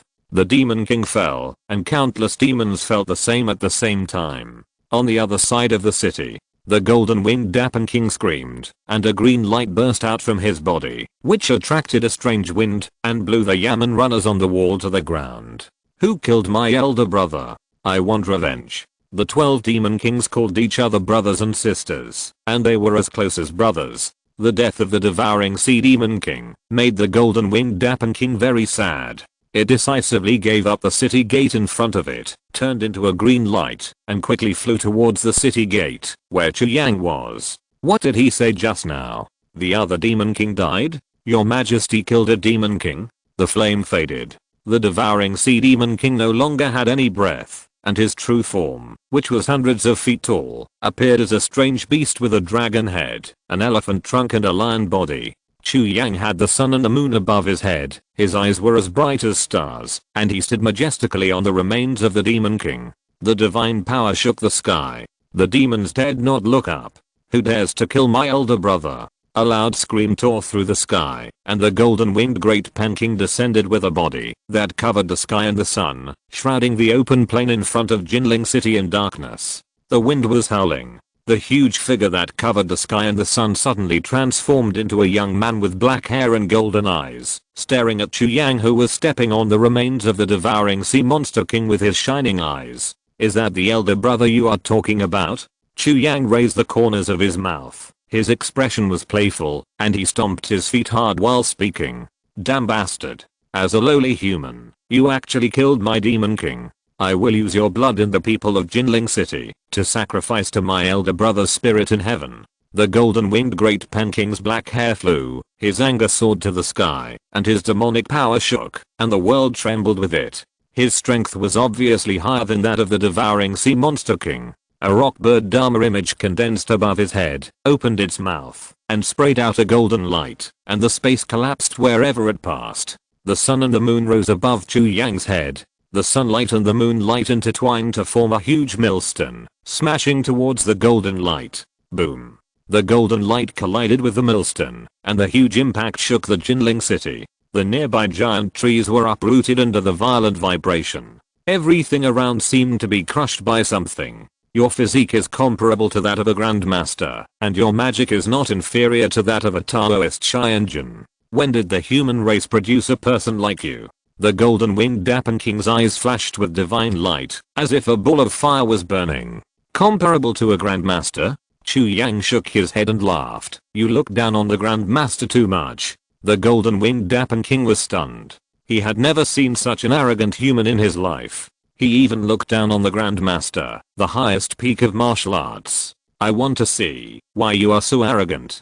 The golden winged Dappen King flashed, and his speed was so fast that it seemed as if he had used the legendary magical power to shrink the ground into an inch. In just a blink of an eye, he rushed to Chu Yang. Even among the 12 demon kings of the Wanyeo kingdom, the golden winged Dappen King is recognized as the fastest. The golden winged Dappen King punched down, and his fist was wrapped in a layer of light golden lightning, making a deafening sound.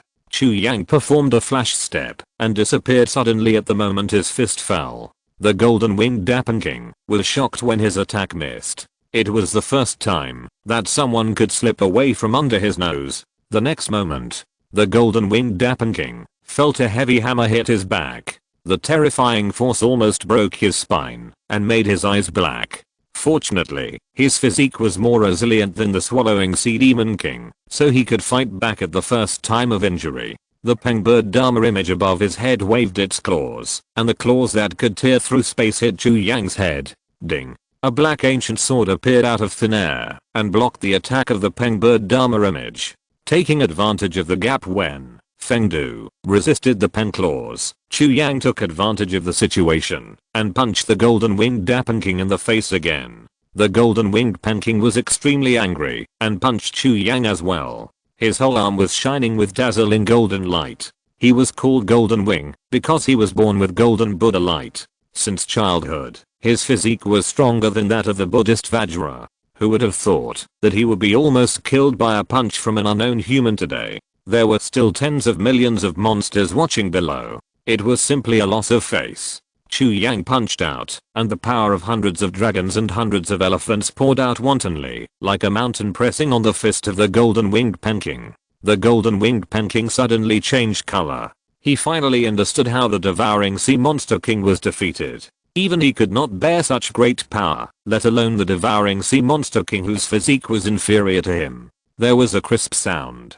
The sound of broken bones was clearly heard in every corner of the battlefield. The skin and flesh of the golden winged Pen King's right arm exploded, and blood was dripping in an instant. However, he was still stronger than the devouring sea monster king, and his whole arm was not completely broken. The next moment, it turned into a golden light and distanced itself from Chu Yang. In order to save his life, the golden winged Dappen King pushed his speed to the extreme, reaching the level of shuttling through the void, and once exceeded Chu Yang's flying thunder god speed. As the enemy's abilities in some aspects became stronger and stronger, the strength of the ninjutsu, like the domineering power, gradually failed to keep up, and a way to strengthen it was needed. It was imperative to get the second collapse jade. The golden winged Dappen King flew high in the sky, his black hair flying, his golden vertical pupils flashing, his right arm slowly drooped, and the blood like gold lacquer kept falling, emitting a strange fragrance. The Demon King's blood contains infinite energy, which is a rare tonic in the world. For the demon race, it is an unparalleled treasure that can change blood. As a different species among different species, the divine body of the golden winged Dappen King is even more precious. When they smelled this strange fragrance, the demon army on the ground instantly became turbulent, especially the demon beasts with the lowest intelligence, who could no longer hold back and let out a low roar. An animal without intelligence is just an animal. Humph. The golden winged Pen King was furious, and the golden bird image on his head screamed. He spread his wings and countless golden feathers shot out, turning into flying swords that fell from the sky. The golden flying swords fell into the group of monsters, ruthlessly plundering their lives. Before long, the remaining half of the monsters were almost killed by the golden winged Pen King. Seeing this, the big monsters and spirit monsters looked extremely bleak, and they all lowered their heads to hide the greedy expressions on their faces. When Lee Jixio and others rushed here, they happened to see the scene of the golden winged Pen King slaughtering the monsters. For a while, they were terrified by the cruelty shown by the other party. The monsters believe in the survival of the fittest, and they are not only cruel to people, but also to themselves. In the kingdom of 10,000 monsters, the weak can only hand over their lives to the hands of the strong and let them dominate. A monster is indeed a monster. It really has no human nature at all. Lu Xiaofeng, who was born with the attribute of being a chatterbox, could not help but speak first. Human nature is the most meaningless thing. The golden winged Dappen King looked down at the top of the city and sneered. You humans are always bound by meaningless emotions, so you are so vulnerable. Lee Jixio looked at the injured right arm of the golden winged Dappen King and smiled. It seems that you are the one who is vulnerable? Don't argue so much with the defeated general. The killing intent in the eyes of the golden winged Dappen King surged, and he turned into a golden light and rushed to the top of the city. The sound of breaking through the air exploded in everyone's ears. Lee Jixio was not afraid at all and drew his sword. The sword force of the embroidered spring sword merged with the sword energy of the divine sword and slashed at the golden light that fell on everyone's head. Dang. After a loud bang, Lee Jixio vomited blood and flew out backwards. The golden winged Dappen King just stagnated and his body was unharmed. He looked at Lee Jixio with an arrogant look, his mouth corners raised with disdain, as if to say that a warrior who is not even a master wants to hurt me. Lee Jixio laughed heartily with blood in his mouth. What a stupid beast. Ha ha ha. The face of the golden winged Dappen King was pale. A black ancient sword pierced through the body of the golden winged Dappen King, which was tougher than King Kong. The colorful demon pill hung on the tip of the sword. The cold light was chilling. The demon pill was chopped into pieces by Fengdu, and the golden winged Dappen King completely lost his vitality, like a kite with a broken string falling from the sky, smashing on the remains of the swallowing sea demon king. The remains of the two demon kings were piled in front of the city gate, exuding a terrifying breath. Please give me a monthly ticket. Chapter 188. Of course, someone else should be the one to brag. The demon king is dead. The golden winged Pen King and the sea devouring demon king are both dead. The fear spread quickly among the demon army. This was a situation that had never occurred since the founding of the 10,000 Demons Nation. The remaining demons were already scared silly. They looked at Chu Yang in horror. With the sun and the moon above his head and the demon king under his feet, it was as if a god had descended to the earth. How could they even think of attacking the city? Why don't they just run away with their tails between their legs? Exclamation mark.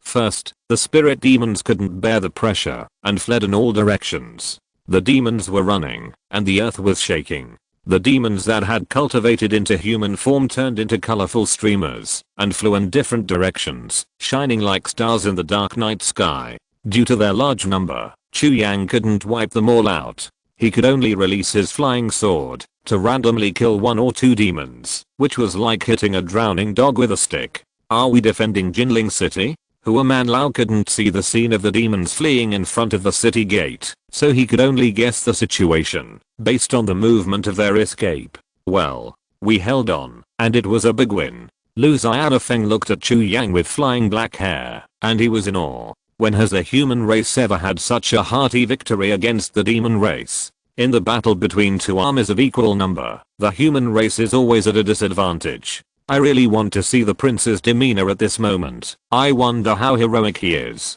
Hua Manlao showed a face of longing. For the first time in more than 20 years, he felt sorry that he couldn't see it. Even if Zemanchuksu comes, he will have to stand aside. Lu Xiaofeng stroked his mustache and smiled from ear to ear. Everyone has never seen the legendary sword god's demeanor. It's better to change it to Li Zunhuan, who has to stand aside. Lee Jixio walked to the side of the crowd tremblingly. How is the injury? Hua Manlao heard Lee Jixio's intermittent breathing and couldn't help but asked worriedly. Just take a break. I have to say that the Demon King is very powerful. I even broke my knife, but I didn't hurt him at all. Lee Jie grinned with a little disappointment in his laughter. I can see that you are very arrogant now. You don't even take the Demon King seriously. Looking at the entire Ming dynasty, except for Zhu Shenhao, who dares to say that he can definitely defeat the Demon King, you can brag about it for the rest of your life, that you didn't die after cutting him with a knife. What else do you want? Lu Xiaofeng shook his head, with a little jealousy in his words. I should have gone up earlier. I have to seize the opportunity to be remembered for generations, even if I have to sacrifice half my life. From now on, whoever mentions you, Li Jie, will give a thumbs up. Li Jie was overjoyed by what he said. He wanted to laugh a few times to express his emotions, but it affected his wound. He grimaced in pain and his face turned pale. After the monsters retreated, Chu Yang flew back to the top of the city wall. He saw Lee Jixio in a state of embarrassment and said with a smile, "Old Lee, you have worked hard. If you hadn't angered the golden winged Dappen King, I would not have been able to kill him." Lee Jixio took 2 deep breaths and then slowly said, "I saw it when we attacked the city just now. The bird escaped very fast and even the monster killing crossbow couldn't catch up. If it weren't for the large number of crossbows left by General Qi, the arrows shot out were impenetrable, and if there were not Lee Zunhuan's little Lee flying dagger, I'm afraid we wouldn't even be able to defend the first wave. I was ready to delay him with my life, but I didn't expect that the prince's body movement was not slow either. He saved my life." Chu Yang patted his shoulder and warned, "Don't use this life-threatening method next time. If you can't kill him this time, you can kill him next time. Anyway, there is always a chance." Lee Jixio nodded and smiled without saying anything. Chu Yang knew that he would make the same choice next time he encountered such a situation. Whether he was a Jinaiwei Tangsi who spoke for the people, or a dissolute drunkard now, Lee Jixio was always Lee Jixio, and he never changed. "Where's Lee Zunhuan?" Chu Yang looked around, but didn't see him. "He is still guarding the city on another city wall. With him alone, it doesn't matter whether we are here or not." Lu Xiaofeng said with a satisfied heart, "Xiaoli Fideo is indeed worthy of his reputation. Except for the golden winged Dappen King, all other monsters, from big monsters to monster beasts, are killed with one strike of his sword and never miss a target." Lee Jixio said, "His servant Taichuanjia is also extremely fierce. He fought with the monster beast with blood all over his body, but didn't make a sound. He is really a real man." Chu Yang asked, "How are the people?" Lee Jixio said, "No monster beast was allowed to enter the city, so it should be fine." Chu Yang asked, "How many Yamen runners are left?" Lee Jixio replied, "More than half of them were killed or wounded. They all died in battle on the city wall. There was not a single deserter." Chu Yang nodded. "From now on, their evil deeds as Magistrate Zhu will be written off. The Yamen runners who died in battle will be treated according to the standards of the soldiers in the battle, and their families will be treated well." Lee Jixio looked solemn and bowed. "Yes. Let's go. Follow me to have a look." Chu Yang was the first to walk down the city wall, followed by Lee Jixio and others.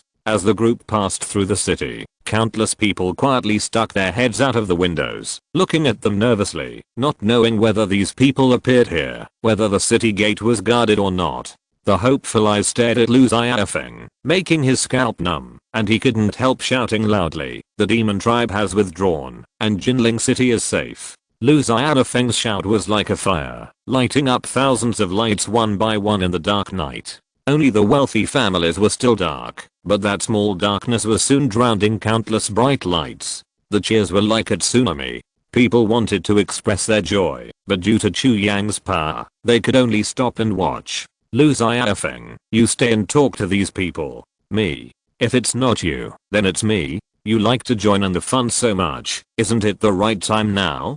Hehe. Lu Xiaofeng coughed dryly, walked into the crowd arrogantly, and stopped beside a group of beautiful girls, his 4 eyebrows trembling with joy. "Everyone, listen to me. This time the demon tribe attacked the city, and it was very dangerous. We had to fight hard to defend it." Listening to Lu Xiaofeng's boastful voice, Chu Yang and his friends walked farther and farther away, until they could no longer hear his voice. Hua Manlao sighed and said, "Your Highness, do you have to be alone to be in power?" Chu Yang shook his head and said, "I don't think so. Most emperors choose to stay away from people around them, in order to maintain their dignity. This is precisely a manifestation of lack of confidence." Hua Manlao asked curiously, "Then why doesn't your highness say a few more words to the people, so that they know who saved them?" Lee Jixio winked at the side, and suddenly remembered that Hua Manlao couldn't see, so he could only smile awkwardly. "Mr. Hua, you don't understand this. Of course, bragging is something that others should brag about." Hua Manlao was stunned for a moment, and then he couldn't help but clap his hands and laugh. "Excellent, wonderful, your highness is really a wonderful person, haha." Chu Yang and Lee Jixio looked at each other and laughed. When the last monster in the sky was killed by the flying knife, cheers rang out around Lee Zunhuan. The Yamen runners who had walked through the gates of hell shed tears of excitement at this time. The end of the war meant that they had the right to live again. Little Lee's flying dagger never misses a target, and it is indeed worthy of its reputation. Lee Sunhoon turned around when he heard the voice and saw Chu Yang and others walking towards him. It is unmatched that the prince killed 2 demon kings by himself. This feat has never happened in the Ming dynasty in decades. It has brought glory to our human race, Lee Sunhoon said with sincere admiration. Next to him stood a sturdy man with a full beard and sharp eyes like an eagle, who was looking at Chu Yang with admiration. Chu Yang also noticed the bloody man and asked, "Are you Tai Chuanjia?" The man nodded and said, "That's me." Although Tai Chuanjia claimed to be Lee Sunhoon's servant, his strength was extraordinary. Chu Yang observed that his blood was mixed with a faint golden color, and he was a powerful person who was proficient in Buddhist practice. Vajra. That is, it corresponds to the master in the realm of martial arts. Looking at the martial arts world, a person with this level of cultivation would either be the abbot of a large temple or the head of the Dharma Academy. However, he was willing to serve Lee Sunhoon, which showed his loyalty. Brother Tai is a rare hero. Although we just met for the first time, I admire him very much. Thinking of Tai Chuanjia, who used his body to resist the attack of the big monster in order to protect Lee Sunhoon, Lee Jixio was in awe. "Thank you." Tai Chuanjia was very frugal with words. After saying 2 words, he kept silent. No matter how Lee Jixio praised him, he was like a sculpture, silently guarding Lee Sunhoon. "Your Highness, the crisis in Jinling City has been resolved. What are your plans next?" Lee Sunhoon saw that Lee Jixio was a little embarrassed, so he quickly changed the subject. "Wait until dawn and see what news Du and Shianaya can bring back." Chu Yang looked out of the city with a deep gaze. "Do you still want to go to Wanglang City?" Lee Sunhoon frowned and said, "Excuse me for being frank, but you are worth a lot of money, so it's better not to put yourself in danger. Now that the crisis in Jinling City has been resolved, it's better to wait for the support of the army. With the ability of the Qi family army, they should be able to defend Wanglang City. When the time comes, the 2 armies will work together to ensure that there will be no mistakes." Hua Manlao heard the hidden meaning of Lee Sunhoon's words and asked, "Li Tanhua, do you think there are still demon kings in Wanglang City? And more than one?" Lee Sunhoon sighed and said, "These are just my guesses. This time the demons are coming with great force, which is unusual. Even in Jinling City, there are 2 demon kings attacking the city. General Qi will have to face more. After all, for the demons, getting rid of Qi Jiguang is more meaningful than taking down Jinling City." Li Jie smiled and frowned. "From what you said, the demons' actions have a taste of burning their boats. With so many troops withdrawn, don't they even want to abandon their own nests?" Lee Sunhoon said worriedly, "They are so desperate because they are in danger of extinction." Chu Yang raised his eyebrows and said in a deep voice, "Can the Wanyao kingdom not suppress its own demon disaster?" Lee Jixio smiled bitterly and said, "Your Majesty, please don't say such unlucky words. If the demon race can't suppress the demon disaster, I'm afraid that in a few days, hundreds of millions of demon beasts will turn into demons and come to us." As soon as these words came out, the others were horrified. Lee Sunhoon shook his head and said, "The situation should not be that bad, otherwise the demon race would have invaded with their entire race. How could there be only 2 demon kings near Jinling City?" Even though he said this, Lee Jixio and the others were still shrouded in a lingering haze. Nothing is known yet, there is no need to make unfounded guesses. Even if the situation is really that serious, then fight. Chu Yang laughed loudly. "What if it's a demon? It's just a little more laborious to kill than the demon clan." Hua Manlao smiled. The prince's bold words are indeed reassuring. Lee Sunhoon and Lee Jixio nodded. The few people talked and laughed, gradually getting rid of the haze of the worst imagination. Time passed slowly, and Jinling City welcomed the first ray of dawn after the war. Cries and shouts were heard outside the city gate. Compared with Du and Shianaya, those maids and servants who were abandoned on the way returned to Jinling City earlier. The golden-winged Dappen King was unwilling to waste time eating some small shrimps that were missed on the road. After swallowing the dignitaries and their convoys, he flew directly to Jinling City to participate in the siege. This allowed them to survive by chance. The bodies of the 2 demon kings were piled up like mountains in front of the city gate, and among them was the golden-winged Dappen King who swallowed countless people, which scared those who went and returned. The arrogant golden-winged King Peng left a deep shadow in their hearts. They cried loudly only after they confirmed that the Demon King was dead. If they had known this, why would they rush to escape from the city and suffer such a great crime for nothing? The guards of the city saw people outside the city and did not dare to make a rash decision. They were afraid that the demon disguised as a human had sneaked into the city, so they immediately ran to Chu Yang to report the situation. Chu Yang said, "Let them in. In addition, Jinling can resume its previous traffic, but you must not neglect your duties like before. If you do it again, you will be executed without mercy." "Thank you, Your Majesty." Several guards knelt down hurriedly and kowtowed to Chu Yang several times before leaving. The city gates were wide open, and the refugees returned to the city again. When they saw familiar faces, no matter who they were, they began to cry about their tragic experiences. Hearing that many people who had left before were swallowed by the Demon King, the people hiding in the city turned pale and secretly thanked themselves for not leaving. "We have to thank the gentleman who stopped us from leaving the city." The scholar who had a dispute with Chu Yang stood in the crowd and shouted loudly, "If it weren't for him, we would have followed him out of the city and would have been eaten by the monsters." Others echoed, "That's right. We have to thank that gentleman. Not only that, we also scolded him. We must apologize in person, otherwise we will be ungrateful." Yes, we have to apologize. We have to let that gentleman forgive us, otherwise we won't be able to sleep well at night. At this time, other voices sounded in the crowd. "No, you can't call him sir." The man with 4 eyebrows said that he was the prince. "Prince? Did you hear it wrong? You definitely heard it right. That's what the man with 4 eyebrows called him. Hey, I also seem to hear the Yamen runners calling him prince. Let's go. Let's go ask the Yamen runners." The common people swarmed to the city gate, and the huge momentum almost made the Yamen runners think that they were going to cause trouble. It was not until the scholar came out to explain that the Yamen runners breathed a sigh of relief. The one who fought the monsters alone on the top of the city last night was indeed. Before he could finish his words, Lu Xiaofeng suddenly appeared and shouted loudly, "The sir's surname is Chu. You can just call him Sir Chu." Chapter 189 Shocking News. The common people who got Chu Yang's name left contentedly. The Yamen runners near the city gate looked at Lu Xiaofeng in confusion, not knowing why he lied. Lu Xiaofeng said solemnly, "From now on, no matter who asks, you must not mention the prince, let alone say that it was the prince who defended Jinling City." The Yamen runner asked in confusion, "Why is that, Mr. Lu? The prince defended Jinling City, and countless people are grateful to him.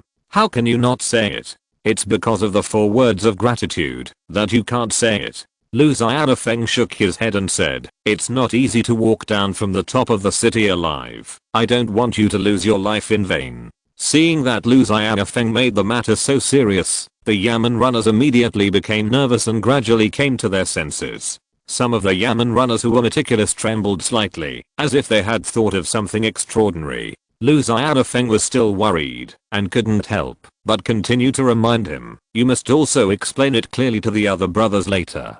This is for your lives, so don't be careless." The Yamen runners all bowed and clasped their fists to thank Lu Xiaofeng. However, Lu Xiaofeng suddenly changed the subject and said, "If you need to tell me in the future, even if you die, you must let the world know that it was the prince who saved Jinling City, guarded the southern gate of the Ming dynasty. Don't forget, your wives, children and parents are all in the city. It was the prince who saved their lives." Upon hearing this, the Yamen runners knelt down on the ground and kowtowed to another city gate, where Chu Yang was, shouting loudly, "I'm willing to die for the prince." Lu Xiaofeng breathed a sigh of relief and nodded with satisfaction. He was a rare smart man in the world and naturally knew the current situation of the virtuous king. If the news of Jinling City spread, it would definitely cause great stimulation to the person on the dragon throne, and it would inevitably cause some trouble. Now is not the time to cause trouble. Lu Xiaofeng followed the people of Jinling City to the other side of the city gate, but did not see Chu Yang. After asking, he learned that the soldier who risked his life to report the news had woken up. The group hurried to the clinic, hoping to get news about Wanglong City from the soldier. Chu Yang was not there, so Lu Xiaofeng found an excuse to dismiss the people and went to the clinic to find them. When he arrived, he saw the soldier leaning against the bed and talking to Chu Yang and the others. "What's the situation in Wanglong City?" Lu Xiaofeng asked hurriedly. "Brother Lu, don't worry. Let me introduce you. This is Deputy General Chen under General Qi." Hua Manlao smiled and patted Lu Xiaofeng on the shoulder, signaling him to be patient, as everyone in the room was looking at him. "Your Majesty?" Lu Xiaofeng turned his head and looked at Chu Yang. "The Japanese pirates and the demons have joined forces," Chu Yang said in a deep voice. "According to Deputy General Chen, the Qi family army was originally going to deal with the Japanese pirates who attacked the coastal areas, but they were ambushed by the demons in the sea. They had no choice but to retreat to Wanglong City with the army." Deputy General Chen coughed and said softly, "Those Japanese pirates have completely become demons. They either practiced the demon skills or directly changed their blood and became half human and half demon beings. The entire East has become a paradise for the demons, and there is almost no place for humans to stand." The atmosphere in the room suddenly became dull. Before, everyone had speculated that something had happened to the 10,000 demons country. Now that the demons have occupied East, it can be said that the previous speculation was correct. This also means that the disaster of demons will sweep across the Ming dynasty in an unprecedented manner. It's not a pity that the Japanese pirates died, but now that they have turned into monsters, it has become a bit tricky. Li Zunhuan said worriedly. "Under the current situation, we are attacked from all sides." Chu Yang looked at Deputy General Chen and asked, "How many monster kings are besieging Wanglong City?" Deputy General Chen shook his head with a guilty look on his face and said, "I came here to report the news in the name of the general. I left before the monster army surrounded it, so I don't know how many monster kings there are. But it doesn't matter now." Deputy General Chen suddenly became very excited. "We have to find a way to defend Jinling City.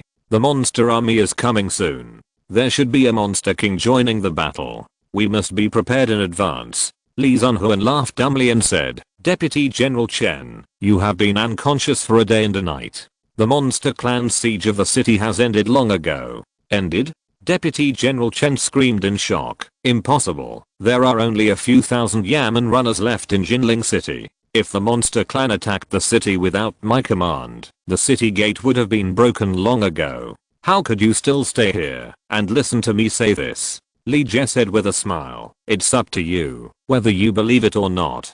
There are still many corpses of demons on the top of the city. Go and see for yourself. Also, there are 2 demon kings coming, and now they are lying at the gate of the city." Seeing that several people swore solemnly, Deputy General Chen had to believe it. He forced himself to leave the clinic and saw that the street was peaceful. So he let out the breath that had been weighing on his heart. He suddenly became weak and was carried back to the clinic, leaning against the wall. "In any case, it's good to defend Jinling City. Finally, I have an explanation to General Qi. Don't worry, as long as we can defend Jinling City, Qi's army will not have too many problems. They will win sooner or later." Deputy General Chen smiled. "According to what you said, there should be more demon kings besieging Wanglong City. How can Qi's army break through the siege?" Chu Yang was a little curious. Everyone should know that the Qi family army has a world-famous divine craftsman camp, which is good at making all kinds of weapons. The demon slaying crossbow is a masterpiece of the divine craftsman camp. They have created a new firearm. In order to test the power of the firearm, General Qi took us away from Jinling. As soon as Deputy General Chen finished speaking, Lu Xiaofeng asked, "You mean, the power of the new firearm is enough to ensure that the Qi family army can escape unscathed?" Deputy General Chen nodded. Everyone else was amazed at the power of the divine craftsman camp. Only Chu Yang had a strange expression. What does the new firearm mean? Could it be that the Qi family army has also created an RPG? But RPG can't kill the Demon King. The divine craftsman camp is extraordinary. Chu Yang can see some clues from the demon slaying crossbow. They are more like weapon refiners than ordinary craftsmen. In Chu Yang's opinion, the new firearm mentioned by Deputy General Chen is not ruled out as a powerful magic weapon. Li Zunhuan suggested, "Since we don't need to consider the safety of Qi's army, why don't we wait for the reinforcement to arrive, and then we take the initiative to attack and catch the demons off guard?" Li Zunhuan, who had been advising Chu Yang not to take risks not long ago, suddenly changed his attitude, which surprised everyone.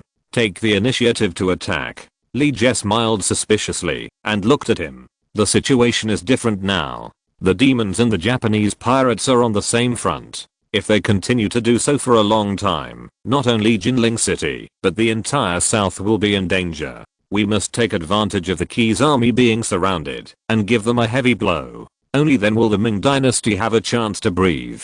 Li Zunhuan's proposal made Chu Yang very excited. If they could take advantage of the situation to severely inflict a wave of demons, the survival situation of the human race in the south would naturally be much better. But the problem is that the demons are not fools. They failed to capture Jinling City and lost 2 demon kings. If they cannot capture Wanglong City in a short time, they will definitely choose to give up.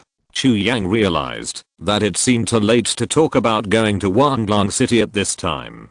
So he left alone and went outside the city to collect the remains of the 2 demon kings. There was no point in leaving them outside to demonstrate. Watching Chu Yang leave, Li Zunhuan also realized this problem and then shook his head with a look of regret. The sun was high in the sky. A large army appeared 1 mile away from Jinling City. It was Gui Heyudeo who led the garrison stationed in the 2 big cities of Fengling and Yelling to assist Jinling City. The army did not immediately move towards Jinling City, but sent scouts to investigate first. As a result, they saw the city gates wide open as soon as they arrived. The scouts hurried back to report. The outside was in chaos, and the corpses of demon beasts were everywhere, which made them think that Jinling City had been captured by the demons.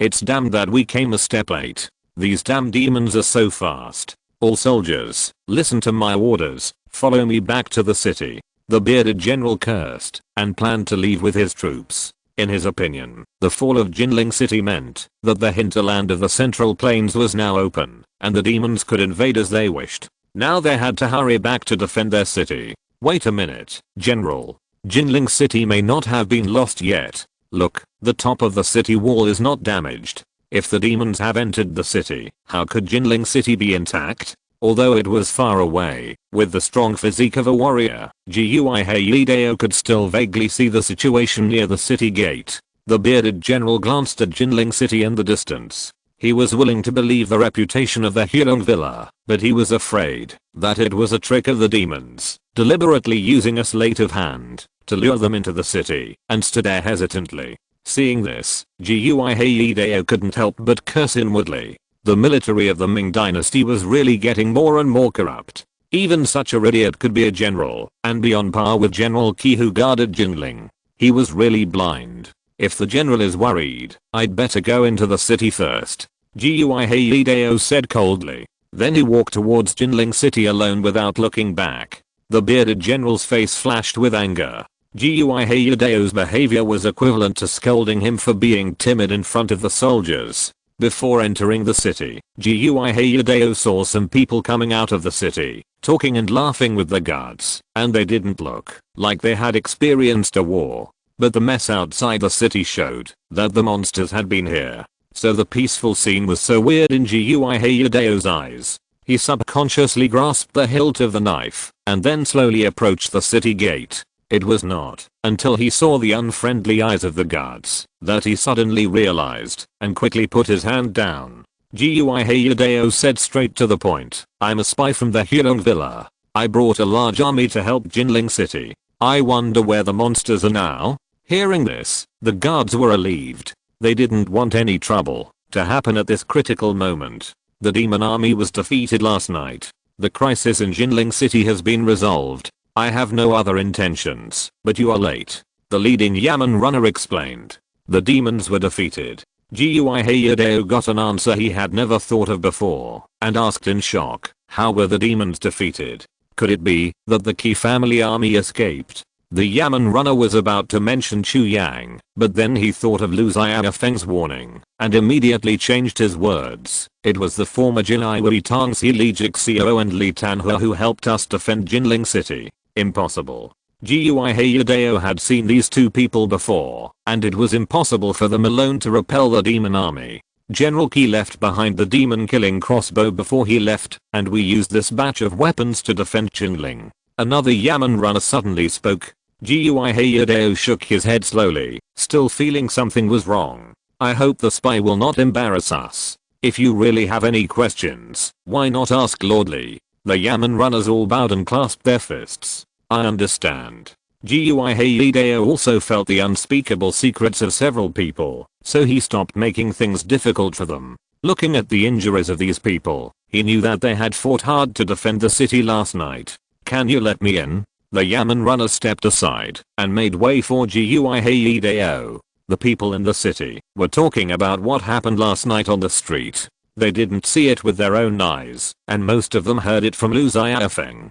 Gui Hideo walked through the street and heard a lot of news from the people, especially when he knew that there were 2 remains of demon kings piled outside the city. His whole body was shaking. What is the concept of a demon king? The only person in the entire Ming dynasty who could rival him was Zhu Shenhao. They, who have not yet entered the realm of Grand Master, have never seen the existence of a demon king and only regarded it as a legend in the martial arts world. And last night, 2 demon kings died outside the city of Jinling. May I ask you, who killed the demon king? The people who were chatting excitedly turned their heads to look at Gui Hideo. Dozens of eyes stared at him, as if they were looking at something new. Who in Jinling City doesn't know who killed the demon king? You just entered the city, right? An old man looked at Gui Hideo with a smile, and the latter nodded. The one who killed the demon king was naturally Lord Chu. Who else could it be? The scholar's voice rang out in the crowd. Yes, thanks to Lord Chu, we can survive. I just don't know where Lord Chu went, and he didn't even have a chance to thank him. Gui Hideo frowned. Who is Lord Chu? Before he left, he only knew that there were Li Jezao, Li Zunhuan, Hua Manlao and Lu Xiaofeng in the city, and he had never heard of Lord Chu. The topic returned to Chu Yang, and the people immediately became talkative. Gui Hideo also took the opportunity to leave the crowd and continued to walk into the city, hoping to see Li Jezao or Li Zunhuan. But the more he walked, the more surprised he was. Jinling City only lost some dignitaries, and the common people were almost unaffected. It was a miracle that such a thing happened. When the demons attacked the city, Gui Hideo became more and more curious about Lord Chu mentioned by the people. When will the human race produce another strong man who can be compared with Zhu Shenhao? Thinking about it, Gui Hideo crossed Jinling City and came to another city gate, where he met Li Zunhuan and Li Jixiao. Next to them stood a young man in gorgeous clothes. The appearance made Gui Hideo feel familiar. The man's deep eyes collided with his gaze. Gui Hideo was suddenly startled, took 2 steps at a time, rushed to the man, and knelt on one knee. The number 1 spy of Hyung Villa, Gui Hideo, pays homage to the prince. If you're listening to this novel on a channel other than Fanfic World, it means they downloaded and uploaded it without effort. We cordially invite you to visit our channel, Mundo Fanfic Novelos. There you'll find the original version of this story and you can explore many other novels of various genres. We're waiting for you to immerse yourself in a world of incredible novels. Chapter 190 Soldiers and Bandits. Shocking news. Chu Yang looked down at the unshaven man. In his memory, he was a handsome young man. After not seeing him for a few years, he became as sloppy as Li Jixiao. Is the life of a spy so hard? I can hardly recognize you, because you look so old. Chu Yang smiled and joked. Thank you for your concern, Your Majesty. The affairs of the spy are really busy. Hideo didn't take care of his appearance. I'm sorry to make you laugh. Stand up and talk. We are all old friends here. Yes. Gui Hideo slowly stood up, with doubts in his eyes. The wise king in front of him seemed to be very different from his impression. Especially his demeanor, which was even more imposing than the emperor. Chu Yang said, it's hard for you to make this trip. I believe there must be a large army waiting outside the city. However, the crisis in Jinling City has been resolved, so they are not needed. Gui Hideo couldn't help asking, Your Majesty, did someone really kill the 2 demon kings? Chu Yang showed a playful expression and nodded. Who is the Lord Chu that the people are talking about? Can you introduce him to me? I don't know when our human race has produced such a master. Gui Hideo's words made Li Zunhuan and Li Jixiao laugh at the same time. The master is right in front of you, but you can't think of it. There are more important things for you to do, so don't worry about that, Lord Chu. Chu Yang shook his head and laughed. Let the army circle around first and check if there are any stranded monsters, and then go to Wanglong City to support Ki's army. Gui Hayudeo remembered the attitude of the general before, shook his head and said, those people may not want to go to Wanglong City. It's already a reluctant request for them to support Jinling. Chu Yang frowned and said, how could this be? Gui Hayudeo said sternly, the situation in the south has been corrupt for a long time, and the court has not paid much attention to it. Although these generals don't say it on the surface, they have already established their own factions in private. When General Ki was here, they injured it, and looked forward to this day. Now it's nonsense to ask them to go to Wanglong City to save General Ki. Chu Yang nodded and said, I know, take me there, and I will talk to them. Gui Hayudeo shook his head and said, Your Majesty, please forgive me for my words. The Emperor is far away, and even His Majesty's presence may not be able to drive these guys with ulterior motives. Your title of prince cannot scare them. Chu Yang said nothing more, and walked out of the city with big strides. Li Jixio and Li Zunhuan followed closely behind him. Gui Hayudeo had no choice but to follow them. He couldn't help but murmur in his heart, how could the useless prince suddenly become so imposing? Even he was intimidated and followed him unconsciously. Not long after, a large army appeared in front of Chu Yang. What made him a little unhappy was that the army in front of him could not even maintain the most basic formation, and the discipline was loose. Rather than saying that they were soldiers, they were more like bandits. The bearded general in the lead looked more like the owner of the village on the top of the mountain. General Zhao, let me introduce you to His Royal Highness the Virtuous King. The other two are Li Jixio and Li Zunhuan. You should have heard of their names. The bearded general surnamed Zhao looked disdainful and didn't even look at them. He sneered, a Jinai Tangzi and a top 3 scholar. In the past, Zhao would have kowtowed, but now, as for the Virtuous King? Haha. Li Jixio and Li Zunhuan didn't care about General Zhao's verbal belittlement. After taking a look at the lazy army, they knew that this Zhao was going to be in trouble.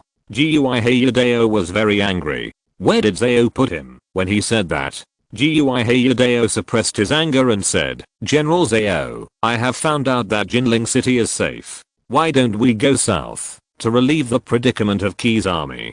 Go south? Are you crazy, or am I crazy? General Zhao looked at the few people with a look of a fool. Wanglong City is a dead place. Whoever goes there will die. If I have time, I might as well enjoy a few days in Jinling City. This is the richest city in the south. Enjoy. Chu Yang stared at him coldly. How do you enjoy it? Tell me. General Zhao laughed. Little prince, you have been in the capital since you were a child. You are ignorant of the world. Haven't you heard the saying that bandits are like combs and soldiers are like combs? After these words came out, Li Jixio and Li Zunhuan's faces sank. You deserve to die for saying this. You can't blame others. Chu Yang stretched out his hand to grab the void, and the huge gravity instantly sucked General Zhao over. Why can't you move? General Zhao was shocked and angry.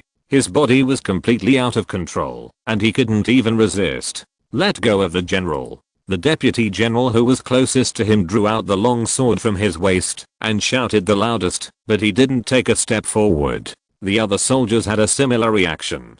The commander was captured, and no one wanted to risk their lives to save him. What a bunch of rubbish. The safety of the southern part of the Ming dynasty actually depends on you guys. Chu Yang held General Zhao's neck tightly, his eyes like knives, sweeping across the group of soldiers. With a snap, General Zhao's neck was directly severed, and his head rolled off his shoulders like a ball, rolling to the deputy general's feet. General Zhao is dead. The deputy general shouted at the top of his voice, his face extremely panicked. There was an uproar, and the group of soldiers actually showed signs of running away. Chu Yang became more and more disappointed. How could the prince? From the moment Chu Yang made his move, Gui Hayudeo's brain went into a state of shutdown. The wise king who had been living a life of luxury for more than 20 years could actually kill the generals guarding the two cities with ease. Ko Shaoqin and Ma Jinliang left Beijing twice, both in such a hurry. In addition, Lord Ji Yuo resigned.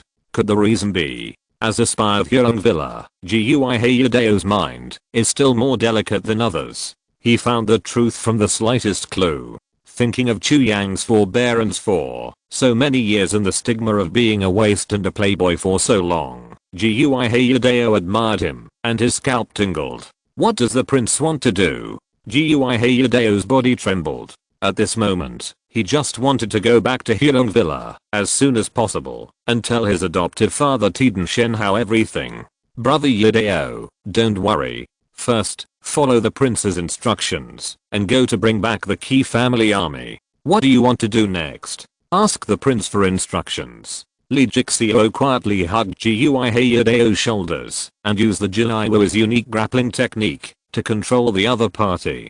Gui Hayadeo subconsciously wanted to break free, but his shoulders seemed to weigh 1,000 pounds. Your power has recovered? How did you recover? Gui Hayadeo looked at Lee Jixio in shock.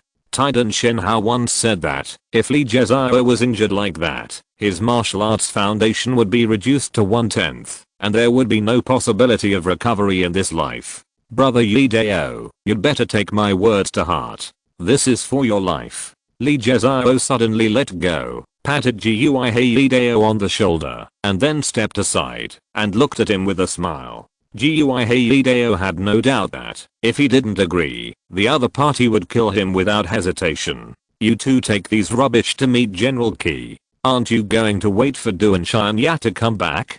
There's no need to wait. Chu Yang turned his head and glanced at the deputy general. Do you have any objection? The deputy general didn't dare to speak. The head of the last person who spoke fell off, and he knelt on the ground and kowtowed. You don't have the backbone of a general. This matter is over. You take the initiative to get out, and don't let me see you again. After saying that, Chu Yang didn't even want to look at him anymore, and turned away. Lee Jixio and Gui Hayadeo were left to clean up the mess. They were just a bunch of soldiers and bandits. With their strength, they could suppress them. Lee Zunhuan followed Chu Yang and asked, why didn't the prince ask me if I wanted to go? Chu Yang said casually, didn't you want to leave a long time ago? Lee Zunhuan was stunned for a moment and asked, how did the prince know? Chu Yang said, some people are born free, just like unrestrained birds. They may stay somewhere for a short time, but they will eventually fly to the boundless sky. These words accurately hit Lee Zunhuan's heart, and he couldn't help but sigh. The jar of girl's red wine tasted really good. It's a blessing to be able to drink with the prince once in this life. Chu Yang smiled and said, it's a pity that you, a bird, have too many sad things hidden in your heart. You can't fly happily. Lee Zunhuan's eyes flashed with sadness, but with his handsome face and the frost on his temples, the melancholy temperament he revealed actually set off the mature charm of a middle-aged man. The two returned to Jinling City and wanted to take another look at the injured soldiers. As a result, they saw Lu Xiaofeng fighting with someone at the entrance of the clinic. The man who fought with Lu Xiaofeng was very skilled and was on par with Lu Xiaofeng, but his clothes were a bit shabby and his appearance was hard to describe, which did not match the temperament of Master. Neither of them killed him. It was more like a quarrel between friends. Lu Xiaofeng was still cursing, and Chu Yang and Lee Zunhuan approached to hear what he was cursing. You are a flea climbing on the wall, and you are still talking about the king of thieves. You have no loyalty at all, and left us to die in the Paradise Tower. Lu Xiaoji, you are talking nonsense. That is a powerful monster. Both of you have been caught. How can I fight it alone? I have to find someone to help me. Where is the person? I have been looking for so many days. Where is your person? Who knows that the Paradise Tower has a formation? I have been wandering in the mountains with people for a long time and have no clue. Then you don't look for it anymore? I have to find a Taoist priest who knows how to break the formation. Otherwise how can I save you? Where is the Taoist priest? Still looking. Lu Xiaofeng was shaking with anger. If you look for it this way, you can't find me, even if I'm sucked into a mummy by the red-faced skeleton. Sikeng, you are such a bastard. Same here. Lu Xiaofeng glanced at Chu Yang who was watching the show, so he took the initiative to stop, glared at Sikeng fiercely, and walked towards Chu Yang. Chu Yang joked, so this is the famous king of thieves. He looks different than what I imagined. Lu Xiaofeng explained, it's a disguise. The boy's real face is not that ugly, but it's not much better. Sikung Zaixing got anxious and pointed at Lu Xiaofeng and cursed. Lu Xiaoji, who are you calling ugly? Lu Xiaofeng smiled proudly. The four of us are standing together. You tell me who is prettier than you. Sikung Zaixing glanced at Hua Manlao and licked his lips. He found that he didn't seem to be a match for Hua Manlao in terms of appearance. Then he looked at Chu Yang and Li Zunhuan again. Sweat broke out on his forehead and he couldn't find any room for rebuttal. Dejected, Sikung Zaixing waved his hands. I'm at a disadvantage in this life. Let's compete again in the next life. Chu Yang couldn't help laughing. This person is really interesting. No wonder he can become friends with Lu Xiaofeng. Lu Xiaofeng looked around, but didn't see Li Jixiao, so he asked, where's the drunkard? Chu Yang said, he has something important to do. Lu Xiaofeng said with a look of surprise, the drunkard has something important to do. The sun is really rising from the west.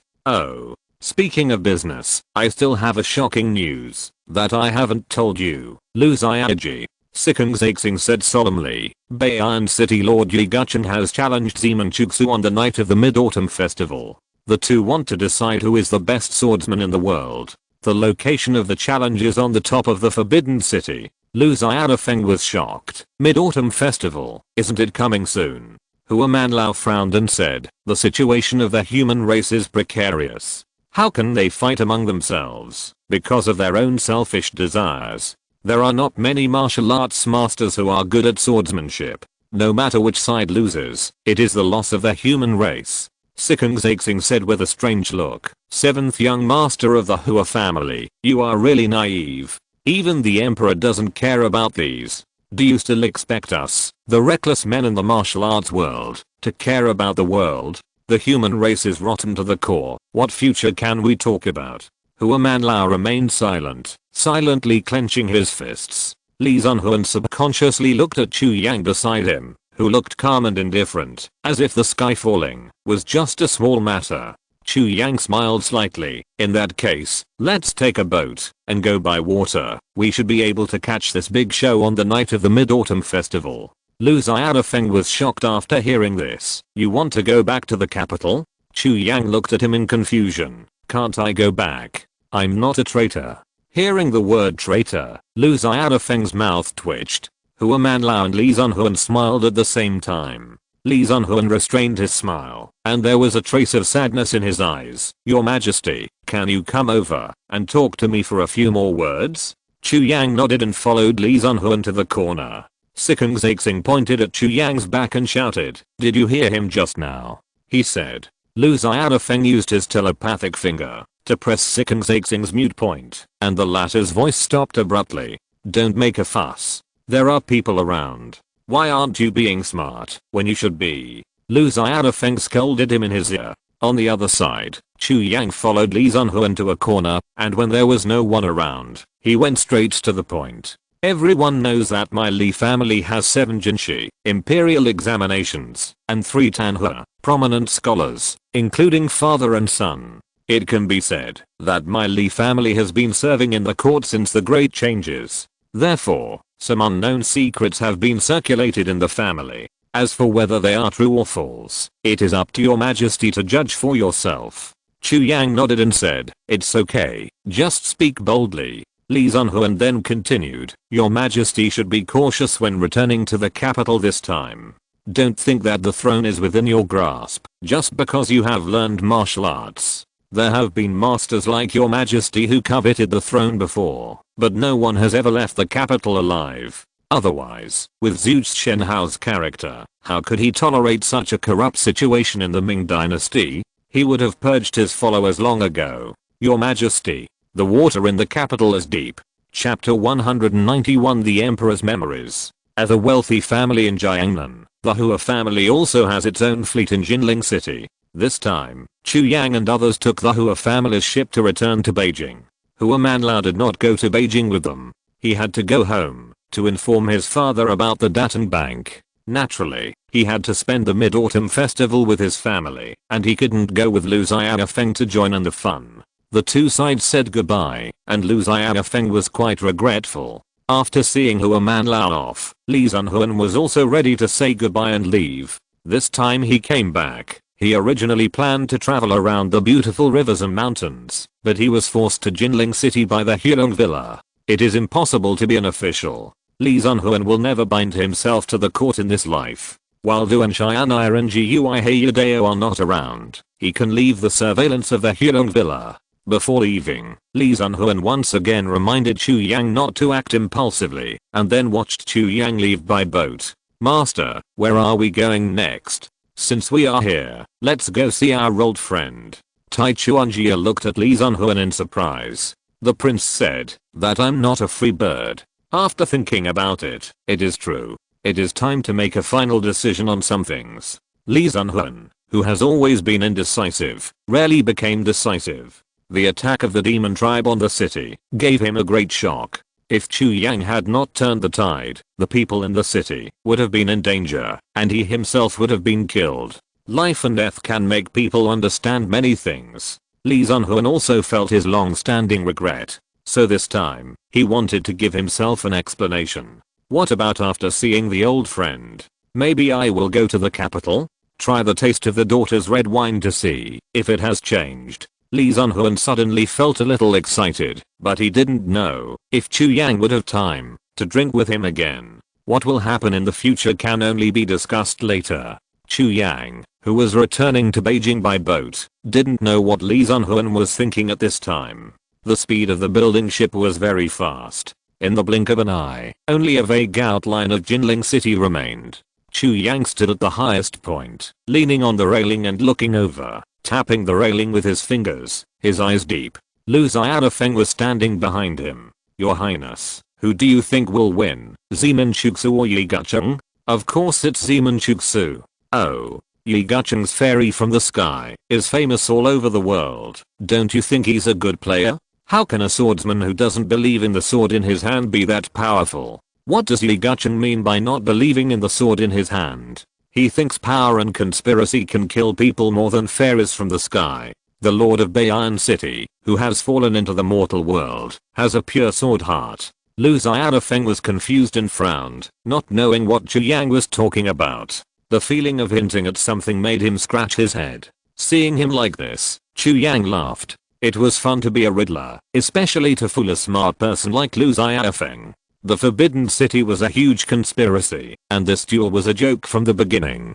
Chu Yang returned to Beijing just to see this joke. What if Yi Gucheng really succeeded? Wouldn't it be more interesting? You like to manipulate power, and like to play everyone in the palm of your hand. If you die in the end, because of the word conspiracy, I wonder how you will feel when you close your eyes? Chu Yang whispered. Confused Lu Xiaofeng wanted to continue asking, but Chu Yang kept silent. He was so anxious that he felt like ants were crawling all over his body. I left Beide in the colorful clouds in the morning and returned to Jiangling in one day. 5 days later, the ship docked. To go to the capital, they had to walk another section of land. For convenience, Chu Yang and the other two borrowed a few horses from the Hua family and chose to ride horses into the capital. It was Mid-Autumn Festival in 2 days. There was plenty of time. The three of them were not too anxious. They stopped and walked along the way and saw many people from the rivers and lakes. There were many people from all walks of life. No one wanted to miss the duel between the two top swordsmen. Whether it was a fledgling boy or a well-known senior master, anyone who became a spectator of this duel would have capital to brag about in the future. Do you know about the Forbidden City? I saw the duel between Zeman Chuksu and Yi Gucheng with my own eyes. What happened here 100 years later will be passed down by word of mouth by these people today. This is the martial arts world. With such a big commotion, most of the people in the martial arts world have come. Whoever loses this duel will never be able to raise his head for the rest of his life. Sikeng Zaixing sighed. Lu Xiaofeng stroked his beard with a worried look on his face. He and Zeman Chuksu were good friends, so he naturally didn't want the other party to lose. However, Lord of Bei'an City Yi Gucheng was not just a name, but a rare master in the world. The two were only one step away from the legendary Grandmaster realm. Whoever won this duel would almost certainly become a Grandmaster of swordsmanship. I hope it's as the prince said. Lu Xiaofeng could only comfort himself and believe in Chu Yang's judgment. After riding for 2 or 3 hours, the three of them were getting closer and closer to the capital. There were more and more tea houses on the roadside, and they were all entertaining people from the martial arts world. Sukuna, who was thirsty, hurriedly found an empty seat and poured tea into his mouth. As soon as he sat down, "You pour it into your mouth like this, aren't you afraid of being poisoned to death?" Lu Xiaofeng said maliciously. "So many people are drinking it. If they die, it's not just me. What are you afraid of?" Sukuna replied without hesitation. "You are smart." Lu Xiaofeng snatched the teapot from Sukuna's hand, poured a cup for Chu Yang first, and then poured a cup for himself. Chu Yang picked up the teacup and fed it to his mouth, but suddenly stopped and put the teacup down silently. "Your Highness, is there a problem?" Lu Xiaofeng quickly picked up the teacup and put it under his nose to smell the smell. "It's not the tea. Someone is coming." Chu Yang smiled, and as soon as he finished speaking, the road under their feet began to tremble violently. Rumble. The sound of horse hooves was like thunder. A group of people were riding horses towards this side. There aren't many forces that can ride around the capital with great fanfare. Lu Xiaofeng seemed to have guessed the identity of the people who came. Not long after, two groups of people with distinct characteristics appeared in front of the tea house. They were dressed similarly and had similar temperaments. If it weren't for the obvious hostility between the two sides, they could almost be regarded as the same force. They are the thugs from the East Factory and the West Factory. A sharp-eyed man in the martial arts world called out the identities of the two groups. As soon as this was said, the martial artists from various sects who stayed in the tea house withdrew at the first opportunity, fearing that they would be associated with the people from the two factories. Sukuna stood up subconsciously and was then pushed back by Lu Xiaofeng. "Are you sick? If you don't leave, you will be targeted by the thugs. They are coming for us." Sukuna glanced at Chu Yang and said in a daze, "Oh, that's fine." Then, the factory guard suddenly retreated to the left and right, making way for two eunuchs in cloaks to slowly walk in front of Chu Yang. The two looked arrogant, without a trace of reverence on their faces, and almost at the same time they bowed to Chu Yang. "Your servant, the governor of the East Factory, Ko Zengchen. Your servant, the governor of the West Factory, Yu Huashan. Greetings, your highness." They said they were greetings, but they didn't even bend their waists. The coldness in their words made their wolfish ambitions obvious. Ever since Chu Yang cut off the arms of Ko Shaokin and Ma Jinliang, the two sides have been at odds with each other. It's not a deadly feud, but it's not much different. It's not surprising that Ko Zengchen and Yu Huashan fell out in a second. But Chu Yang is still a prince after all, and the two don't have the courage to fight him with swords in front of so many people. This is a contempt for the imperial power. The two factory masters are busy with all kinds of things. How do you still have time to come here?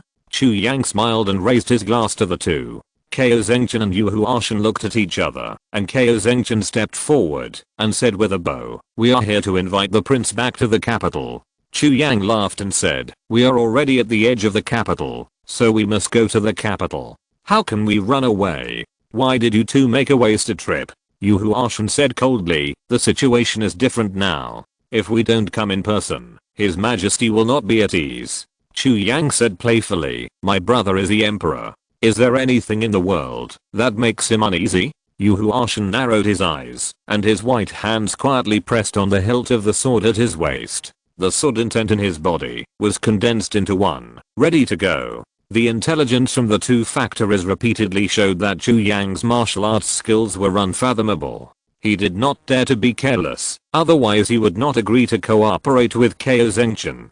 Seeing that Yu Huashan was about to take action, Chu Yang looked at him with interest and said, "Lord Yu, life is short." After that, the domineering aura of the king swept over Yu Huashan like a golden wave. Yu Huashan immediately felt dizzy, uttered a muffled groan, took a few steps back, and looked at Chu Yang with lingering fear. The hand that was pressing on the hilt of the sword unconsciously dropped it. "Life is short.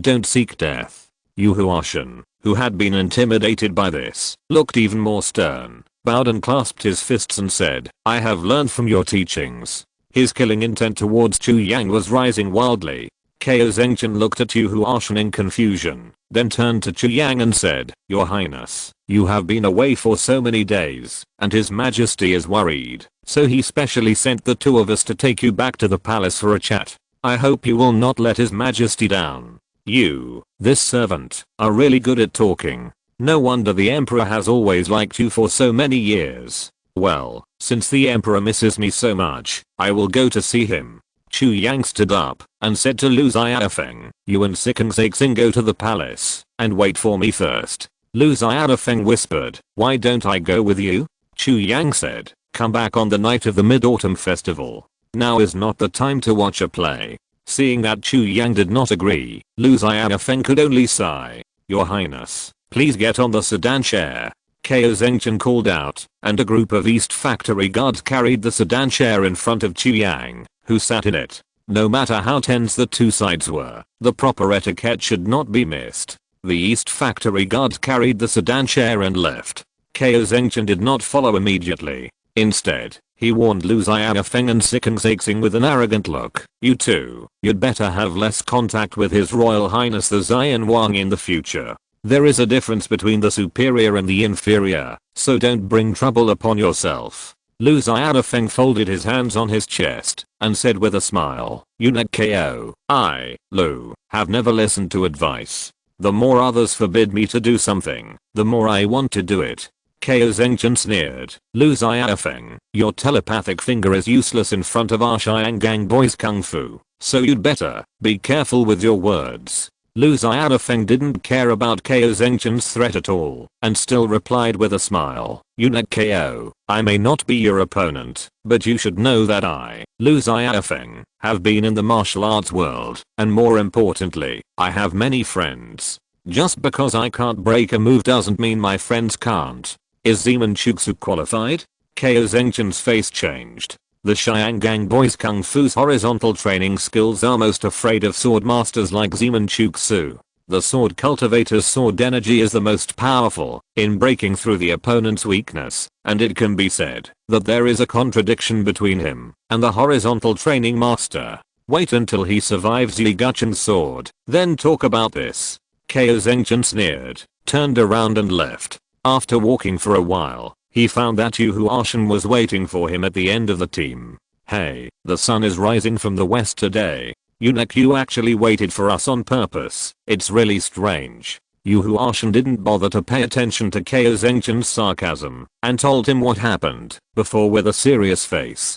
Kao Zhengchen's expression also became solemn. "You said that the prince also knows spiritual secrets? The rumors that he is a Taoist master in the previous intelligence may be true. If that's the case, then where did he learn this skill? How could Jiuo Bujing teach a Taoist master? We have to send people to Wudang Mountain and Langhu Mountain to check." About an hour later, the guards carried the sedan chair into Beijing, with the two factory masters on the left and right. No one dared to stop them. Such a grand show naturally attracted the attention of many ordinary people. There were also people in the restaurants on both sides of the street looking sideways. They were all people from the underworld, who came to watch the fight, whispering like ordinary people. Someone in the crowd said, "The useless prince is here," and the next second, everyone on the street burst into laughter. Since it was the legendary virtuous king, the grand show looked like a circus.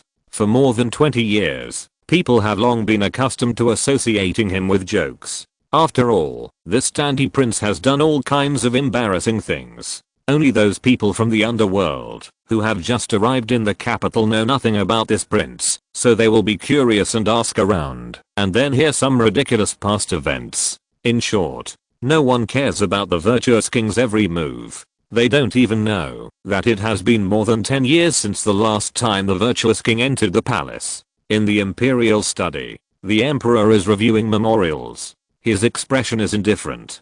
But the eunuch Wei Zongson next to him saw that the brush in the emperor's hand was shaking. He was uneasy. Wei Zongson was awed. The older eunuchs in the palace all knew that the virtuous prince was a disease in the emperor's heart. It was usually hidden, but it was very deadly at the critical moment. Because back then, the throne should have belonged to the virtuous prince. Everyone was used to the virtuous prince's absurdity now, and forgot how smart he was when he was young, so that the late emperor had regarded him as the crown prince early on. Wei Zongson almost forgot it. But now, memories are like a tide, surging in. The emperor is the same. He was almost forgotten. But the moment he knew that Chu Yang concealed his martial arts skills, everything in the past clearly emerged in his mind. Every day, every night, every moment, he can remember it. Among the many princes, only Danger is the most like me. Ha ha ha. The picture of memory is frozen. Bang. The emperor, with a livid face, slammed the desk suddenly, and the brush in his hand broke into 2 pieces. Your Majesty, His Royal Highness the Virtuous Prince is here. Let him in. Chapter 192. When I was a kid. Royal brother, I haven't seen you for many years. Are you in good health? There are traitors everywhere. How can you be in good health? If they are traitors, just kill them. There are 800,000 Imperial guards in the capital for you to command. Isn't that enough? Any traitor can be killed. Your words will relieve my worries. The frost on the emperor's face melted quietly, and he smiled. Royal brother, you have been out in the world for more than a month. Do you have any interesting things to tell me? Chu Yang shook his head and said, no interesting things. Along the way, I only saw starving people everywhere, and people living in poverty. The demons in the south were rampant and the people were suffering. Oh. The emperor raised his lips and said playfully, I didn't expect that after you went out, you actually learned to care about the people of the world. This is not your style. The famous virtuous king doesn't go to brothels, doesn't drink wine, and doesn't indulge in extravagance. Could it be that you have to start working hard on paperwork and deal with all kinds of affairs? As the emperor's voice gradually became colder, the temperature in the imperial study seemed to drop a few degrees, and Wei Zongsen, who was standing by the side, shuddered suddenly. Ko Zengchen and Yu Huashan, who were standing by the door, stared at Chu Yang's back, with their hands behind their backs, silently practicing their skills. Chu Yang smiled and nodded. It should be so. The emperor stared at Chu Yang intently, with murderous intent in his eyes. He grabbed the paperweight on the table and smashed it towards Chu Yang. Chu Yang flicked his finger, and the sword energy chopped the paperweight into powder, and the broken stones splashed everywhere. This movement scared Wei Zongsen, who was closest to the two of them. The old eunuch fell to his knees with a plop, trembling. Ko Zengchen and Yu Huashan's faces changed, and they stepped forward at the same time, ready to take action. Back off. The emperor shouted angrily, this is the imperial study, it's not your turn to act wild. Ko Zengchen and Yu Huashan stopped at the same time, and they knelt on the ground, shouting, we dare not. Chu Yang sighed lightly, 2 factories, 1 guard, plus the Hyung Villa, what else in the world can escape the eyes of my royal brother? Why bother to make some boring tests? If this little thing won't make my royal brother angry, don't act in front of me. Hearing this, the anger on the emperor's face disappeared in an instant, and he nodded indifferently and said, you are familiar to me now, just like when you were a child. You are obviously very young, but more mature than most princes, so mature that it's scary. The emperor did not show his emotions, and no one present could guess what he was thinking, but just seeing him like this was enough to make people feel cold in their hearts. For the first time, the 3 powerful eunuchs felt, or in their hearts, they all felt, that they had underestimated this emperor in the past. This demeanor was no less than that of the previous emperor.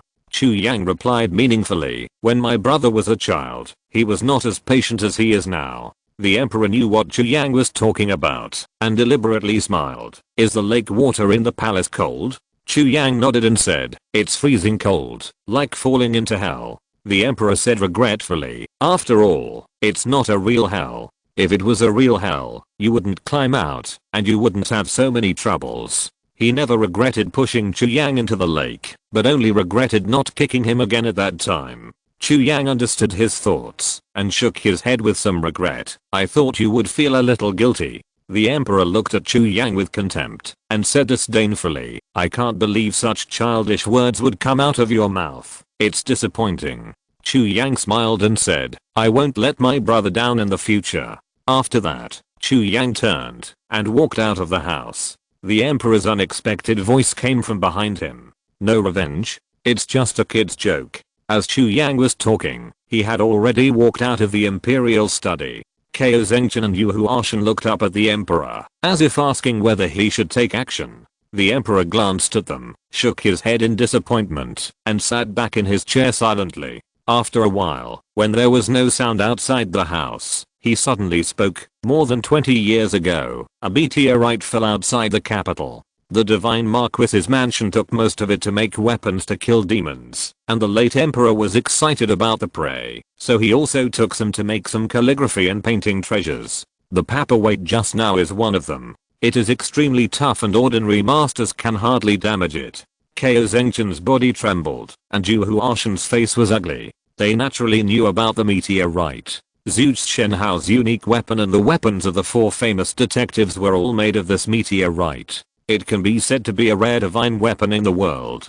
Ko Zengchen asked softly, "Your Majesty, did you use the paperweight to test the virtuous king on purpose?" "Nonsense." The dissatisfaction in the emperor's eyes almost turned into reality, and he said viciously, "If you 2 dogs didn't even know his cultivation level, why would I let him into the palace and pretend to act out this drama?" Yu Huashan immediately shouted, "This slave deserves to die." The emperor sneered, "Don't talk about death yet. When the Mid-Autumn Festival comes, I will let the virtuous king enter the palace to enjoy the moon. If you can't join forces to take him down by then, I will kill all 9 generations of your clan." Ko Zengchen hurriedly said, "Your Majesty, if the virtuous king's martial arts skills are really that powerful, it will be difficult for the 2 of us to deal with him. I'm afraid it will ruin your Majesty's plan." Yu Huashan saluted and said, "Eunuch Ko is right. Things have come to this point. If you still dare to take on too much responsibility, you are simply looking for death." Ko Zengchen understands, and Yu Huashan knows it even better, so the 2 of them stood together without hesitation. "You 2 dogs can think of something, can't I think of it?" The emperor turned his head and looked at Wei Zongxin, who was kneeling on the ground, frowned and said, "How is Li Chenglian training the Imperial Guards?" Wei Zongxin said tremblingly, "Your Majesty, General Li said that the Imperial Guards are united and only recognize your Majesty's orders." Under the threat of the 6 major forces, the civil officials and military generals finally reached a cooperation. The civil official group headed by Yan Song recommended Li Chenglian as the instructor of the Imperial Guards and commanded the 800,000 Imperial Guards stationed in the capital. The emperor was naturally aware of the little tricks between the 2 groups, but for him, Li Chenglian was indeed a good candidate. Li Chenglian, who had just taken over the Imperial Guards, showed a vigorous and resolute style. He dispersed all of Jiuo Bujing's former subordinates and sent them elsewhere, and then placed all of his old subordinates brought from Lianadong into the Imperial Guards. He used various means to control this army in just a few days. If you 2 can't take him down, then add these 800,000 Imperial Guards. That should be enough, right? The emperor's eyes were like knives, coldly scraping across the faces of Ko Zengchen and Yu Huashan. "Your Majesty, please rest assured." The 2 answered in unison. The emperor seemed to have accomplished something extremely important, leaning back in his chair and taking a long breath. Huron Villa, Shenhao Mansion, and the 6 gates are all unreliable at the critical moment. Now that the matter is over, there is no need for them to exist. From now on, the affairs of these 3 families will be handed over to your 2 factories. Drawing big cakes is a professional skill that a boss must have, especially for a boss as big as the emperor. Ko Zengchen and Yu Huashan have been working in the palace for so many years, and they all know that he is drawing cakes, but to be honest, it is hard to resist the temptation. In fact, let alone completely replacing the 2 Marcoses and 1 family, even taking some power from them can make the 2 factories completely turn around. Just now, the 2 of them said that they would die to serve the emperor, but it was just a verbal gesture at most. However, at this moment, they really wanted to die. As the saying goes, wealth and honor are sought in danger. Under the premise of sufficient benefits, any price can be paid. Wei Zongxin, who was watching as a third party, suddenly felt that the emperor was terrible after seeing the fanatical expressions on Ko Zengchen and Yu Huashan's faces. At the same time, Chu Yang had already left the palace. He came in a sedan chair, and when he left, there was no one around to see him out of the palace. The guards on duty at the palace gate couldn't help laughing when they saw this, as if nothing happened to this prince. But he felt that this was wrong, so he immediately restored his serious face and looked straight ahead. If you want to laugh, just laugh. Why are you so stern?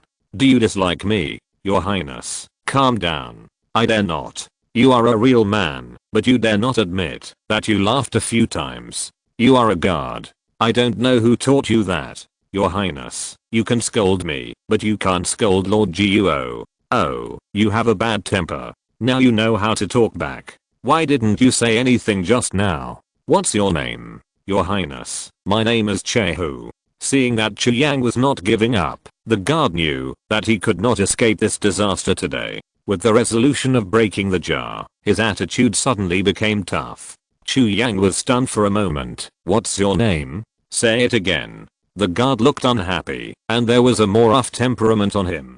He clasped his fists and said, my name is Chehu. The name was given by the doctor in the town. It's not very nice. Please forgive me, Your Highness. That's not what I meant. Chu Yang waved his hand and looked up and down at the guard named Chehu in front of him. Suddenly, he found that the other party was very strong and looked like a master of horizontal training. The reason why he was so surprised was that this man named Chehu was supposed to be a member of Bleach CO's Yazimi team, nicknamed Fanjiang Dadao, who specialized in robbing the rich and giving to the poor. But now he has become a guard, responsible for guarding the gate of the Forbidden City. Were you brought into the Imperial Guard by Lord Guo? Yes, Lord has a great favor to me. You kid committed a crime and were caught by Lord Guo. He valued your talent and brought you into the Imperial Guard to train you so that you can make up for your mistakes, right? How did you know? Chehu became very panicked. Only Guo Bujing knew that he was a Fanjiang Dadao, and the other party promised him that he would never tell anyone else. How did this useless prince in front of him know this? A hint of cruelty flashed in Chehu's eyes. He finally decided to settle down and live a peaceful life. If someone knew his true identity, how could he live like this? If it really doesn't work, then I can only resort to ruthless action. Stupid guy, can you use your brain? This is the gate of the palace. You are courting death if you act here.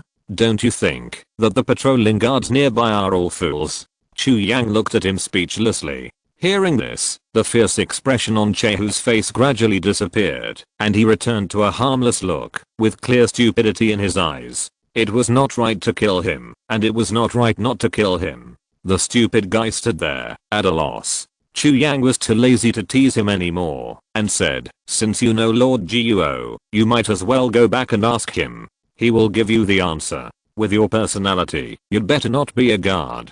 Sooner or later, you will cause a big disaster. After that, Chu Yang left, and Chehu looked at his back with a blank face. Chehu didn't know that in Chu Yang's view, he had great potential, and it was a pity for him to stay in the palace as a guard. Maybe Guo Bujing just wanted to hone him, and then take him to the 6 gates as a head of the police. If he didn't have this qualification, he and Li Jixio couldn't be teammates. And the one who knows the thief best must be the thief. On this point, the famous anti-theft expert thief Saint Bazentang has a lot to say. It can be seen how suitable Chehu, who is a thief who turned the river over, is for the work of the 6 gates. The location of the Xianwang mansion is very special. As the biggest dandy in the capital, Chu Yang's mansion is not in the most prosperous area, but only 1 street away from the slums. The so-called slums are the gathering places of some people engaged in menial jobs. Retired soldiers, blacksmiths, actors, thieves, pickpockets, and other professions that are not on the stage will almost all huddle together for warmth, but there is also a chain of contempt between each other. Interestingly, the bottom of the contempt chain is actually the Prince Chu Yang. No one would think that being a neighbor of the prince is a glorious thing, but it is possible that the ancestral tomb may explode. This prince is the most famous joke in the capital. Whoever gets close to him may become the next joke. When Lu Xiaofeng first came to the Xianwang mansion, he thought he had taken the wrong road. The mansion, which was more spacious than the Jiao Tower, had only 2 or 3 old servants and maids. The old housekeeper said that the current emperor dismissed most of the servants in the mansion in order to punish the prince for his extravagance and debauchery. Chu Yang did not come back to the mansion often because of this. He spent all day outside drinking and partying. They could not even see Chu Yang for several years. The clever Lu Xiaofeng heard a different meaning from this speech. Our Majesty is very cautious about his brothers. He doesn't even leave any young and strong people in the mansion, for fear that the prince will rebel. You have become the emperor, but you are still suspicious all day long. Is this necessary? You are wrong. It is because you became the emperor that you are suspicious. Only beggars are not afraid of being targeted by thieves. Lu Xiaofeng and Sikeng Zixing had a heated discussion about this in the courtyard of the Xian Wang mansion and did not notice that Chu Yang had come behind them. You two are almost done. Who are you calling a beggar? Chu Yang interrupted their conversation with an unhappy look on his face. Lu Xiaofeng turned around and saw Chu Yang and said in surprise, "My lord, you got out of the palace alive." Chu Yang glared at him unhappily. Lu Xiaoji, what are you talking about here? Are you expecting me to die in there? Lu Xiaofeng smiled awkwardly. How could that be possible? I'm just worried about you. The emperor is guarding against you like a thief. What if I can't help it? Chu Yang said, I managed to help it today, but I don't know what will happen in 2 days. Lu Xiaofeng put away his smile and asked seriously, Mid-Autumn Festival? He's probably going to invite me to the palace to enjoy the moon. Chu Yang smiled and said calmly, I wanted to watch the show, but I didn't expect to become the protagonist. I hope you don't let me down. Chapter 193 Mid-Autumn Festival is coming. Late at night, 2 guests came to the Xian Wang mansion. Together with Lu Xiaofeng and Sikeng Zixing, the usually deserted mansion had a lively feeling. Although it was not yet Mid-Autumn Festival, Chu Yang still set up a table of wine and food in the yard. In recent years, he would not return home until he was drunk outside, but this was the first time he drank in the Xian Wang mansion. You shouldn't have come back. Jiuo Bujing, who was wearing a casual suit, sat opposite Chu Yang and looked at him with a sad face. I caused Lord Jiuo to lose his position as the head coach of the Imperial Guards. I will punish myself with a glass of wine. Chu Yang raised his glass and drank it all. It doesn't matter who becomes the head coach of the Imperial Guards. I never care about these things. Without these trivial matters, the 6 gates will at least not be as poorly managed as before. Jiuo Bujing looked indifferent, and there was no trace of regret on his face. He really didn't like the position of the head coach of the Imperial Guards. Being not good at fighting for power and profit does not mean that Jiuo Bujing cannot see the emperor's intention. It is difficult for the 6 gates to check and balance the 2 divine marquesas, so the emperor gave him the title of the instructor of the Imperial Guards. Indeed, without trivial matters, Lord Jiuo even has time to catch the thief who turned over the river. Chu Yang smiled and looked at Chehu, who was drinking. Ha ha ha, Che, you have come to this day. Sikeng Zixing and Chehu are old acquaintances. When he learned that the other party was recruited by the legendary Jiuo Juxia, he laughed so hard that he fell backwards. Chehu felt ashamed, so he turned his head to the side and met Lu Xiaofeng's sly smile. He and Sikeng Zixing are old acquaintances, so he naturally recognized Lu Xiaofeng. Big guy, I have said long ago that you will be caught sooner or later. To be honest, your method of robbing the rich and helping the poor is really crude. A little investigation can tell your background. Lu Xiaofeng shook his head helplessly. Is this the legendary Lu Xiaofeng? I heard from my disciples that Lu Xiaofeng is very good at solving cases. Jiuo Bujing admired Lu Xiaofeng very much and smiled. Chu Yang knew that he wanted to get Lu Xiaofeng to the 6 gates. There is no such thing as a hero in front of Jiuo Juxia. Please stop teasing me. Lu Xiaofeng waved his hands repeatedly, showing a rare humility. Like most martial artists, he admired Jiuo Bujing very much. You two should stop flattering each other. It makes me lose my appetite when drinking. Chu Yang looked at Jiuo Bujing and asked, why did Lord Jiuo bring Chehu to visit me so late at night? Jiuo Bujing sighed and said, Chehu told me everything that happened during the day. Fortunately, this guy's not too stupid and did not do anything rash. But in addition, he also brought me a piece of news. Chehu, tell me yourself. Chehu, who had been drinking alone, was immediately startled when he heard Jiuo Bujing's voice. He put down his wine glass, turned his head slowly and said, after the prince left the palace during the day, the new coach Lee suddenly summoned most of the guards into the palace and secretly practiced battle formations in the palace. It was a special formation that was specifically used to deal with martial arts masters. I'm a lay disciple of Buddhism and have seen similar formations. Guo Bujing continued, my old subordinates in the Imperial Guards were either dismissed and investigated or transferred to other places. Because Chehu had just joined the Imperial Guards and had no connection with me, his background was relatively clean, so he reluctantly stayed there and heard some rumors. Sikung Zaixing chuckled secretly. He was enlightened that a thief could be described as having a clean background. Guo Bujing glanced at him. Lu Xiaofeng quickly elbowed Sikung Zaixing and whispered, you are crazy. You have committed no less crimes than Chehu. Why don't you behave yourself in front of the chief constable of the Six Gates? Do you really want to go to the prison? Sikung Zaixing quickly shut up, and a layer of cold sweat suddenly appeared on his forehead. He was similar to Bazentang. Although he liked to steal things, he never started from poor people. Most of the time, he just stole for fun. In order to show his ability, he would return the things to the owner after the job was done. Of course, the money of some corrupt officials was another matter. There were more than 1 or 2 people who robbed the rich to help the poor these days. As long as it was not too excessive, Guo Bujing would turn a blind eye to it. A few years ago, the home of Lord Yan was robbed, and some silver was lost. Guo Bujing's casual words made Sikung Zaixing's back wet. It was rumored that 300,000 taels of silver had been stolen from Yan Song's residence. He secretly approached Guo Bujing, hoping that the Six Gates would help recover the silver. Guo Bujing had not yet approved a note to ask him to do it.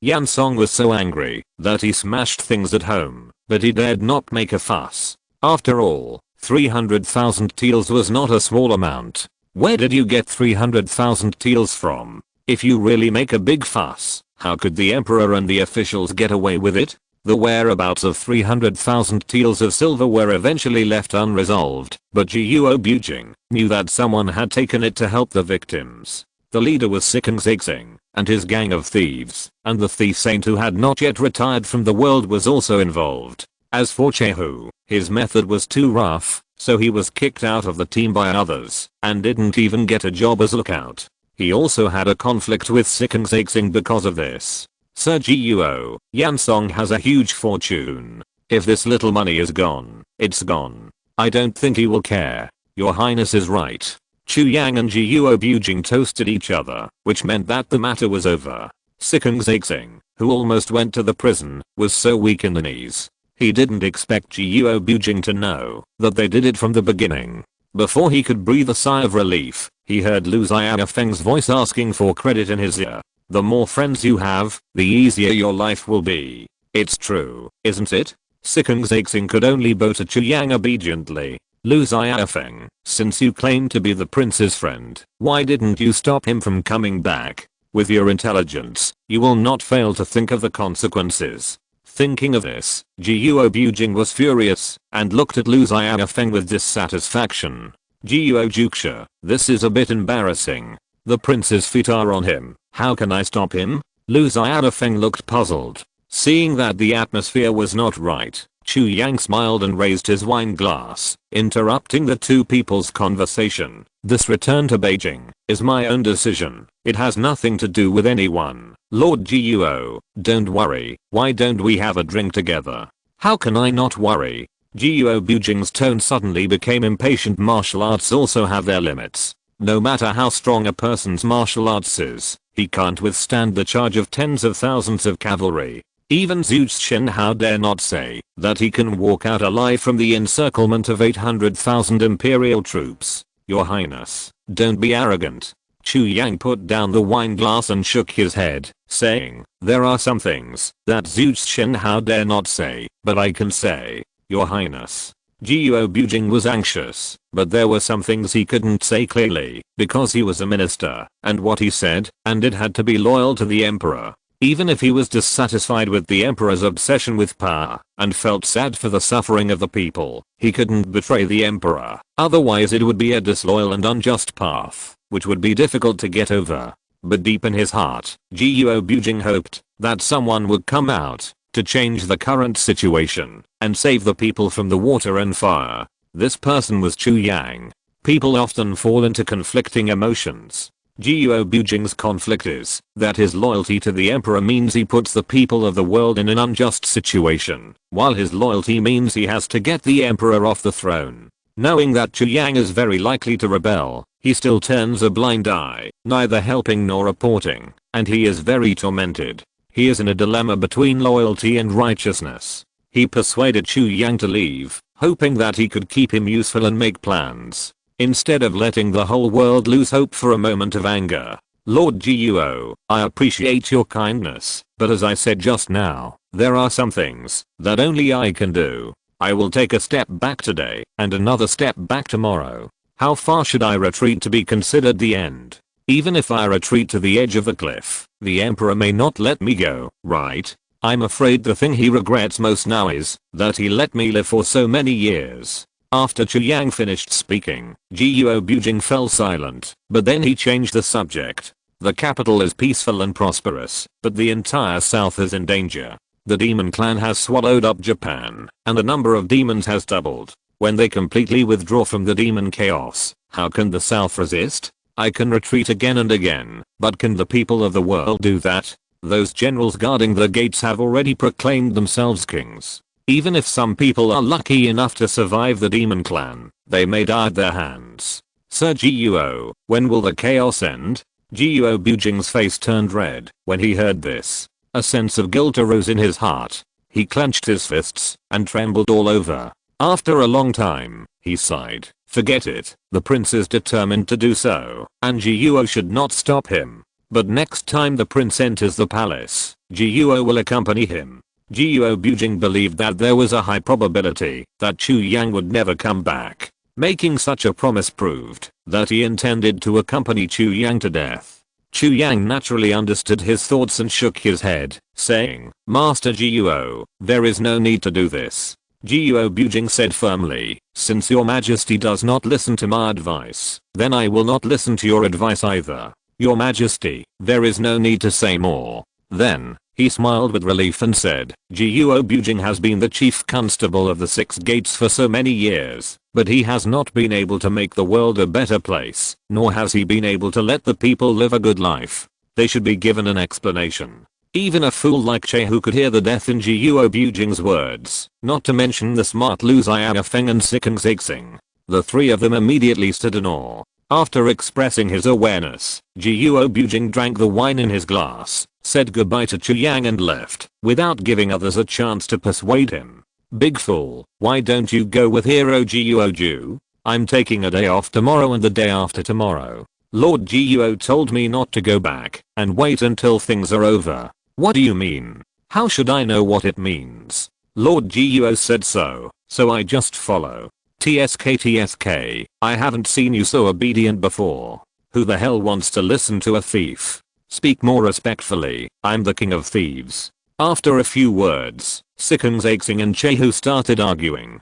Lu Xiaofeng was too lazy to pay attention to them and walked to Chu Yang's side silently. The two watched the moon in the sky become more and more round and brighter, like white porcelain. It's not even Mid-Autumn Festival yet, but the moon is so beautiful. I wonder how beautiful it will be on Mid-Autumn Festival. I walked around the city during the day, and something happened that made me feel that something was wrong with this duel. I plan to check it out. Can you tell me about it? Someone opened a duel on the Mid-Autumn Festival, but died inexplicably. I also met Li Gucheng, who gave me a strange feeling. Since you are curious, then go and check it out. You told me that day that Li Gucheng's sword heart is no longer pure. What exactly does it mean? The mystery will be revealed in the end.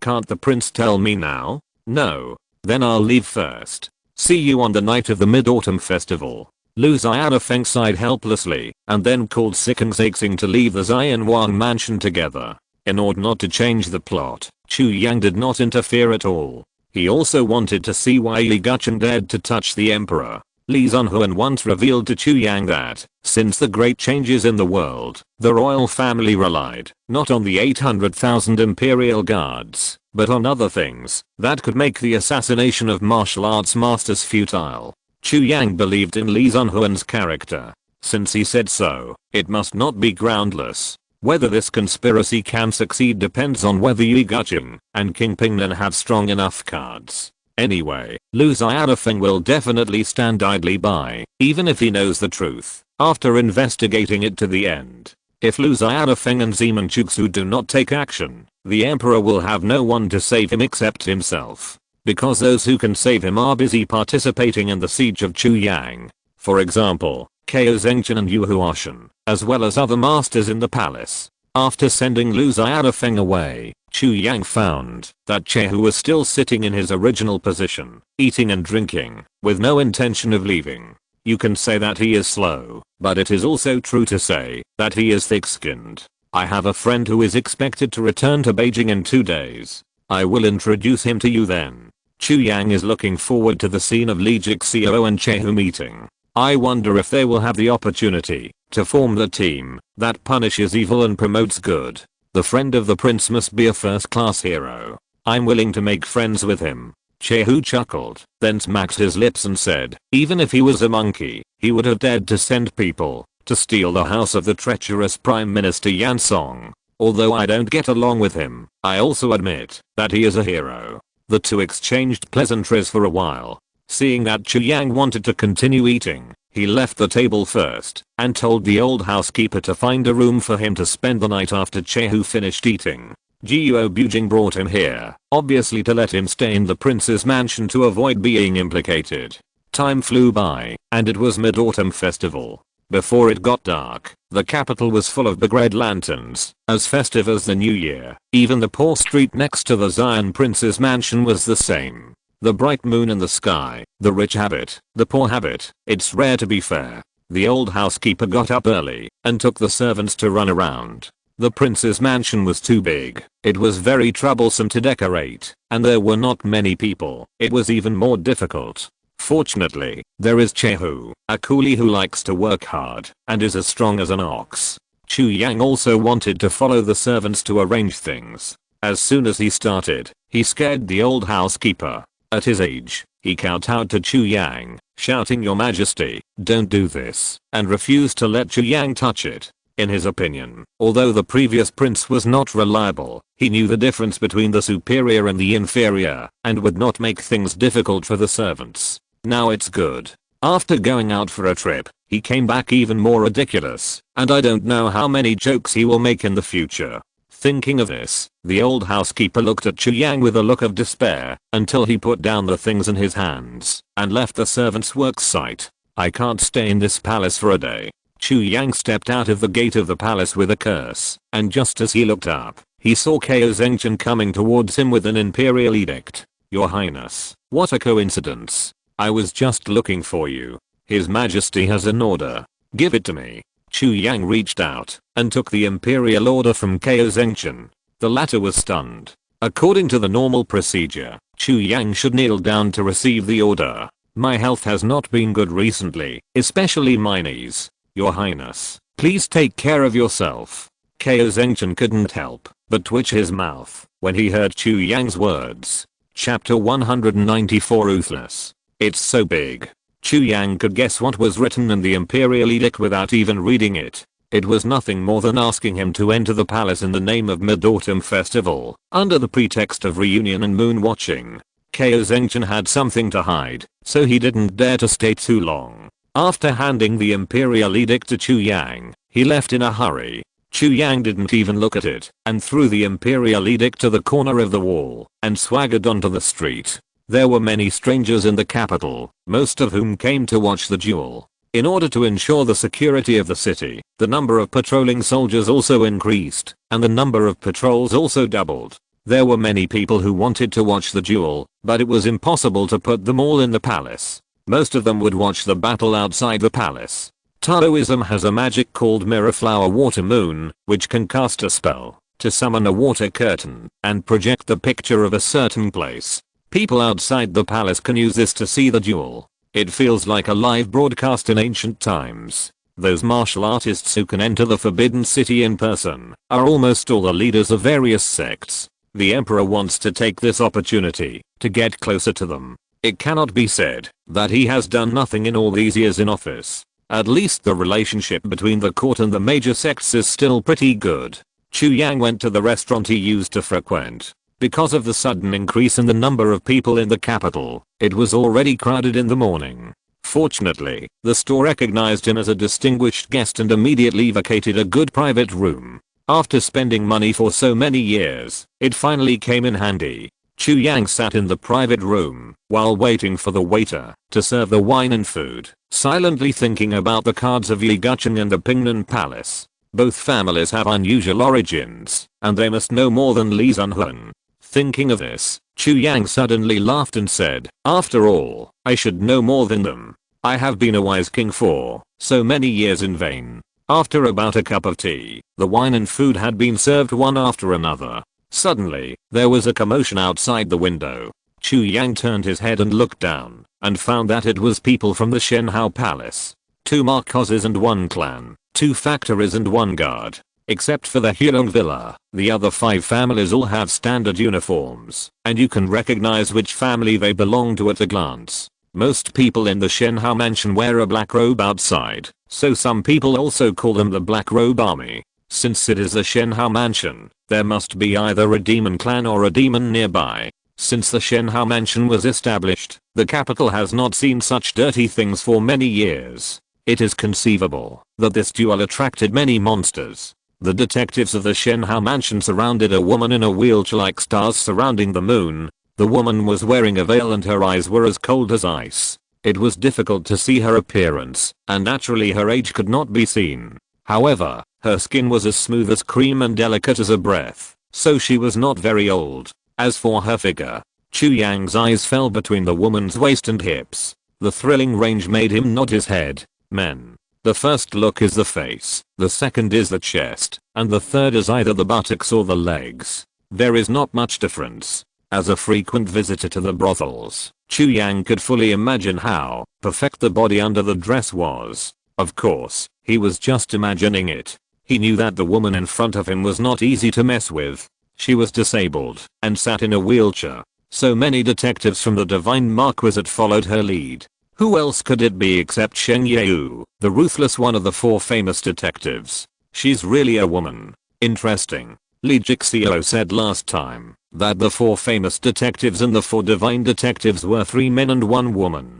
Chu Yang remembered it in his heart, so he became a little curious about Shen Yue. She was disabled and a woman. What was so special about her that she could become the leader of the 4 famous detectives? Just as Chu Yang was thinking, the detectives on the street took action. They quickly landed on both ends of the street and the surrounding houses, blocking the entire street. Unlike the lightly equipped detectives from the 6 gates, the detectives from the Divine Marquisate were more like special forces. The clothes on each of them were made of special materials that could effectively resist the attacks of the monsters, and they were all equipped with small crossbows. This hand crossbow is from the same source as the demon suppressing crossbow of the Qi family army. Although the specifications are much smaller, the lethality is not weaker at all. They all use special crossbow arrows mixed with meteorites from outer space as materials. The Shenhao mansion is also equipped with many equipment specially used to deal with demons, hidden under the white black robe, most of which are invented by Zeus Shenhao himself.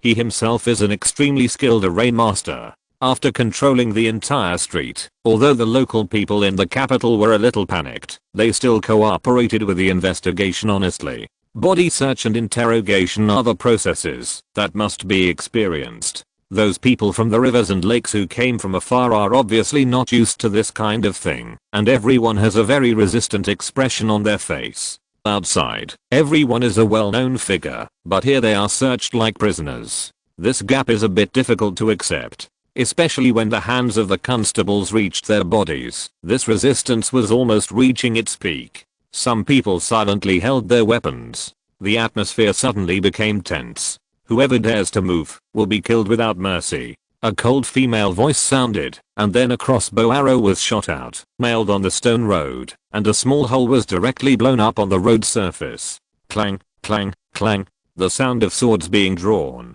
came one after another, and the street was cold and shimmering. The resistance that permeated the crowd disappeared instantly. Chu Yang laughed when he saw this scene. These Jianghu heroes were all good at adapting, but it just depended on how hard the opponent's fist was. Their integrity was very adaptable. The restaurant was also an object of investigation, and soon the constables came up from the lobby on the first floor to search. Dong dong dong. The dull footsteps were extremely intense, and from time to time you could hear the sound of smashing things, mixed with the panicked shouts of the guests, and the begging of the shopkeeper. It was a noisy scene. The main thing about the Shenhao mansion was that they looked down on others. Anyway, they had Zhuge Shenhao's support behind them, so it didn't matter if they used heavy means. In comparison, if they let a demon or a big demon go, the consequences would be much more serious. The footsteps were getting closer and closer to Chu Yang's private room, until with a bang, the door was kicked open. Come out for inspection. A tall constable in a black robe walked into the private room. His eyes quickly locked on Chu Yang. Go somewhere else. There's nothing to check here. Chu Yang sat by the window drinking, his eyes never leaving Sheng Yeu. He was curious about how many hidden weapons were hidden in that wheelchair. If it was modified, wouldn't it be a walking arsenal? When Chu Yang asked him to go somewhere else, the black-robed constable was obviously stunned. Since he put on this outfit, he has never run into any obstacles. Most people would tremble just by seeing it from a distance, let alone speak wildly. Boy, you are so brave. The knife flashed. The black-robed constable actually attacked directly. Chu Yang glanced at him. After a breath, the constable flew out of the private room of the restaurant, fell headfirst at Sheng Yeu's feet, rolled his eyes and fainted. Sheng Yeu looked up. His eyes just happened to meet Chu Yang's. There were not many people in the whole capital who didn't know Chu Yang. The black-robed constable just now was one of them, but Sheng Yeu was definitely not one of them. Wise King. The cold voice sounded again. Perhaps because of an accident, Sheng Yeu's voice had a hint of humanity. As one of the few think tank talents under Zhuge Shenhao, Sheng Yeu had read a lot of intelligence retained in the Shenhao mansion, among which the intelligence on the Wise King was the most interesting. There was a comment by Zhuge Shenhao on it. 4 words. Hidden dragon in the abyss. As a minister of the Ming dynasty and a teacher responsible for teaching the young prince, the late emperor had sought out Zhuge Shenhao more than once when he was alive to discuss the candidate for the crown prince. Zhuge Shenhao could only avoid talking about it. In view of the glorious deeds of the old Zhu family comparable to the old Li family, in order to prevent future generations from killing each other, it was almost an iron rule to establish the eldest instead of the youngest. This should have been a matter of no suspense. But because the young virtuous king was too smart, the late emperor had other thoughts and fell into a dilemma. Later, for some reason, the virtuous king behaved more and more outrageously, which made the late emperor give up the idea. Zhuge Shenhao might be the only one who knew the late emperor's thoughts, and was also a witness to Chu Yang's degeneration, so he left a comment in the virtuous king's information. These 4 words left a deep impression on Sheng Yeu, and she still remembers them to this day. So she remembered the information the moment she saw Chu Yang.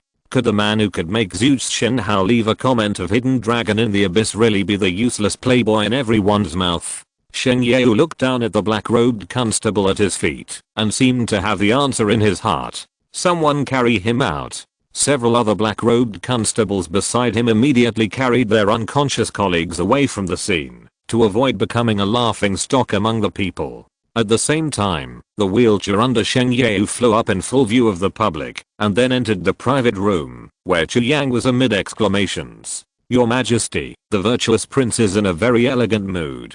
He came out to drink so early in the morning. Sheng Yeu glanced at the food and wine on the table. I'm sorry to disturb the investigation of the ruthless chief constable. I'll offer you a glass. Please forgive me. Chu Yang picked up the wine glass and drank it all. The constable of the Shenhao mansion is at least a martial arts master who has been replaced 5 times. He was thrown out by the virtuous prince without any ability to fight back. Your Majesty is really good at tricks. Sheng Yeu kept looking at Chu Yang. After not seeing him for many days, he actually had a majestic aura that was intimidating without anger, which made her secretly shocked. I didn't mean to attack him. It was the constable who drew his sword first, because of a disagreement. You should know that according to the law, those who assassinate the prince should be beheaded. Just knocking him unconscious is already a life saved for him.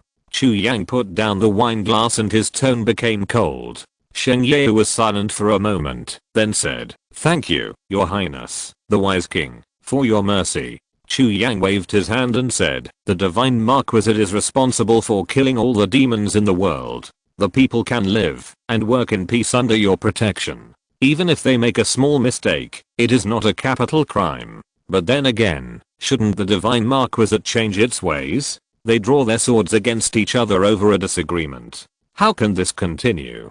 At this moment, Shengyue felt very uncomfortable, not because Chu Yang was preaching to her, but because Chu Yang's words were too normal, not like the wise king in the past, which made her feel at a loss. "Captain, why are you staring at me? If there is anything wrong, you can say it." Chu Yang looked at her with a confused look on his face. Shengyue was startled, and after realizing his rudeness, he quickly saluted and said, "Your highness, calm down. I dare not do that. Please remember what I said just now. The Divine Marquis Mansion has special responsibilities. In fact, even the Jinai will find it difficult to supervise your actions, so you need to reflect on yourself from time to time and never give rise to arrogant emotions.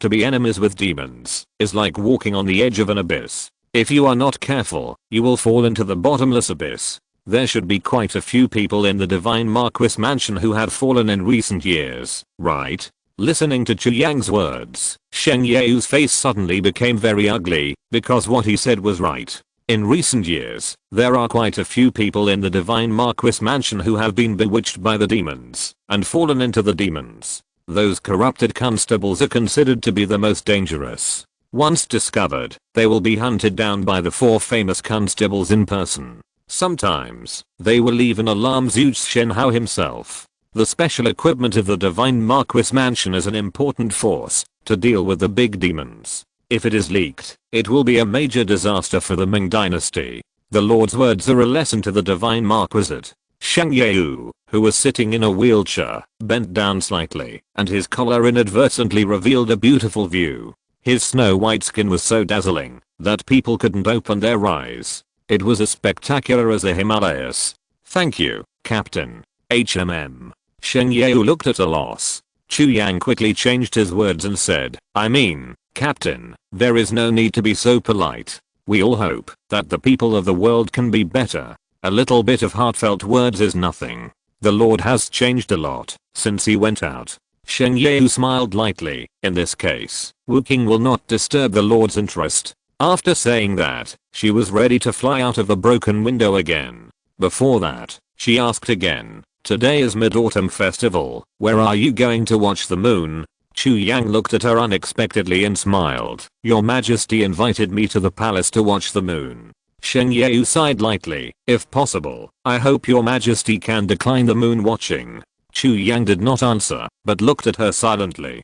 Shengyue definitely didn't know about the Emperor's arrangement. She said this purely because of her intuition. With the accumulation of a large amount of intelligence, she smelled something bad. Not sure if Chu Yang could understand, Shengyue felt that she had done what she should do, so she flew back to the street outside. In such a short while, the monster hiding in the crowd had been found by other black-robed constables and killed on the spot. The scene was too bloody and the common people had already run away. After killing the monster, the people in the Shenhao mansion lifted the control of the street, but there was no one on the street. Shengyue slowly left in a wheelchair. As soon as she turned a corner, her snow-white face suddenly turned red, and even her ears and neck were pink. It's true that a dog can't change. Well, it's easy to change the country, but hard to change one's nature. What a bastard. You even dared to say thank you to me. I'm so pissed off. The chief constable got angry for no reason and slammed the armrest with his fair hands, making the black-robed constables on the side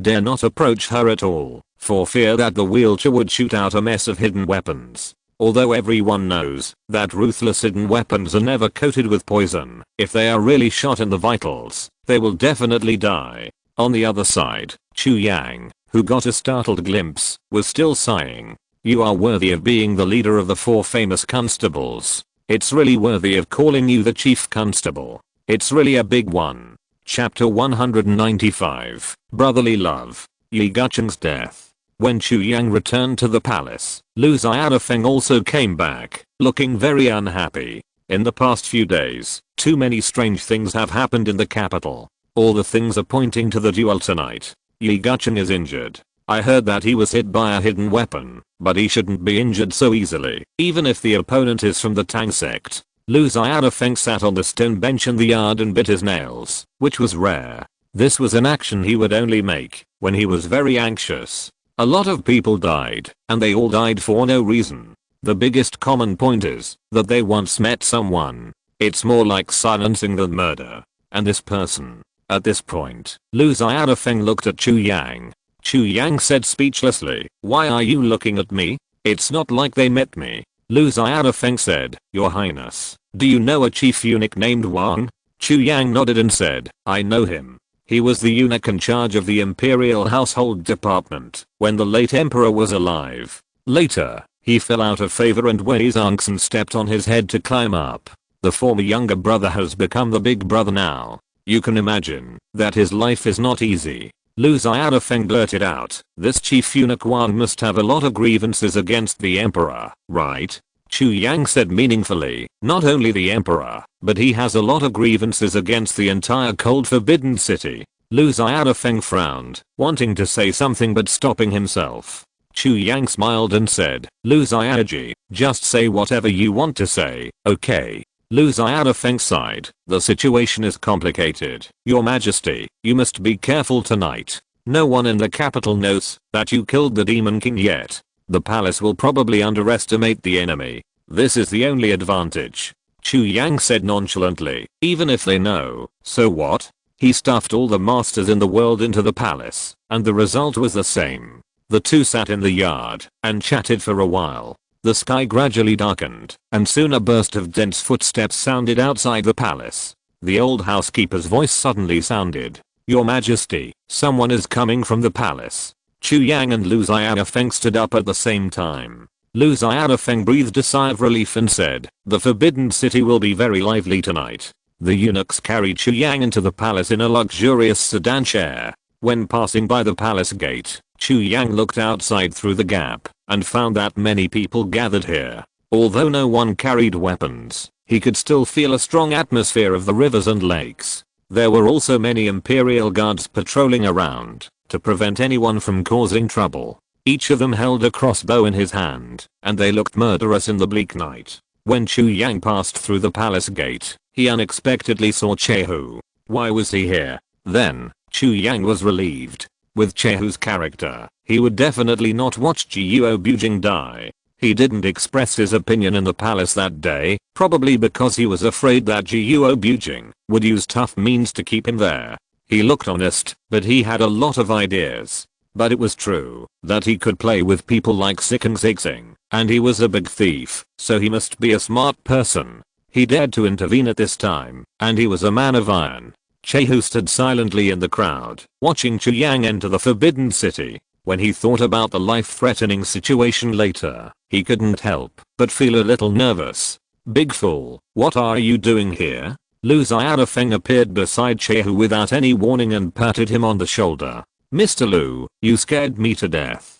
Chehu raised his hand and elbowed the person next to him. Lu Xiaofeng held Chehu's arm and asked with a smile, "Are you here to watch the duel between Zeman Chuksu and Yi Gucheng? Why don't you go in and watch?" Chehu rolled his eyes at him and said, "Nonsense, if I could go in, I would have gone in a long time ago." Lu Xiaofeng asked curiously, "Aren't you also a member of the Imperial Guard? Don't you know them?" Chehu said speechlessly, "I've only been here for a few days, and I can't even recognize all the dogs, let alone people. Come with me." Lu Xiaofeng looked at him with disdain at first, then smiled mysteriously and swaggered towards the palace gate. As expected, the Imperial Guard stopped him. He didn't say anything nonsense, took out a waist badge from his pocket and showed it to the Imperial Guards. A magical scene happened. The Imperial Guards actually politely made way and let the two people in. After passing the palace gate, Chehu asked in a low voice, "What is so useful?" Lu Xiaofeng smiled and said, "Tickets." Chehu asked curiously, "Who gave it to you?" Hearing this, Lu Xiaofeng suddenly stopped and turned to look at Chehu with a trace of worry between his eyebrows. "Do you know Wei Xian?" Chehu nodded, and a generous man with a beard flashed in his mind, saying, "Commander Wei is very generous, often treats brothers to drinks, and is very famous in the Imperial Army, but Lord Guo doesn't like him." Lu Xiaofeng asked curiously, "Why?" Chehu continued, "Lord Guo said that he seems easygoing, but in fact he is very utilitarian. He has good abilities, but he is unstable, and will get into trouble sooner or later." Lu Xiaofeng took a deep breath, and then stopped talking. His inner uneasiness was like a wild horse that had broken free from its reins. At the same time, a dark cloud floated from the sky from nowhere. It completely blocked the moonlight. The entire Forbidden City was like being covered by a curtain, and it was so dark that you couldn't see your hand in front of you. The sedan chair that Chu Yang was riding in landed. The surroundings immediately became quiet. Only the sound of the wind could be heard. He lifted the curtain and walked out. This place was neither the Emperor's study nor a garden, but a vast parade ground. It was the place where the Emperor viewed the Imperial Guards in the past. Boom. Boom. Boom. The ground suddenly shook violently. The sound of uniform footsteps. The sound of fierce collision of armor. It kept echoing clearly in Chu Yang's ears. The dark clouds finally floated away. The bright mid-autumn moonlight sprinkled on the earth and illuminated the Forbidden City again. A large number of soldiers wearing black armor rushed from every corner of the parade ground, forming a black wave, trying to drown Chu Yang's figure. An organized army is a warrior's nightmare. Whether before the great changes in the world or now, this truth has never been overturned. Ko Zengchen, Yu Huashan, Ko Shaokin, Ma Jinliang, the supervisors of the East and West factories, and the big boss walked in front of the soldiers. The endless stream of Imperial Guards seemed to give them a different kind of confidence. The four of them had murderous intent on their faces, as if Chu Yang was already in their pockets. In addition to them, there were more than a dozen eunuchs in red robes around the Imperial Guards, staring at Chu Yang. These red-robed eunuchs had extremely strong blood and ki, and almost all of them were masters who had undergone 9 blood transfusions, and their strength was comparable to Ko Shaokin and Ma Jinliang. It was just that their auras were a bit strange, as if mixed with something, and they did not have the pure blood and ki of ordinary warriors. Just a few people. Don't worry, Your Majesty, the 800,000 Imperial Guards are here, and I guarantee you will be satisfied. Isn't there no one around, my brother? At this time, Your Majesty is still worried about Your Majesty. The deep brotherly love is really touching. We are all brothers. I hope he can die in my hands. What a coincidence. Your Majesty thinks so too. The top of the Forbidden City. Lu Xiaofeng and Chehu hurried over and found that there were a lot more people here. Not only the heads of the major sects, but also many martial artists whose names could not be called. With more people watching the battle, there were naturally more Imperial Guards responsible for patrolling. Why is it like a market? Chehu stared at the crowd in front of him in amazement. Didn't you say that Commander Wei would get into trouble sooner or later? Isn't this a trouble? Lu Xiaofeng said helplessly. His uneasiness finally became a reality, but he had no time to care about it. He could only raise his head and look at the highest palace. On the top of the palace, 2 figures were facing each other in the moonlight. Yi Gucheng, the lord of Bei'an City. Zemin Chuksu, the sword god. The 2 top swordsmen in the world, and even sword immortals. Although there were many people watching the fight, no extra sounds could be heard. Everyone was concentrating and holding their breath, fearing that they would miss every move between the 2. If you listen carefully, you can even hear the intermittent chirping of insects. Lu Xiaofeng looked at Yi Gucheng, then at Zemin Chuksu, and couldn't help but clench his fists. He had seen Zemin Chuksu long before the duel began. It should be said that Zemin Chuksu saved him. Lu Xiaofeng was poisoned during the investigation. After waking up, he saw Zemin Chuksu, who helped him detoxify and persuaded him to give up the duel tonight. There were too many confusing things, and it seemed that there were 2 big hands behind the scenes controlling everything. Lu Xiaofeng could not guarantee what would happen tonight. However, it was impossible to let Zenjutsu give up the duel. He was a proud man. I hope I'm just overthinking. Lu Xiaofeng stared at Yi Gucheng on the other side. He and Yi Gucheng were also old acquaintances, and since he met him in the capital, he felt that this person became more and more unfamiliar. Thinking of Chu Yang's comments on Yi Gucheng, Lu Xiaofeng's heart tightened. Lu Xiaoji, don't you think Zenjutsu is a little strange? Sikeng Zixing suddenly appeared behind Lu Xiaofeng, scaring him. Why are you here? That waist badge given by the bearded commander. It can be easily counterfeited. Just selling one can make a lot of money. Are you really going to die? It's none of my business. I didn't counterfeit it. I'm just responsible for issuing it and sharing some of the money afterwards. Lu Xiaofeng was so angry that he wanted to poke a hole in his forehead with his telepathic finger.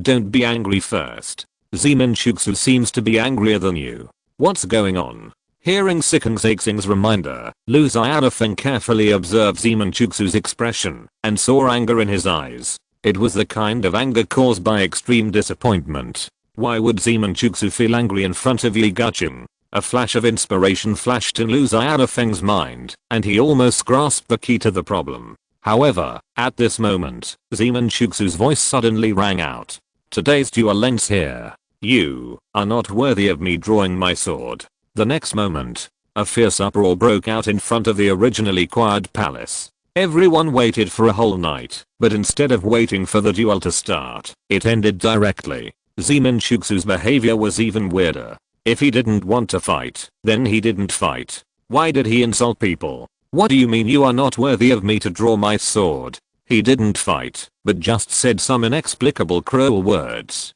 How could a dignified sword god have such a small pattern? Seeing Zenjutsu was about to leave, Yi Gucheng was anxious. But he just took a step forward, and there was a sound of breaking through the air. Lu Xiaofeng saw two white lights flashing in the dark night and shooting towards Yi Gucheng. Hidden weapon. Be careful. As soon as the voice fell, Yi Gucheng's body trembled, and he showed an unbelievable look. The whole person fell from the roof and hit the ground hard. The sudden accident scared everyone. Yi Gucheng died just like that. Everyone, don't move. Wei Ziyan walked to Yi Gucheng's body with a dark face and ordered all the Imperial guards to seal off the scene and find out who attacked Yi Gucheng. Yi Gucheng died inexplicably in this place. Where can he put his face? Lu Xiaofeng was also shocked. He walked forward and was about to check Yi Gucheng's body, but was blocked by Zenjutsu, who was dressed in white. He looked at Zenjutsu in confusion, and the latter whispered in his ear, he is fake. Fake. Yi Gucheng is fake. Lu Xiaofeng thought of the anger in Zenjutsu's eyes before, and suddenly realized that Zenjutsu was angry because it was a fake Yi Gucheng who came to duel with him. In order to prevent Zenjutsu from saying that Yi Gucheng was fake, Lu Xiaofeng quickly pulled his arm and the two walked to the edge of the crowd. Lu Xiaofeng asked, how do you know he's fake? Sword key and sword intention. Zenjutsu explained, the sword key on him looks very impressive, but there is no sword intention to support it. I can't feel the ethereal mystery of a fairy from the sky. It should be simulated by a special technique. Lu Xiaofeng said, don't tell others yet. Zenjutsu asked, is this important? Lu Xiaofeng nodded and said, very important. Zenjutsu nodded slightly, then kept silent. Since his friend said it was important, he would do it. Lu Xiaofeng walked through the crowd again and walked to Yi Gucheng's body. He said to Wei Ziyan, can I check his body? Wei Ziyan said, others can't, but you, Lu Xiaofeng, can. Thank you. Lu Xiaofeng squatted down and began to check the body of Yi Gucheng. But strangely, he didn't check the wound, but kept groping the neck of the body. After a while, Lu Xiaofeng stood up, as if he had touched something. His face was horribly ugly. He was sure that Yi Gucheng was fake, and naturally confirmed all the doubts in his heart. Commander Wei, where is the Emperor now? His Majesty is in the Imperial study. There is no need to alarm His Majesty for such a small matter, right? Well, since Commander Wei said so, forget it. Wei Ziyan breathed a sigh of relief. If the Emperor knew that he was incompetent and caused such a big mess, I'm afraid that his official career would be severely recorded. Lu Xiaofeng looked at the location of the Imperial study, and his whole body was trembling slightly. He did understand a shocking conspiracy, but chose not to say anything. It had nothing to do with the people of the world.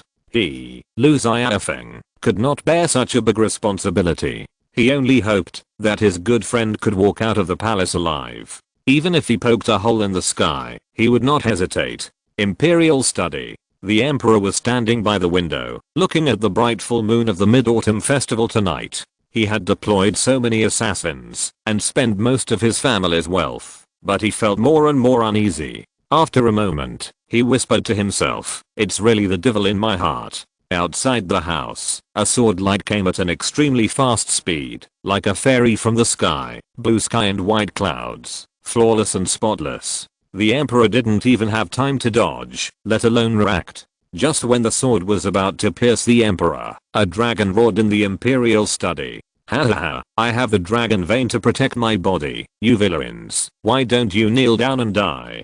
Chapter 196 Bloody Grudge. Lord, spare my life. The imperial study was filled with dragon-shaped golden energy, which easily blocked Yiguchen's heavenly fairy. It was shocking to say it out. Everyone knows that heavenly fairy may not be the most lethal sword move, but it must be the most difficult to defend.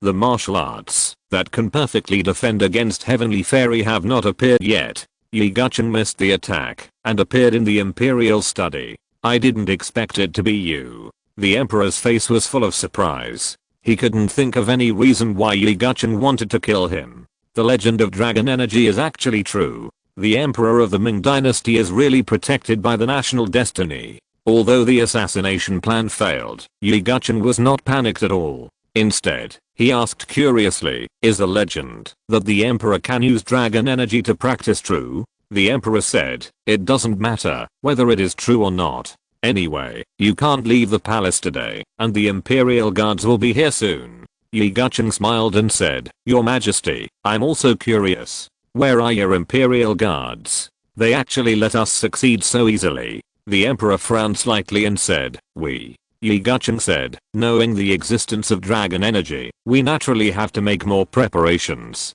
Two figures slowly walked out from behind Yiguchen. The emperor was very familiar with the first person, who was Wang Zhongwen, but the second person surprised the emperor. It was a man who looked exactly like him. "Who are you?" "I'm your Majesty." "Nonsense." The emperor was furious. This group of traitors had planned it long ago. Even the person who replaced him had been found. The plan was very thorough and was definitely not a one-day plan. "Haha, I'm just joking with your Majesty. Please don't be angry. I'm the Prince of Pingnan. I wonder if your Majesty still remembers me?" The Prince of Pingnan, who was printed out of the same mold as the emperor, stood in front of the emperor and spoke in his tone, which was really creepy. "Pingnan King?" The emperor almost forgot about the Prince of Pingnan. How could he remember the Prince of Pingnan? "I know your Majesty won't remember. The late emperor gave my father a fief in the south. It's better to say it's a death place than a fief. Since I can remember, I have never lived a peaceful life. There are monsters and demons around the fief. Not to mention the people. Even the Prince of Pingnan's mansion is in danger of overthrow." At that time, I understood that the Prince of Pingnan's mansion was just a dog guarding the door for you. We all have the surname ZHU. Why can you enjoy peace and tranquility, while others have to live with their heads hanging on their belts? "Your Majesty, I don't accept it." The Prince of Pingnan's face was full of madness, and his eyes gradually turned red. "I have a bad fate. Who can I blame? My ancestors worked hard to win the throne for me. If your ancestors are not up to par, don't stand here like a grudge. If you have the ability, you can earn the throne yourself. You are like this now, without the slightest aura of an emperor. Even if you sit on this position, you are just a monkey in human form." The emperor looked at the Prince of Pingnan indifferently. Both Yiguchen and Wang Zhongwen looked at the emperor with different eyes. "I have served his majesty for so many years, and today I know his majesty's true face. Your courage at this moment is much more pleasing to the eye than the submissive appearance in the court in the past." Wang Zhongwen smiled with narrowed eyes. "It should be said that you and the virtuous king are indeed brothers. You are exactly the same in pretending to be stupid." The roar of dragons was heard in the imperial study, and golden dragon energy was swelling in the sky. It was not until Steward Wang mentioned Chu Yang that the emperor became truly angry and said in a cold voice, "You know a lot." I've been a eunuch for so many years. Even if I lose power, I still have several obedient godsons. The two factories you rely on are not made of iron. Steward Wang said complacently. Although Ko Zengchen and Yu Huashan have high martial arts talents, they are a little worse than me in other aspects. The emperor sneered disdainfully. They are all trash.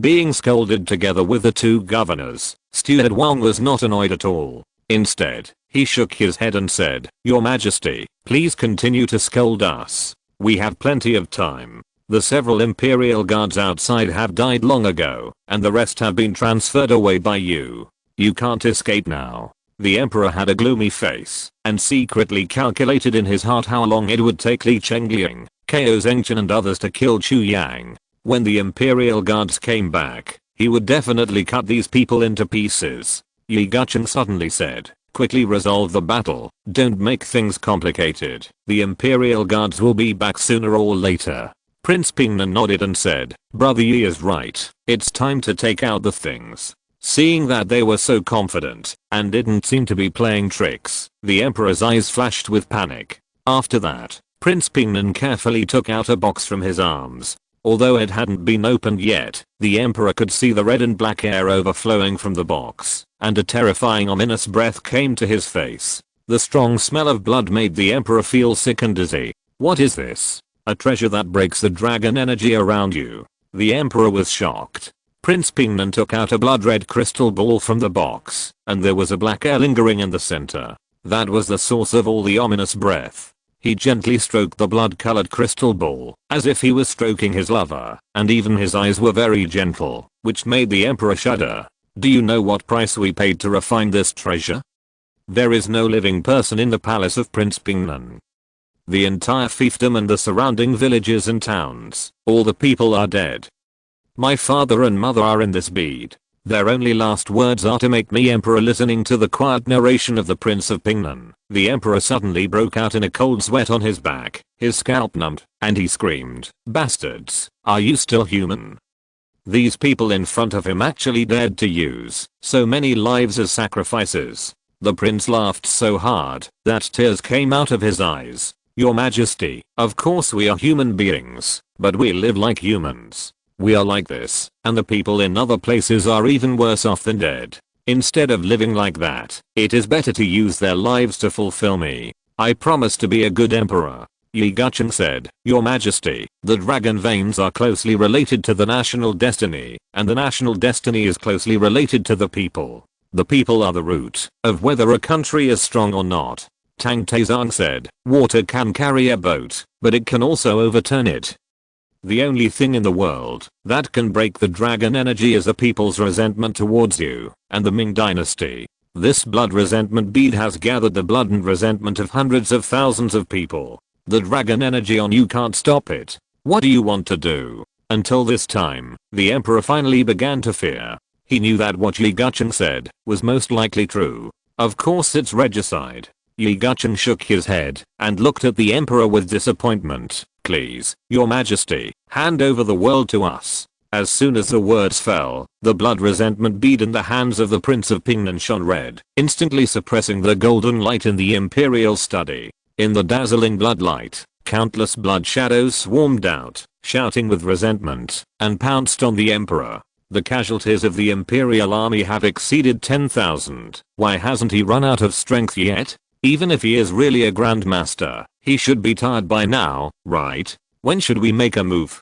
Ko Zengchen looked at the pile of corpses at Chu Yang's feet, and his heart was cold. He had never seen a warrior who killed so quickly. "Wait a little longer, unless he shows signs of fatigue, otherwise we must not make a move." Yu Huashan licked his chapped lips, his body trembling slightly, not knowing how to describe his mood at this moment. Excitement? Or fear? Chu Yang was too strong. So strong that he refreshed his understanding of warriors. If it were him, he would have been chopped into meat paste by the random swords. He is both a grandmaster and a Taoist master, and he is so powerful. After this battle, I have to learn the skills of Buddhism and Taoism. Yu Huashan said secretly in his heart. On the high platform, someone was observing the situation with a look of heartache. It was Li Chenglian who came from Liaodong to the capital to become the coach of the Imperial Guards. The reason for his heartache was that so far, Chu Yang had killed all the soldiers he brought back from Liaodong.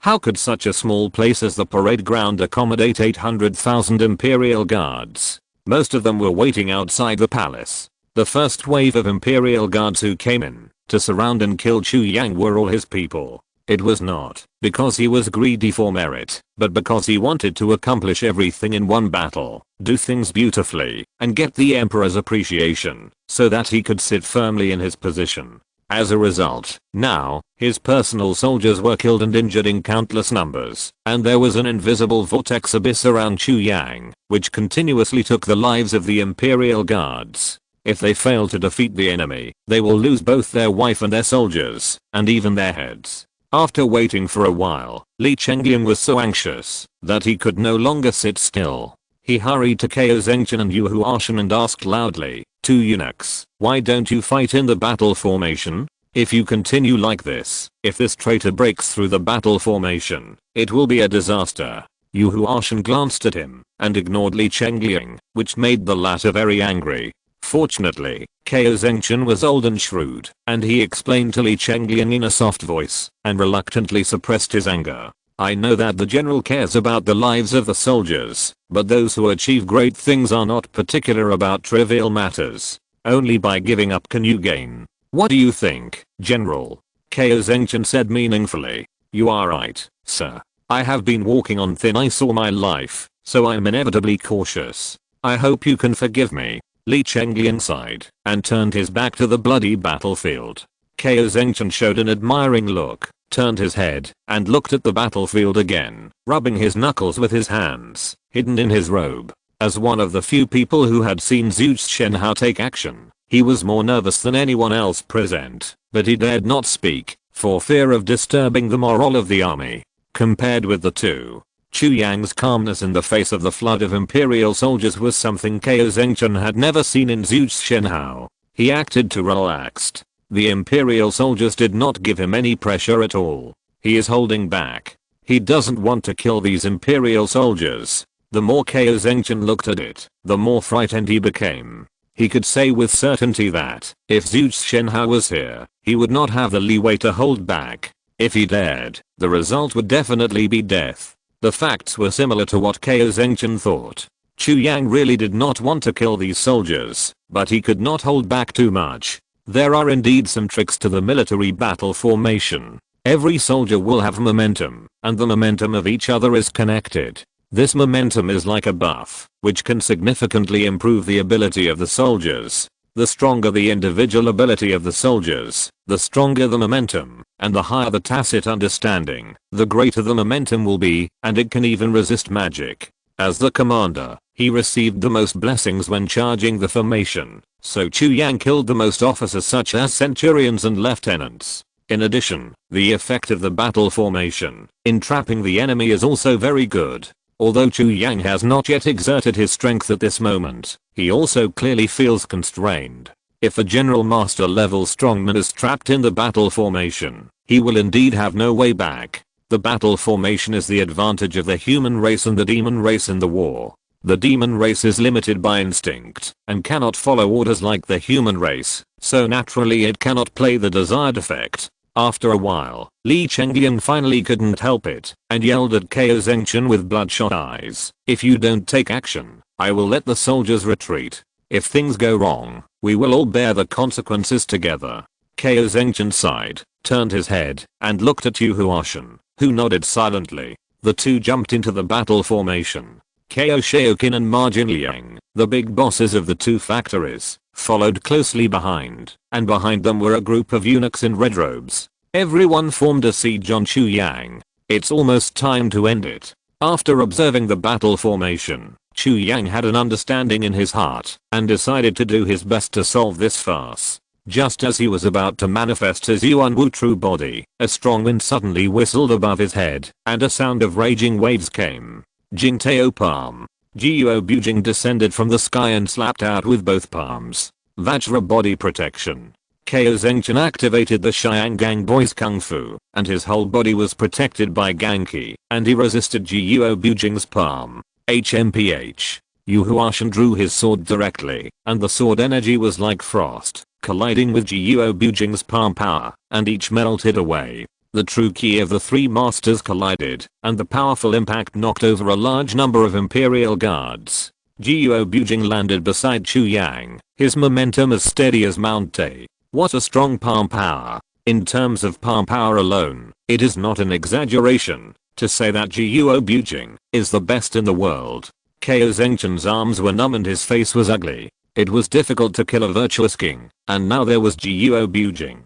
What was even more terrifying was that he hadn't seen the virtuous king use his full strength. What should I do now? A bold idea suddenly emerged in Ko Zengchen's mind. The reputation of the shocking wave palm is well deserved. Yu Huashan looked down at the gap on the tip of the sword and couldn't help but feel a little distressed. The sword in his hand could not be called a magic weapon, but it was not ordinary iron. It took a lot of money to get it. As a result, Jiuo Bujing made a gap with one palm. The martial arts skills of the two eunuchs have also reached a new level. Jiuo Bujing was not feeling well either. Yu Huashan's sword energy and Ko Zengchen's internal energy were raging in his arms. Just suppressing the two forces consumed a lot of his true energy. Most of the eunuch's martial arts moves were insidious, like a thorn in the flesh. They often invaded the enemy's body unknowingly during the battle and slowly tortured the opponent. Master Jiuo, how is the moonlight tonight? It's okay. It's worth my trip. But the place to enjoy the moon is not easy to find. Chu Yang stretched out his hand and patted him on the back. The vast spiritual energy directly washed away the two abnormal forces. Jiuo Bujing let out a long sigh and said with a smile, "Thank you, your highness." Chu Yang shook his head and said, "Why are you saying so much? It seems hypocritical. The battle formation is a bit troublesome. You help me hold back the Imperial guards while I kill these eunuchs. This way, more people can survive." Jiuo Bujing said solemnly, "Your highness, just go." With Jiuo Bujing's support, the Imperial Guard's battle formation could hardly trap Chu Yang. His figure disappeared like a ghost, and when he reappeared, he was already standing in front of Ko Zengchen. He used his fingers as swords to strike at the opponent's vital points. However, an unexpected scene happened. Ko Zengchen knelt on the ground neatly. "Your highness, spare my life. If you're listening to this novel on a channel other than Fanfic World, it means they downloaded and uploaded it without effort. We cordially invite you to visit our channel, Mundo Fanfic Novelos. There you'll find the original version of this story and you can explore many other novels of various genres. We're waiting for you to immerse yourself in a world of incredible novels." Chapter 197. Bad news. I have dragon veins protecting me. From the moment Jiuo Bujing appeared, Ko Zengchen's intuition told him that he couldn't win. So, he was struggling whether to surrender or not. The moment Chu Yang really made his move, the shadow of death loomed over Ko Zengchen. He no longer hesitated and knelt down to admit defeat. What kind of martial arts cultivation could make a master die without any chance to fight back? Ko Zengchen didn't know, but he knew that even a great master like Zhu Shenhao couldn't do it. If the two fought, Ko Zengchen might lose and die, but he would never die like an ant. But facing Chu Yang, he seemed to be that ant. The opponent could break his diamond body with just his fingers. The innate energy he had cultivated for decades as a boy was as thin as a piece of paper. At the moment, when the sword finger was about to hit him, Ko Zengchen felt a huge gap between the two sides. He understood one thing. The Emperor couldn't turn the tables. "Eunuch KO, I underestimated you. You are very flexible." Chu Yang patted Ko Zengchen's head playfully. "I'm blind and don't know the true face of Mount Lu. Please forgive me, your highness." Ko Zengchen bowed to Chu Yang in the hope that Chu Yang would let him go. Before Chu Yang could say anything, Yu Huashan had already started to curse. "Ko Zengchen, you old dog who betrayed your master, you are the supervisor of the East Factory in vain. We are ashamed to be associated with you." Yu Huashan was furious, and his cloak fluttered in the wind. He never dreamed that Ko Zengchen, who had been his enemy for half his life, would kneel down so easily. He also became a joke. Yu Huashan wanted to kill Ko Zengchen more than Chu Yang at this time. But he didn't have this opportunity. Since Ko Zengchen admitted defeat obediently, Chu Yang's target was naturally him. The moves were exactly the same. He still used his fingers as swords. Yu Huashan was like facing a great enemy, holding the sword in his hand tightly and pouring all his true energy into it. A powerful sword. The fingertips accurately touched the broken tip of the sword, and the rain-like sword energy around Chu Yang also converged on one point, like a bright star, shining at the fingertips. Yu Huashan showed an incredible look. What kind of swordsmanship is this? Yu Huashan, who has never slacked off in his sword practice throughout his life, believes that his swordsmanship is not inferior to Zemanchuksu and Yigaching. He may not be as talented as those two, but he is definitely unmatched in his efforts. He has practiced in the coldest days of winter and the hottest days of summer. From the moment he held the sword at a young age, he has never put down the sword in his hand. His efforts and pride were completely turned into a joke the moment he saw Chu Yang's sword. It was at this moment that Yu Huashan understood why Ko Zengchen knelt down and admitted defeat. There was a huge difference between him and Chu Yang. The Wise King is not a Grandmaster. He is at a level above the Grandmaster. Bang! The sword in Yu Huashan's hand shattered, and the bright stars became closer and closer in his vision. He knew that his death was approaching, so he simply closed his eyes and did not resist. To die under such swordsmanship is an honor for a swordsman. Chu Yang did not intend to hold back, but the sudden dragon roar still made him stop. North of the parade ground, a golden dragon shadow as big as a mountain hovered over the Imperial study. The golden dragon roared in pain, as if foreshadowing something. The dozen red-robed eunuchs who were preparing to besiege Chu Yang in the parade ground changed their faces at the same time and rushed out of the battle formation like crazy towards the direction of the Imperial study. Ko Zengchen didn't know what happened, but from the reaction of the red-robed eunuchs and the direction they left, he couldn't help but be shocked. It's the Emperor. Li Chenglian and the Imperial Guards were also frightened by the golden dragon above the sky, and the death battle between the two sides stopped inexplicably. For some reason, everyone felt very uncomfortable when they heard the roar of the golden dragon. It seemed that it was something closely related to them. Chu Yang sighed, ignoring Ko Zengchen who was begging for mercy, and Yu Huashan who was begging for death, and walked out of the battle formation step by step. This time no one dared to stop him. Where are you going, Your Majesty? To see my brother. Your Majesty, can you please let His Majesty go? Lord Guo, he is already dead. Guo Bujing stared at Chu Yang with an extremely ugly expression. How could it be? Chu Yang shook his head. Let's go, Lord Guo. Maybe there is still a chance to send him off. Lu Xiaofeng, who was in another part of the palace, also saw the phantom of the golden dragon, and his heart was mixed with mixed feelings. He guessed what this thing meant. He had the opportunity to stop it, but he gave up the opportunity. A sense of guilt arose in Lu Xiaofeng's heart. In the Imperial study, it's too noisy. What should we do now? The Prince of Pingnan, who was wearing a dragon robe, watched the golden dragon fly into the sky and suddenly became at a loss.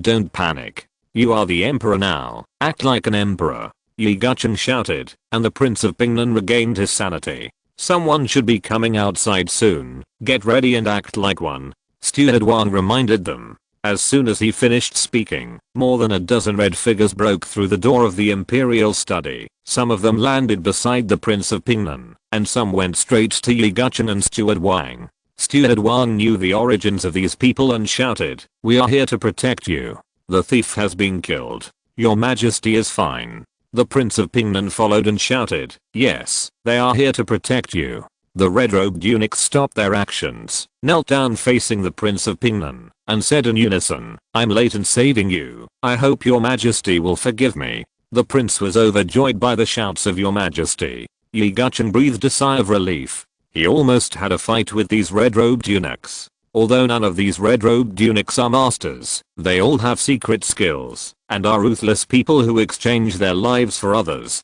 If a fight really breaks out, even masters have to avoid their sharp edges. Wang Zhongwen pointed to a body on the ground that was unrecognizable and said, "The assassin's body is here. Please drag it down and deal with it." The red-robed eunuchs looked at the prince, who nodded and said, "Just do as Eunuch Wang said." The red-robed eunuchs who received the order walked towards the body and prepared to carry it out to feed the dogs. A sword energy broke through the window and pierced the knees of two red-robed eunuchs. Wailing sounded in the room immediately. "Stop it.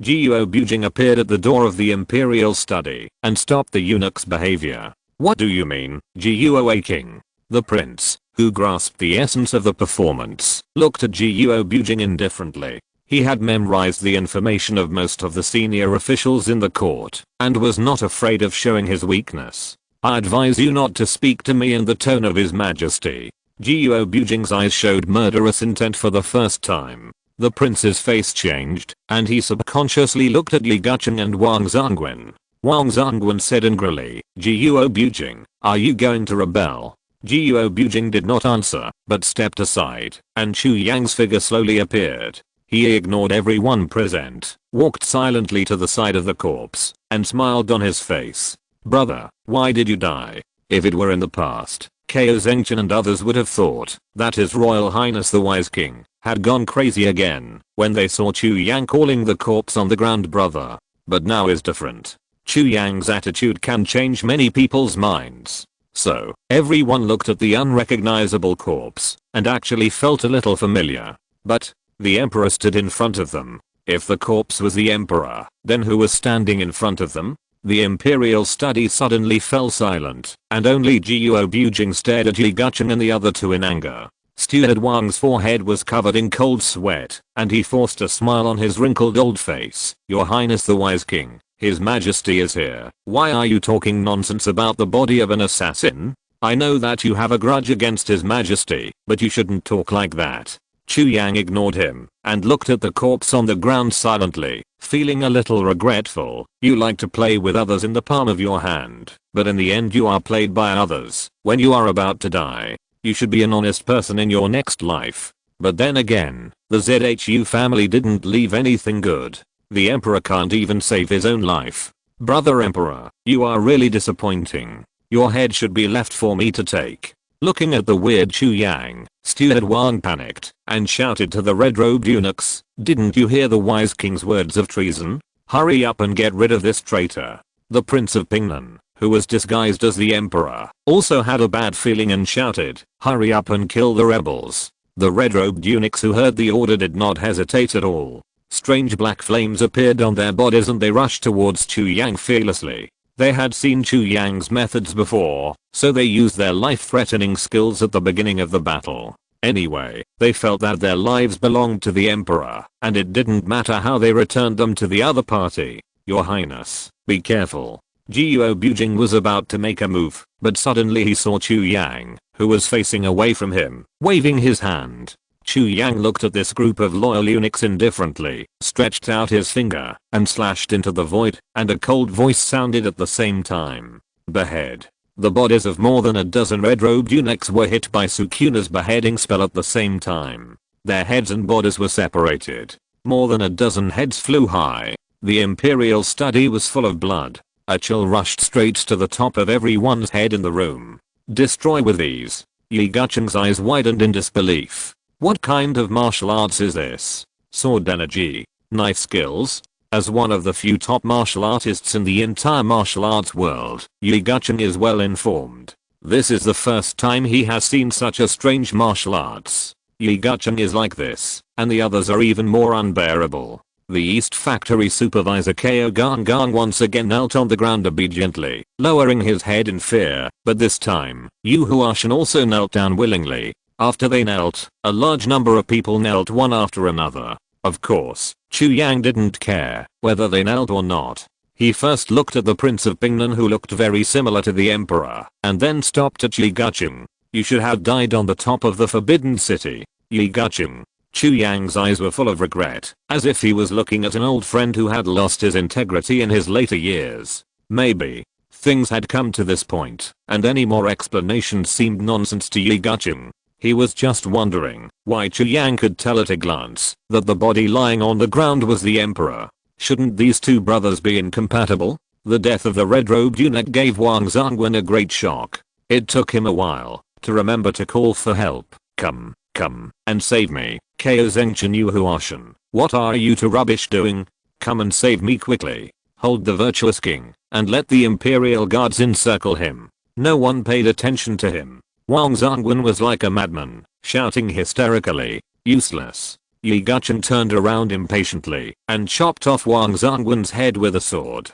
Dong dong dong. The head rolled to the feet of the Prince of Pingnan, scaring him pale. He took a few steps back, distanced himself from Yi Gucheng, and pointed at him with trembling hands. Are you crazy? Yi Gucheng looked at him with contempt. What else could he be but crazy for conspiring with these two rubbish? Originally thought that the Prince of Pingnan had some outstanding appearance, but now it seems that he is also a straw bag. In the end, the Prince of Pingnan was ruthless enough to pave the way for his son at the cost of his own life and everyone else's. Your Highness, the situation is over. Yi Gucheng, how dare you call me the prince in front of them? Fool, I'm sorry to remind you that, even if you are the real emperor, you will die at the hands of the virtuous king today. Does it matter whether it's true or not? I have the blood of the ZHU family. If I kill the emperor and take the founding jade seal, I will be the new emperor. The Prince of Pingnan laughed out loud. Why can't he touch me?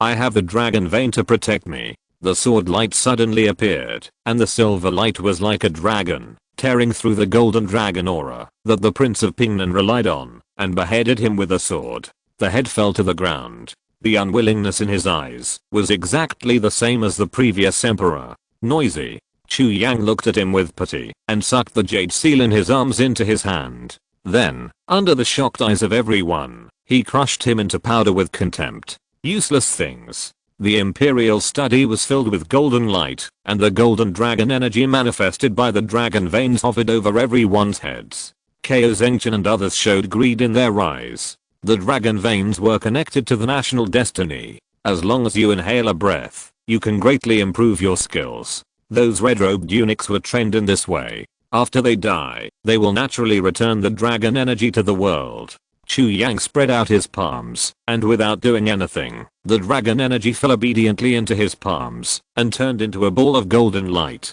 There was no need for any jade seal as an aid. I don't care about your national destiny in dragon veins. If you don't listen, disappear completely. Unlike the previous emperors who treated each other with courtesy, Chu Yang was nakedly murderous from the inside out. The dragon veins are spiritual, so they can naturally feel these.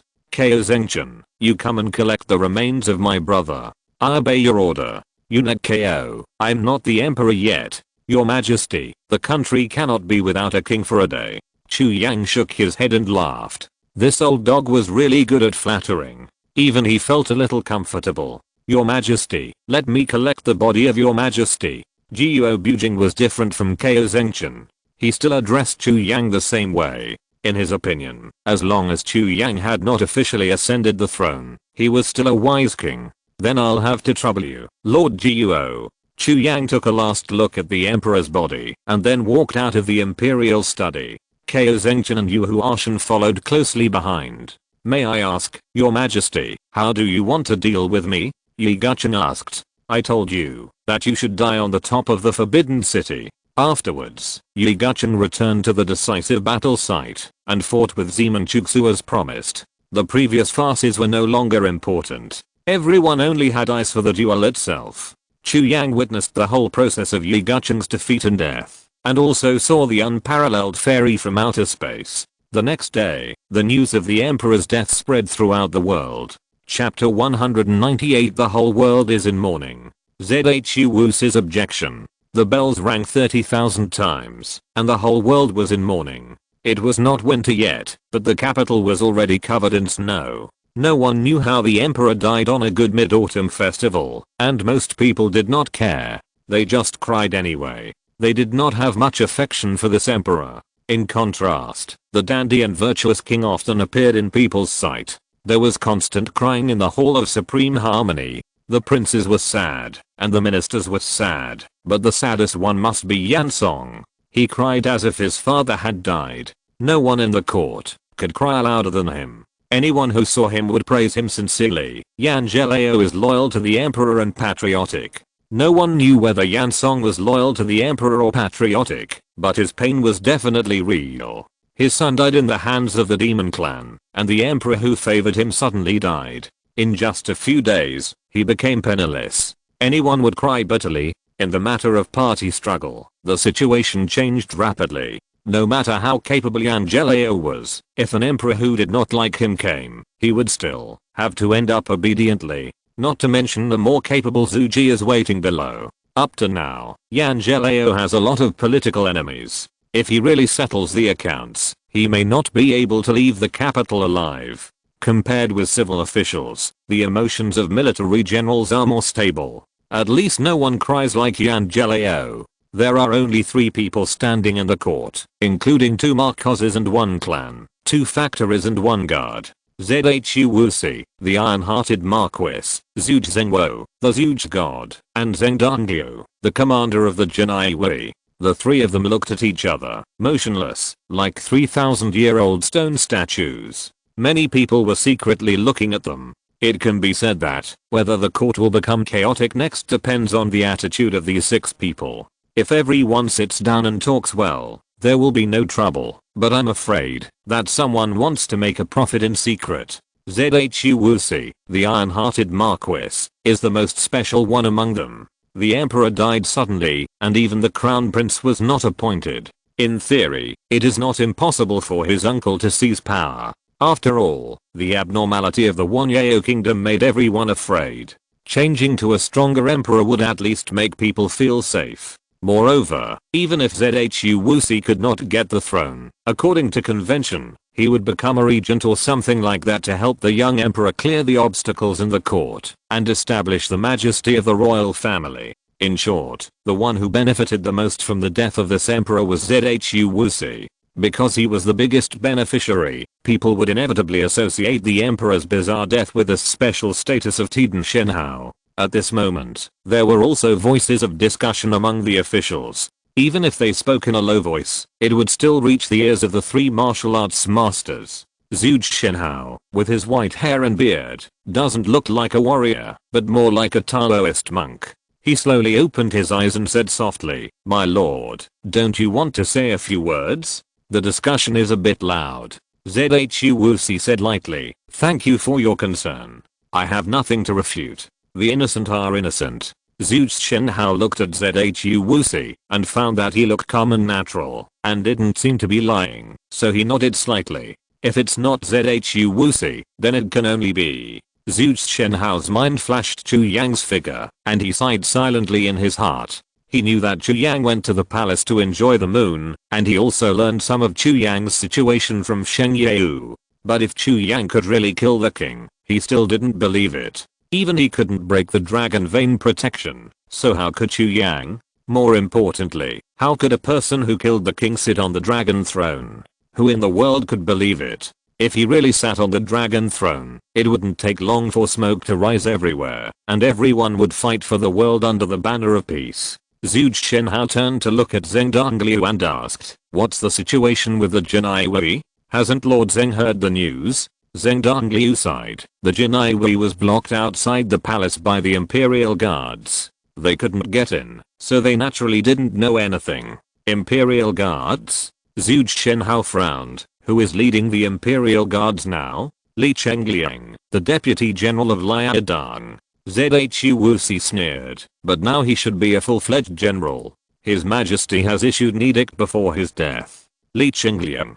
Zhuge Shenhao nodded. He knew this person. He was responsible for fighting against the Jianu in Liaodong and helping the Ming dynasty to stabilize the northern defense line. There has been no war there for 5 or 6 years, and its ability is evident. Zhuge Shenhao even thinks it is a loss to let such a talent return to Beijing. What nonsense. Your Majesty has always been like this, otherwise there would not be today's situation. Your Majesty is gone. Please be careful with your words. At Zheng Dongliu's reminder, Zhu Wuxi and Zhuge Shenhao both stopped talking. One of them was the emperor's uncle, and the other was a marquis granted by the previous emperor, with special identities. At this moment, dense footsteps sounded outside the Hall of Supreme Harmony. The Imperial Guards are coming. That's Lord Guo and the 2 eunuchs. The people who came were the other 3 leaders of the 6 major forces, Guo Bujing, Kao Zhengchen, and Zhu Huashan.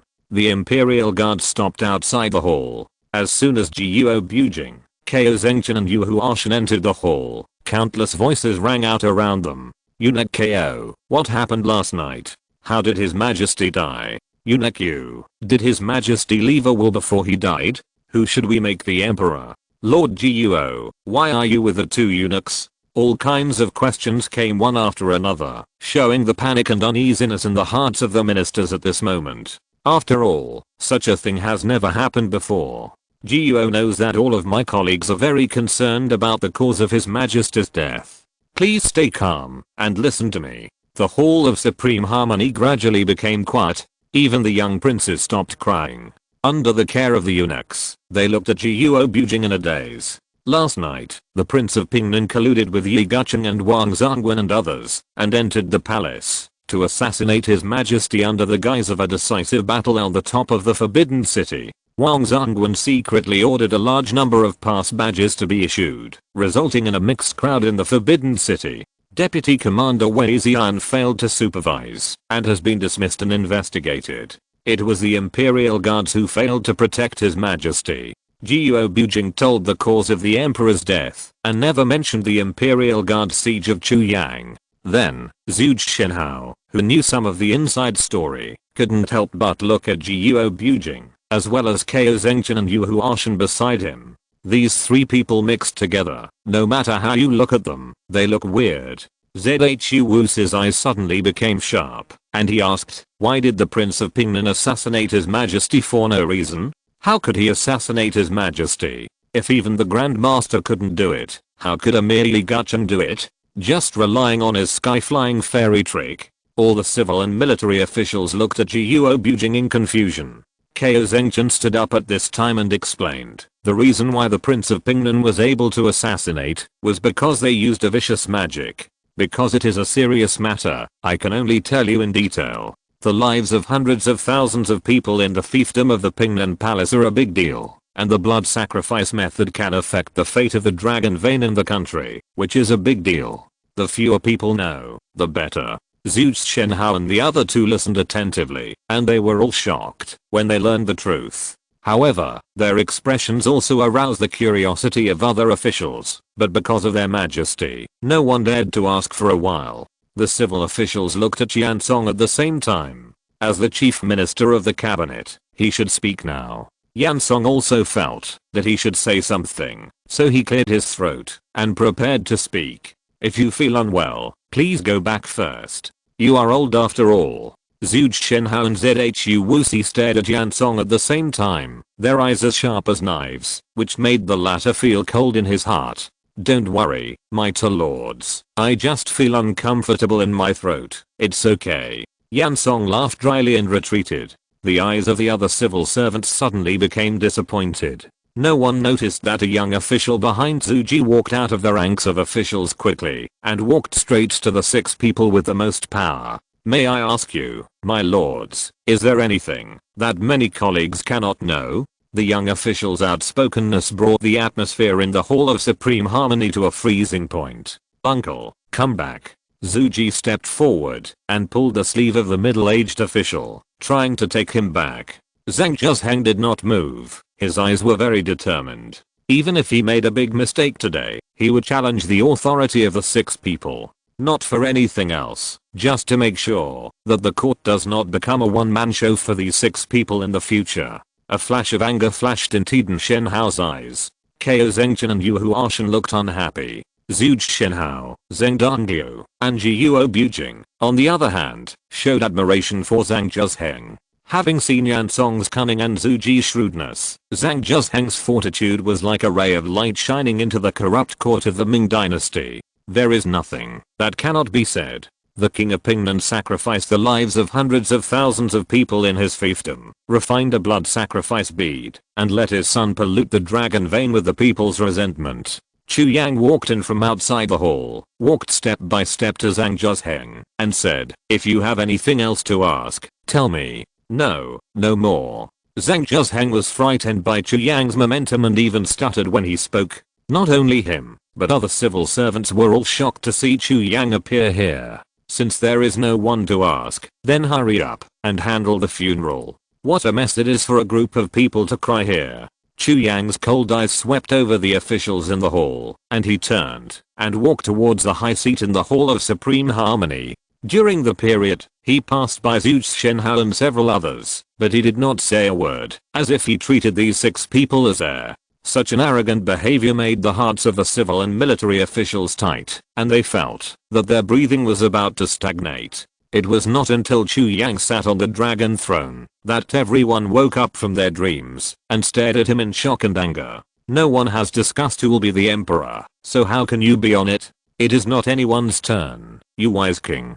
Don't you know what your reputation is? Some of the officials wanted to curse the wise king for being shameless, and some even wanted Chu Yang to urinate and look at himself. But it was not their turn to speak, because the 6 people really had the power to decide. What does your highness mean by this? Zhu Wuxi, who was the most dissatisfied, spoke first. He also wanted to sit in this position, but he couldn't be as unscrupulous as Chu Yang. After all, he had to maintain his previous image. He was envious and a little angry about this. Sitting on this chair means being the emperor. Is it because the uncle is old and his brain is not working well? Chu Yang said with a worried look on his face. Zhu Wuxi's anger was stuck in his throat and he almost cursed. In the end, he held it back and said in a good voice, the ministers have not yet set the rules. Even if you are interested in the throne, you have to follow the rules. Chu Yang tilted his head and smiled. Rules? My rules are the rules. Zhu Wuxi finally couldn't help it and glared at Chu Yang. Don't think you dare to be so arrogant, just because you have hidden some cultivation. If you don't come down, don't blame me for being rude. As soon as these words came out, Kao Zengchen and Yu Huashan immediately looked at Zhu Wuxi with the look of a fool. This man is so brave. Jiuo Bujing reminded softly, my lord, your 2 top spies haven't returned yet, right? Zhu Wuxi frowned and said, Xian'er and Yidao haven't returned yet. Jiuo Bujing continued, I advise you to calm down. When they come back, ask them about it, and then make plans. Zhu Wuxi looked at Jiuo Bujing in surprise. The warning in his words was very obvious. He didn't know that Lu Xiaofeng had talked to the 3 people about Jinling City last night. The 3 people now knew that Chu Yang had killed 2 big demon kings. Jiuo Bujing couldn't help but shout out in joy after hearing this. He wished he was there at the time and fought side by side with Chu Yang to kill demons together. Kao Zengchen even beat his feet and stamped his chest. If he had known that the virtuous king was so fierce, he would not have rushed into the muzzle of the gun in vain and almost lost his life. Yu Huashan, who realized the gap between the 2 sides, was completely impressed by Chu Yang's powerful strength and became the #1 brainless fan of Xianzi, ranking the same as Li Jixio. Zhu Shenhao asked in surprise, from what I heard from Lord Jiuo, it seems that he has decided to support the virtuous king to ascend the throne. Jiuo Bujing nodded without hesitation. Not only Lord Jiuo, our family also believes that only the prince is qualified to ascend the throne. Kao Zengchen hurriedly expressed his loyalty in front of Chu Yang, fearing that he would be overshadowed by Jiuo Bujing. Me too. Yu Huashan, who expressed his position the latest, regretted it deeply. Why was he always a little slower than Kao Leogao in this regard? Exclamation mark. The officials were stunned. In just a short while, 3 of the 6 people had expressed their support for the virtuous king. This kind of scene was unexpected by everyone. No one should be elected as the virtuous king. Sir, you are confused. Seeing that the 3 of them were so decisive, Zhu Shenhao dared to conclude that they definitely knew something that he didn't know. As the first person to be optimistic about Chu Yang, Zhu Shenhao was not opposed to his enthronement and even had some expectations. As long as it was not Zhu Wuxi, he could accept it. As for Zheng Dongyu, he believed in Jiuo Bujing's character and believed in Li Jixio's vision even more. Since Li Jixio was willing to follow Chu Yang, he must have his own strengths. The 2 old men looked at each other inadvertently and saw the smiles on each other's faces. The prince is a young, and it is a good choice for His Royal Highness the Xian Wang to succeed to the throne. This does not violate the rules. What the Divine Marquis said is right. 2 more people fell to the opposite side. 5 of the 6 people stood on Chu Yang's side, which made Zhu Wuxi anxious. But he was also unwilling to give up. How could he give up the opportunity that he had been waiting for so hard to get to others easily? There have been rumors about the Xian Wang's debauchery in the capital for many years. Everyone knows the character of the Zion Wang. If he ascends the throne and becomes emperor, how can the people of the world be convinced? The people will not accept it, and the generals guarding the border will also not accept it. At that time, there will naturally be wars everywhere. The Zion Wang must not succeed to the throne. Chapter 199. Become a demon. Slay the demon. Zhu Wu's impassioned speech made all the officials think. To be honest, the virtuous king has done a lot of ridiculous things in recent years, and it is not an exaggeration to say that he is notorious. If he really becomes the emperor, it is indeed difficult to convince the public. To put it bluntly, it is a bit embarrassing. The officials are ashamed, and the people are even more ashamed. If you ask who has a suitable candidate for the new emperor, it is estimated that everyone will not be able to reach a consensus for a while. But if you ask who absolutely cannot be the emperor, I'm afraid the answer will be unprecedentedly consistent. Yan Song suddenly said, "Your Majesty is right. If the virtuous king becomes the emperor, the Ming dynasty will become a laughingstock, and the efforts of several generations of emperors will be wasted. I swear to never agree to the virtuous king's succession." Chu Yang's eyes stayed on Yan Song's neck. After thinking again and again, he still did not take action. Li Jixio still had a blood feud to settle with him. Don't break your promise to a good friend easily. However, the flash of killing intent on Chu Yang startled the 60-year-old Yan Gelao. A strong chill rushed to his head, and the words he was going to say next were all stuck in his throat. I advise Yan Gelao to say less. If you hold back, I won't kill you. It's really a bit difficult for me. Chu Yang kindly reminded Yan Song. Boom. The elderly Yan Gelao was so scared that his legs went limp. He sat on the ground, his white beard trembling non-stop. He didn't even dare to look up at Chu Yang. Zion Wang, what do you want to do? Yan Gelao is just telling the truth, and you want to kill people. How many civil and military officials obey you? Are you going to kill them all here in one breath? With such a cruel character, even if you become the emperor, you are just a tyrant. Zhu Wu seized the opportunity and began to frantically incite the emotions of the officials, trying to take advantage of their fear and anger of Chu Yang. The officials, whether civil or military, were indeed annoyed by Chu Yang's behavior. As the saying goes, when the rabbit dies, the fox mourns. If even Lord Yan is threatened, then they are even more troublesome. What a hassle. Chu Yang shook his head, stood up and pointed at the empty dragon throne and said, "How about this? I think the emperor's uncle is tired. After talking for so long, why don't you sit on it and rest for a while, and then we'll continue." All the civil and military officials looked at Zhu Wu, whose face was livid. "I don't know what you are talking about. Doesn't the emperor's uncle want to sit on this chair?" "I don't." Zhu Wu became embarrassed in the middle of his words. Under the watchful eyes of the crowd, he really couldn't say that he didn't want to sit on the dragon throne. If he really nodded, how could he have the face to fight for it in the future? Zhu Wu, aren't you tired of living like this? Back then, you thought you could snatch Gu Santang's wife, and you didn't hesitate to frame this good friend who was as close to you as a brother. In fact, the 8 major sects and the 4 chief constables of the Ministry of Justice all died because of you. It was obviously you who used the power-sucking technique to drain their power. Chu Yang looked at Zhu Wu jokingly and said, "On the top of Xianshan Mountain, you won half of Gu Santang's palm by relying on your beloved woman and turned her into a living dead. What qualifications do you have to stand here and point at others for bad behavior?" Zhu Wu's face changed again and again, and his mind was almost lost.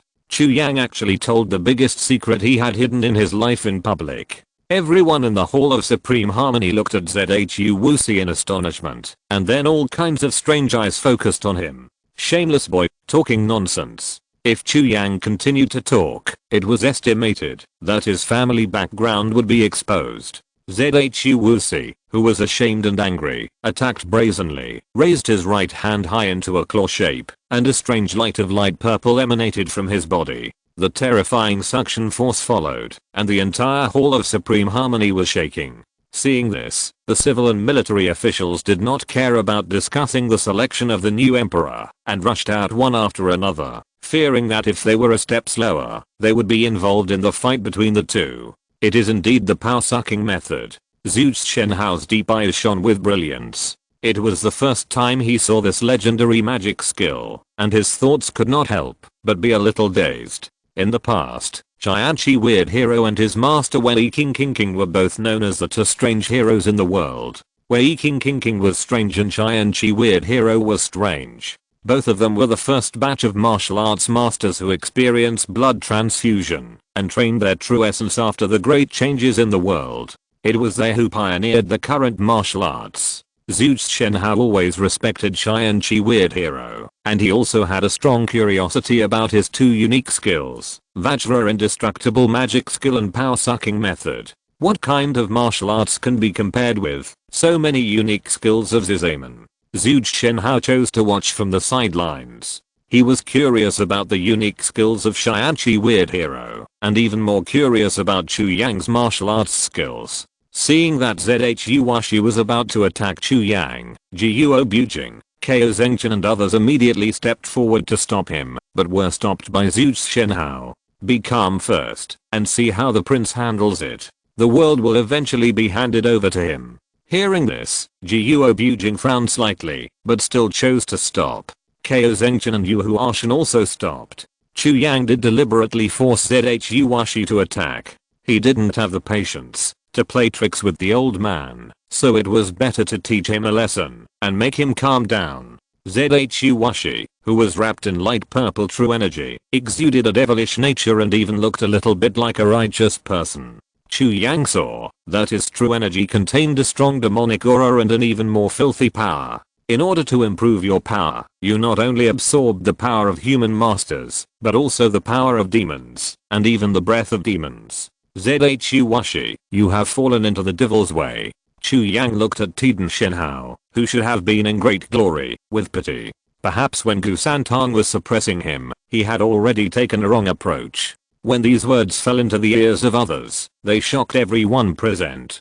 Zhu Washi, are you crazy? Zhuge Shenhao finally lost his composure and cursed in shock and anger. Ha, demons can eat people, but people can't eat demons? I not only want to eat demons, I also want to eat big demons and demon kings. I want to eat all those evil beasts into my stomach without leaving a single one, and turn them into my power to cleanse the universe. Zhu Washi frantically told his lofty ambitions, and his temperament became more and more similar to that of a devil. The power of the power-absorbing technique suddenly increased greatly, and the entire Tay Hall was on the verge of collapse, and even Zhuge Shenhao was affected. The strange power that did not belong to a warrior suppressed everyone's body, except for Zhuge Shenhao. The other four people could not move. Not good. Zhu Washi has been possessed by a demon, and his martial arts cultivation has broken through to the realm of a grandmaster. You should leave here quickly. Zhuge Zhengwo realized that something was wrong, and stretched out his arms, using his entire arm as a gun, and displayed his unique skill. Amazing shot.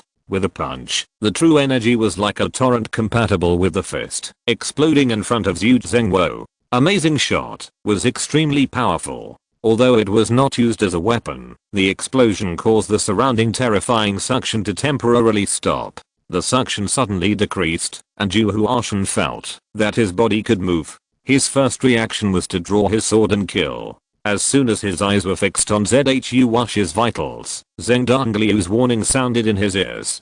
Don't get close to Zhu Washi. The ki sucking technique can absorb other people's ki from a distance. Before your sword even touches him, he has already been sucked dry. Listen to the divine Marquis first. After saying that, Zheng Dongliu and Ko Zengchen left the Hall of Supreme Harmony at the same time.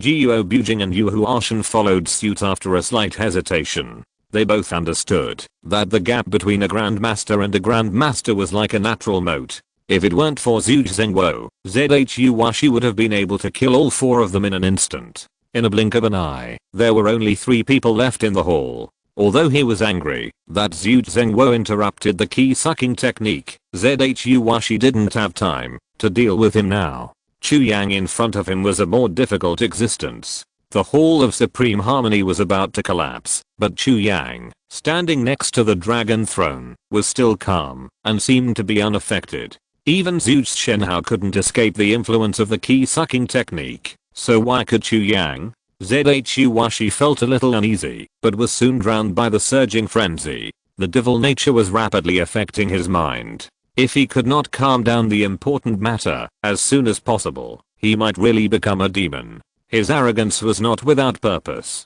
After absorbing the power of demons, he could indeed achieve a certain degree of self-control. As long as he took the initiative to exit the current state before a certain limit, Zhu Washi would not be affected too much. It was nothing more than that his temperament would be more violent than before. In his opinion, this was not a big negative factor. However, in fact, if it was the previous Zhu Washi, he would probably be more calm and argue with Chu Yang when he encountered what happened just now. The reputation of the wise king was not good. In the end, it was more likely that the officials would believe him. But now these were no longer important. Zhu Washi's reaction had confirmed the truth revealed by Chu Yang. He had no other way to go except to kill him. Therefore, he did not care about Zhu Zhengwo, who was lingering around him and might take action at any time. While he was fully activating the power absorption technique, he was also getting closer to Chu Yang.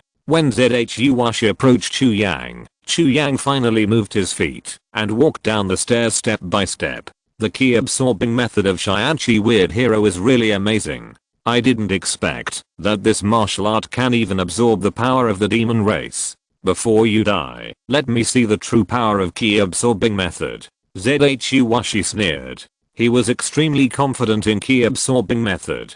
Chu Yang was just looking for death. The two met on the stairs. At such a close distance, even if a god came, he could not escape the control of ki absorbing method. Zhu Washi used his power to the extreme and stretched out his hand to grab Chu Yang. Chu Yang was faster. He controlled Zhu Washi's wrist with his backhand and smiled. If you want it, I'll give it to you. From countless worlds, different power systems were violently poured into Zhu Washi's body by Chu Yang in an instant, and then the suction power of ki absorbing method poured into the opponent's limbs. The first thing to enter Zhu Washi's body was Chu Yang's true essence. In the immortal sword world, Chu Yang entered Taoism through martial arts, and his realm reached the stage of great success of refining ki and transforming into spirit. His true essence was fundamentally different from the warriors in the Ming world. There was more immortal spirit energy that Zhu Washi had never experienced before.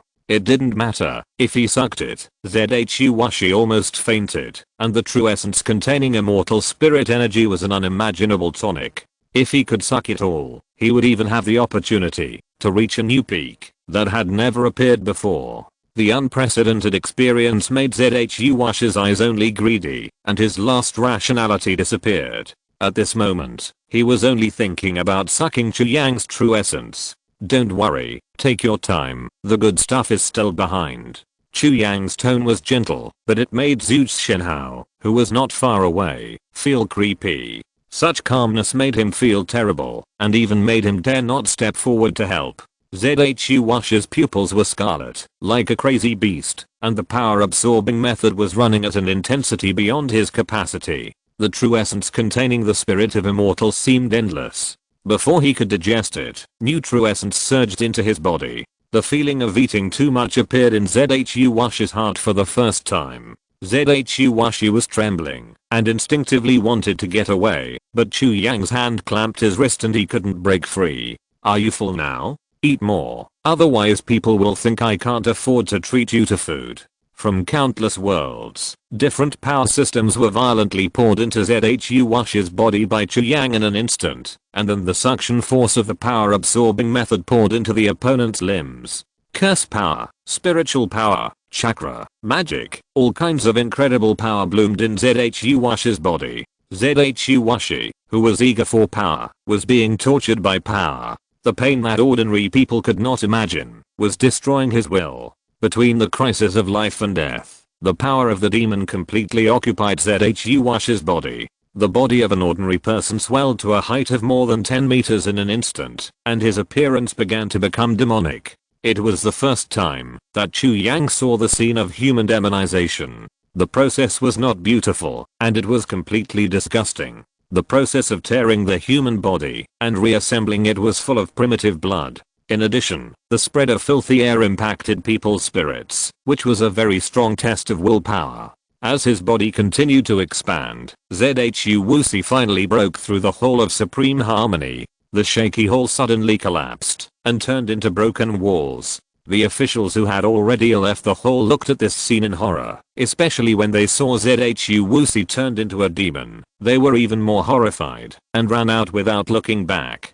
After a panic, only 2 civil servants were left. Zhang Zheng. The other one had a resolute face and a sharp gaze that pointed directly at people's hearts. Zheng Donglyu, who had seen Zhang Zheng's strength before, fully understood why he chose to stay, but the other person made him curious. What is the name of this gentleman? Your humble servant Heir greets Mr. Zheng. Oh, are you the Justice Hei that the people have been talking about? I don't deserve the title Justice. Hearing the name Heir, even Ko Zengchen and Yu Huashan had to look at him differently. His reputation was too loud and his temper was too bad that even they didn't want to provoke him. They had only heard of him, but never seen him.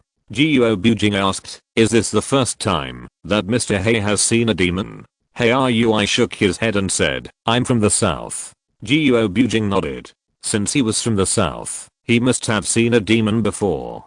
Heir looked at the huge demon transformed by Zhu Wuxi with burning eyes and asked calmly, can Zhu Shenhao defeat this demon? Zheng Donglyu sighed. The demon is transformed by Tiden Shenhao, and it is not comparable to ordinary demons. It is difficult. Really? Heir looked disappointed, but then smiled and said, scholars die for their country, and this is the way it should be. Jiuo Bujing said firmly, Zhu Shenhao can't do it, but the prince will definitely kill this beast. As soon as he finished speaking, a figure walked out of the ruins. He carried the sun and the moon on his shoulders. He stepped on the starlight. He held a black ancient sword in his hand. In Hei's shocked eyes, a flash of sword light illuminated the entire world. The sword light dissipated. There was no more demon figure. Chapter 200 Your Majesty. The drunkard returns to Beijing.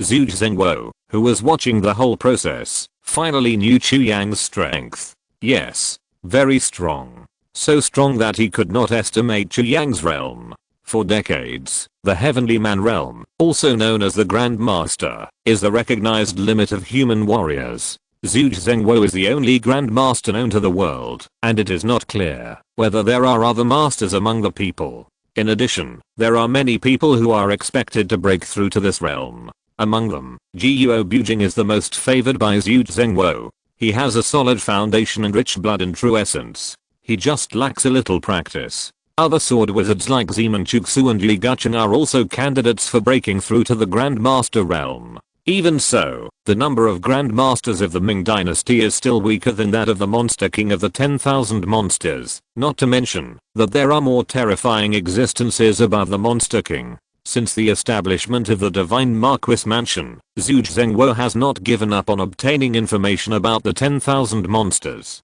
With the sacrifice of a large number of constables in the godly Marquis Mansion, Zhu Zhengwo can almost confirm the existence of the Demon King. The reason why they did not appear in the world is that the demons in the Wanyao Kingdom are very serious. Compared with the human race, demons are obviously more threatening to the demon race, so their focus will naturally not be on this side. When thinking of the possible existence of the Demon King, Zhu Zhengwo couldn't sleep at night, and he was worried about the future of the human race every day. After today, he no longer has to worry, and the person who can take on the safety of the people of the world has finally appeared. Zhu Zhengwo wished that Chu Yang would be stronger, so strong that he couldn't look up at his light and trampled all monsters under his feet, so that the people would no longer be like livestock and become blood food for the demons and demons. Godly Marquis, haven't you seen enough? Chu Yang, who killed Zhu Wuxi, slowly walked out of the ruins, and the strange vision on his body disappeared. Your Majesty's divine power, I'm fascinated, so I can't extricate myself. Zhu Zhengwo stroked his beard and laughed. You are so old, don't learn from that old dog Ko Zengchen. Chu Yang laughed. Your Majesty, why do you say that? What I said is from my heart. Zhu Zhengwo showed a sad expression, as if he was accusing Chu Yang of not knowing him at all. The old guy is quite good at flattering. He kept calling his majesty on the left and on the right, which was almost as good as Ko Zengchen. Chu Yang could only let him go. He would have to call him that sooner or later anyway, so why bother to build a memorial archway? With the whole of Supreme Harmony gone, it will be a bit troublesome to hold meetings in the future. Your Majesty, there is no need to worry. The morning court is held outside the palace gate, and there is not enough room for so many officials to stand inside. Shen Hao, I mean to cancel the morning court in the future. We have to get up before dawn. Are you kidding me? Well, this old minister thinks so too. It doesn't matter if I don't attend the morning court. Not to mention your majesty, I can't get up either. Haha, I didn't realize that Shen Hao is such a funny person. Chu Yang had never met him before, and he thought Zhu Zhengwo was the kind of serious old scholar, but he didn't expect him to be so humorous and talkative. Zhu Zhengwo was also very used to Chu Yang's uniqueness. In his opinion, a wise king should be different from the previous emperors, otherwise how could he lead the human race out of the predicament? The two walked and talked, and came to Zheng Dongliu and others. Their eyes were dull, and they had not yet recovered from the shock just now. Especially Zhang Zhuzheng and Heir, two civil servants, had never seen such a scene in their lives, and it felt like a dream. Zhu Washi died, and Heilongvilla became a land without an owner. Who do you think should be managed? Hearing Chu Yang's question, Zheng Dongliu and others woke up, as if from a dream. Ko Zengchen was impatient and spoke first. Heilongvilla is mainly based on intelligence, and the East Factory also has a hand in it. If your majesty is at ease, it is better to let this old slave handle it. Chu Yang replied lightly, get lost. Your majesty, please forgive me, this old slave knows my mistake. Ko Zengchen immediately knelt down and kowtowed. Yu Huashan sneered, idiot. Ko Zengchen looked up and glared at him. Yu Huashan, don't push your luck, I surrendered before you. Yu Huashan said, you still have the nerve to say that. The two were about to quarrel, and Zheng Dongliu immediately interrupted. In front of his majesty, the two eunuchs, please respect yourselves.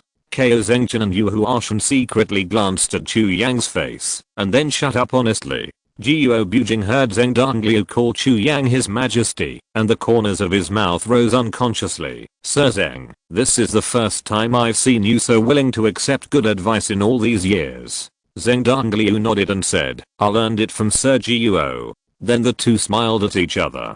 Zheng Dongliu turned to Chu Yang and said, the original mission of the Dragon Guard Villa was to cooperate with the Divine Marquis Mansion. Since Lord Zhu is no longer here, why not hand over the Dragon Guard Villa to the Divine Marquis? Zhu Zhengwo was the strongest of the six in terms of both cultivation and power. If he took the Dragon Guard Villa under his command, there would be no one in the court who could compete with him. So when Zheng Dongliu made this suggestion, not to mention Ko Zengchen and Yu Huashan, who were in a hurry, even Zhang Zhuzheng and Heir could not sit still. Absolutely not. Zhang Zhuzheng said sternly, the Divine Marquis Mansion has a special status. If the responsibilities of the Dragon Guard Villa are included in it, who in the world can control them? It's not that I don't believe in the character of the Divine Marquis, but this matter will cause endless troubles. Your Majesty, please think carefully. Heir said bluntly, the Divine Marquis should consider the world, and should not have such an idea.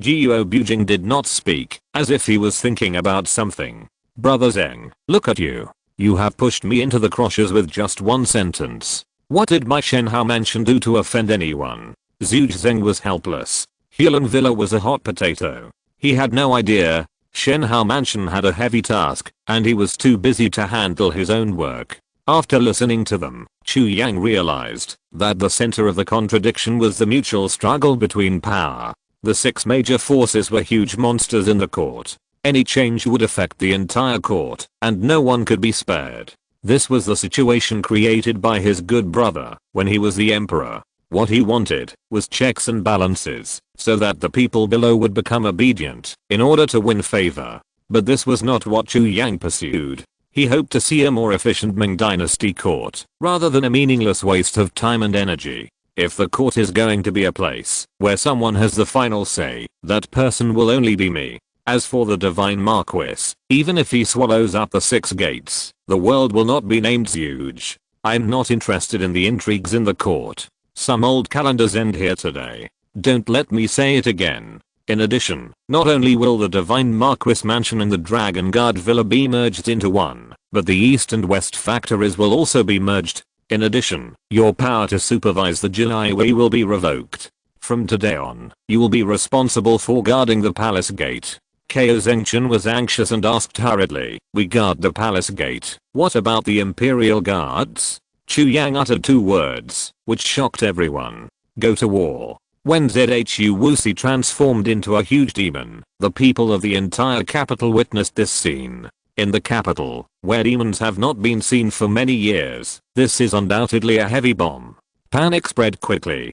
Demons from the sky, the country will be in chaos. Perhaps because of fear, or perhaps with ulterior motives, similar words spread rapidly among the crowd, until a flash of sword light appeared. The world returned to peace. It took less than a quarter of an hour from the appearance of the demon to its destruction. Those guys who misled the people with their lies were arrested by the detectives who came later. Lu Xiaofeng, who was drinking in the restaurant, saw the whole process. There were also 2 good friends, Sikeng Zexing and Zeman Chuksu, at the table. The 3 of them were stunned. Even the usually aloof Zeman Chuksu was also dumbfounded. What was that just now? I don't know. This capital city is indeed the capital of the country. You can always see things that you can't find elsewhere. There is such a swordsmanship in the world. The capital city is indeed home to hidden dragons and crouching tigers. It's a little familiar. I don't know if it's my illusion.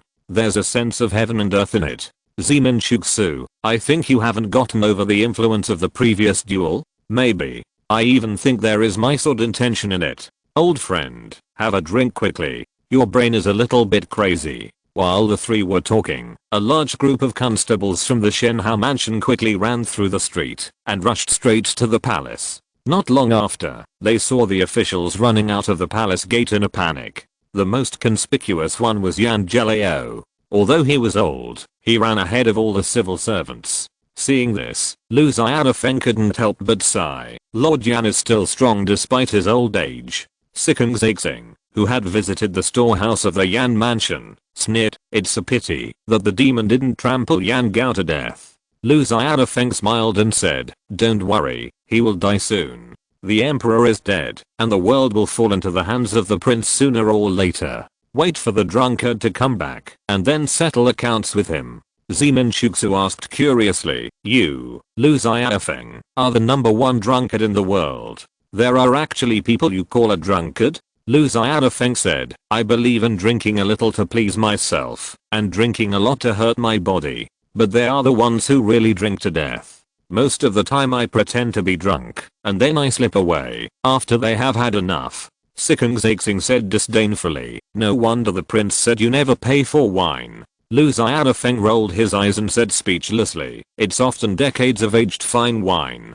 Who can afford it except for a wealthy family like the prince? Zeman Chuksu's cold face showed a barely perceptible smile. I've been hearing you talk about that prince. I wonder when I can meet him. Is his martial arts really that unfathomable? Lu Xiaofeng looked up at the palace and said meaningfully, the sword you just mentioned was probably the work of the prince. Zeman Chuksu's eyes lit up, and he became more and more curious about the wise king. Not long after, another group of detectives walked past the 3 of them. They were divided into 2 groups, each walking in a row. The leaders were all 4 people, 3 men and 1 woman. One of them was sitting in a wheelchair, and her figure was quite eye-catching. The 4 famous detectives and the 4 divine detectives appeared at the same time. Something extraordinary must have happened in the palace. Should we go over and take a look? Sikeng Zexing said excitedly. You are a thief. Can't you be more low-key? Wasn't the warning Guo Chuxia gave you last time enough?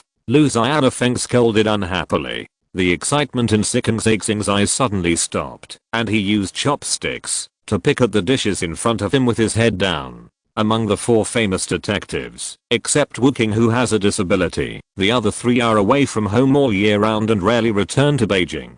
The same is true for the 4 divine detectives. It is impossible for them to rush to Beijing immediately after receiving the news of the emperor's death.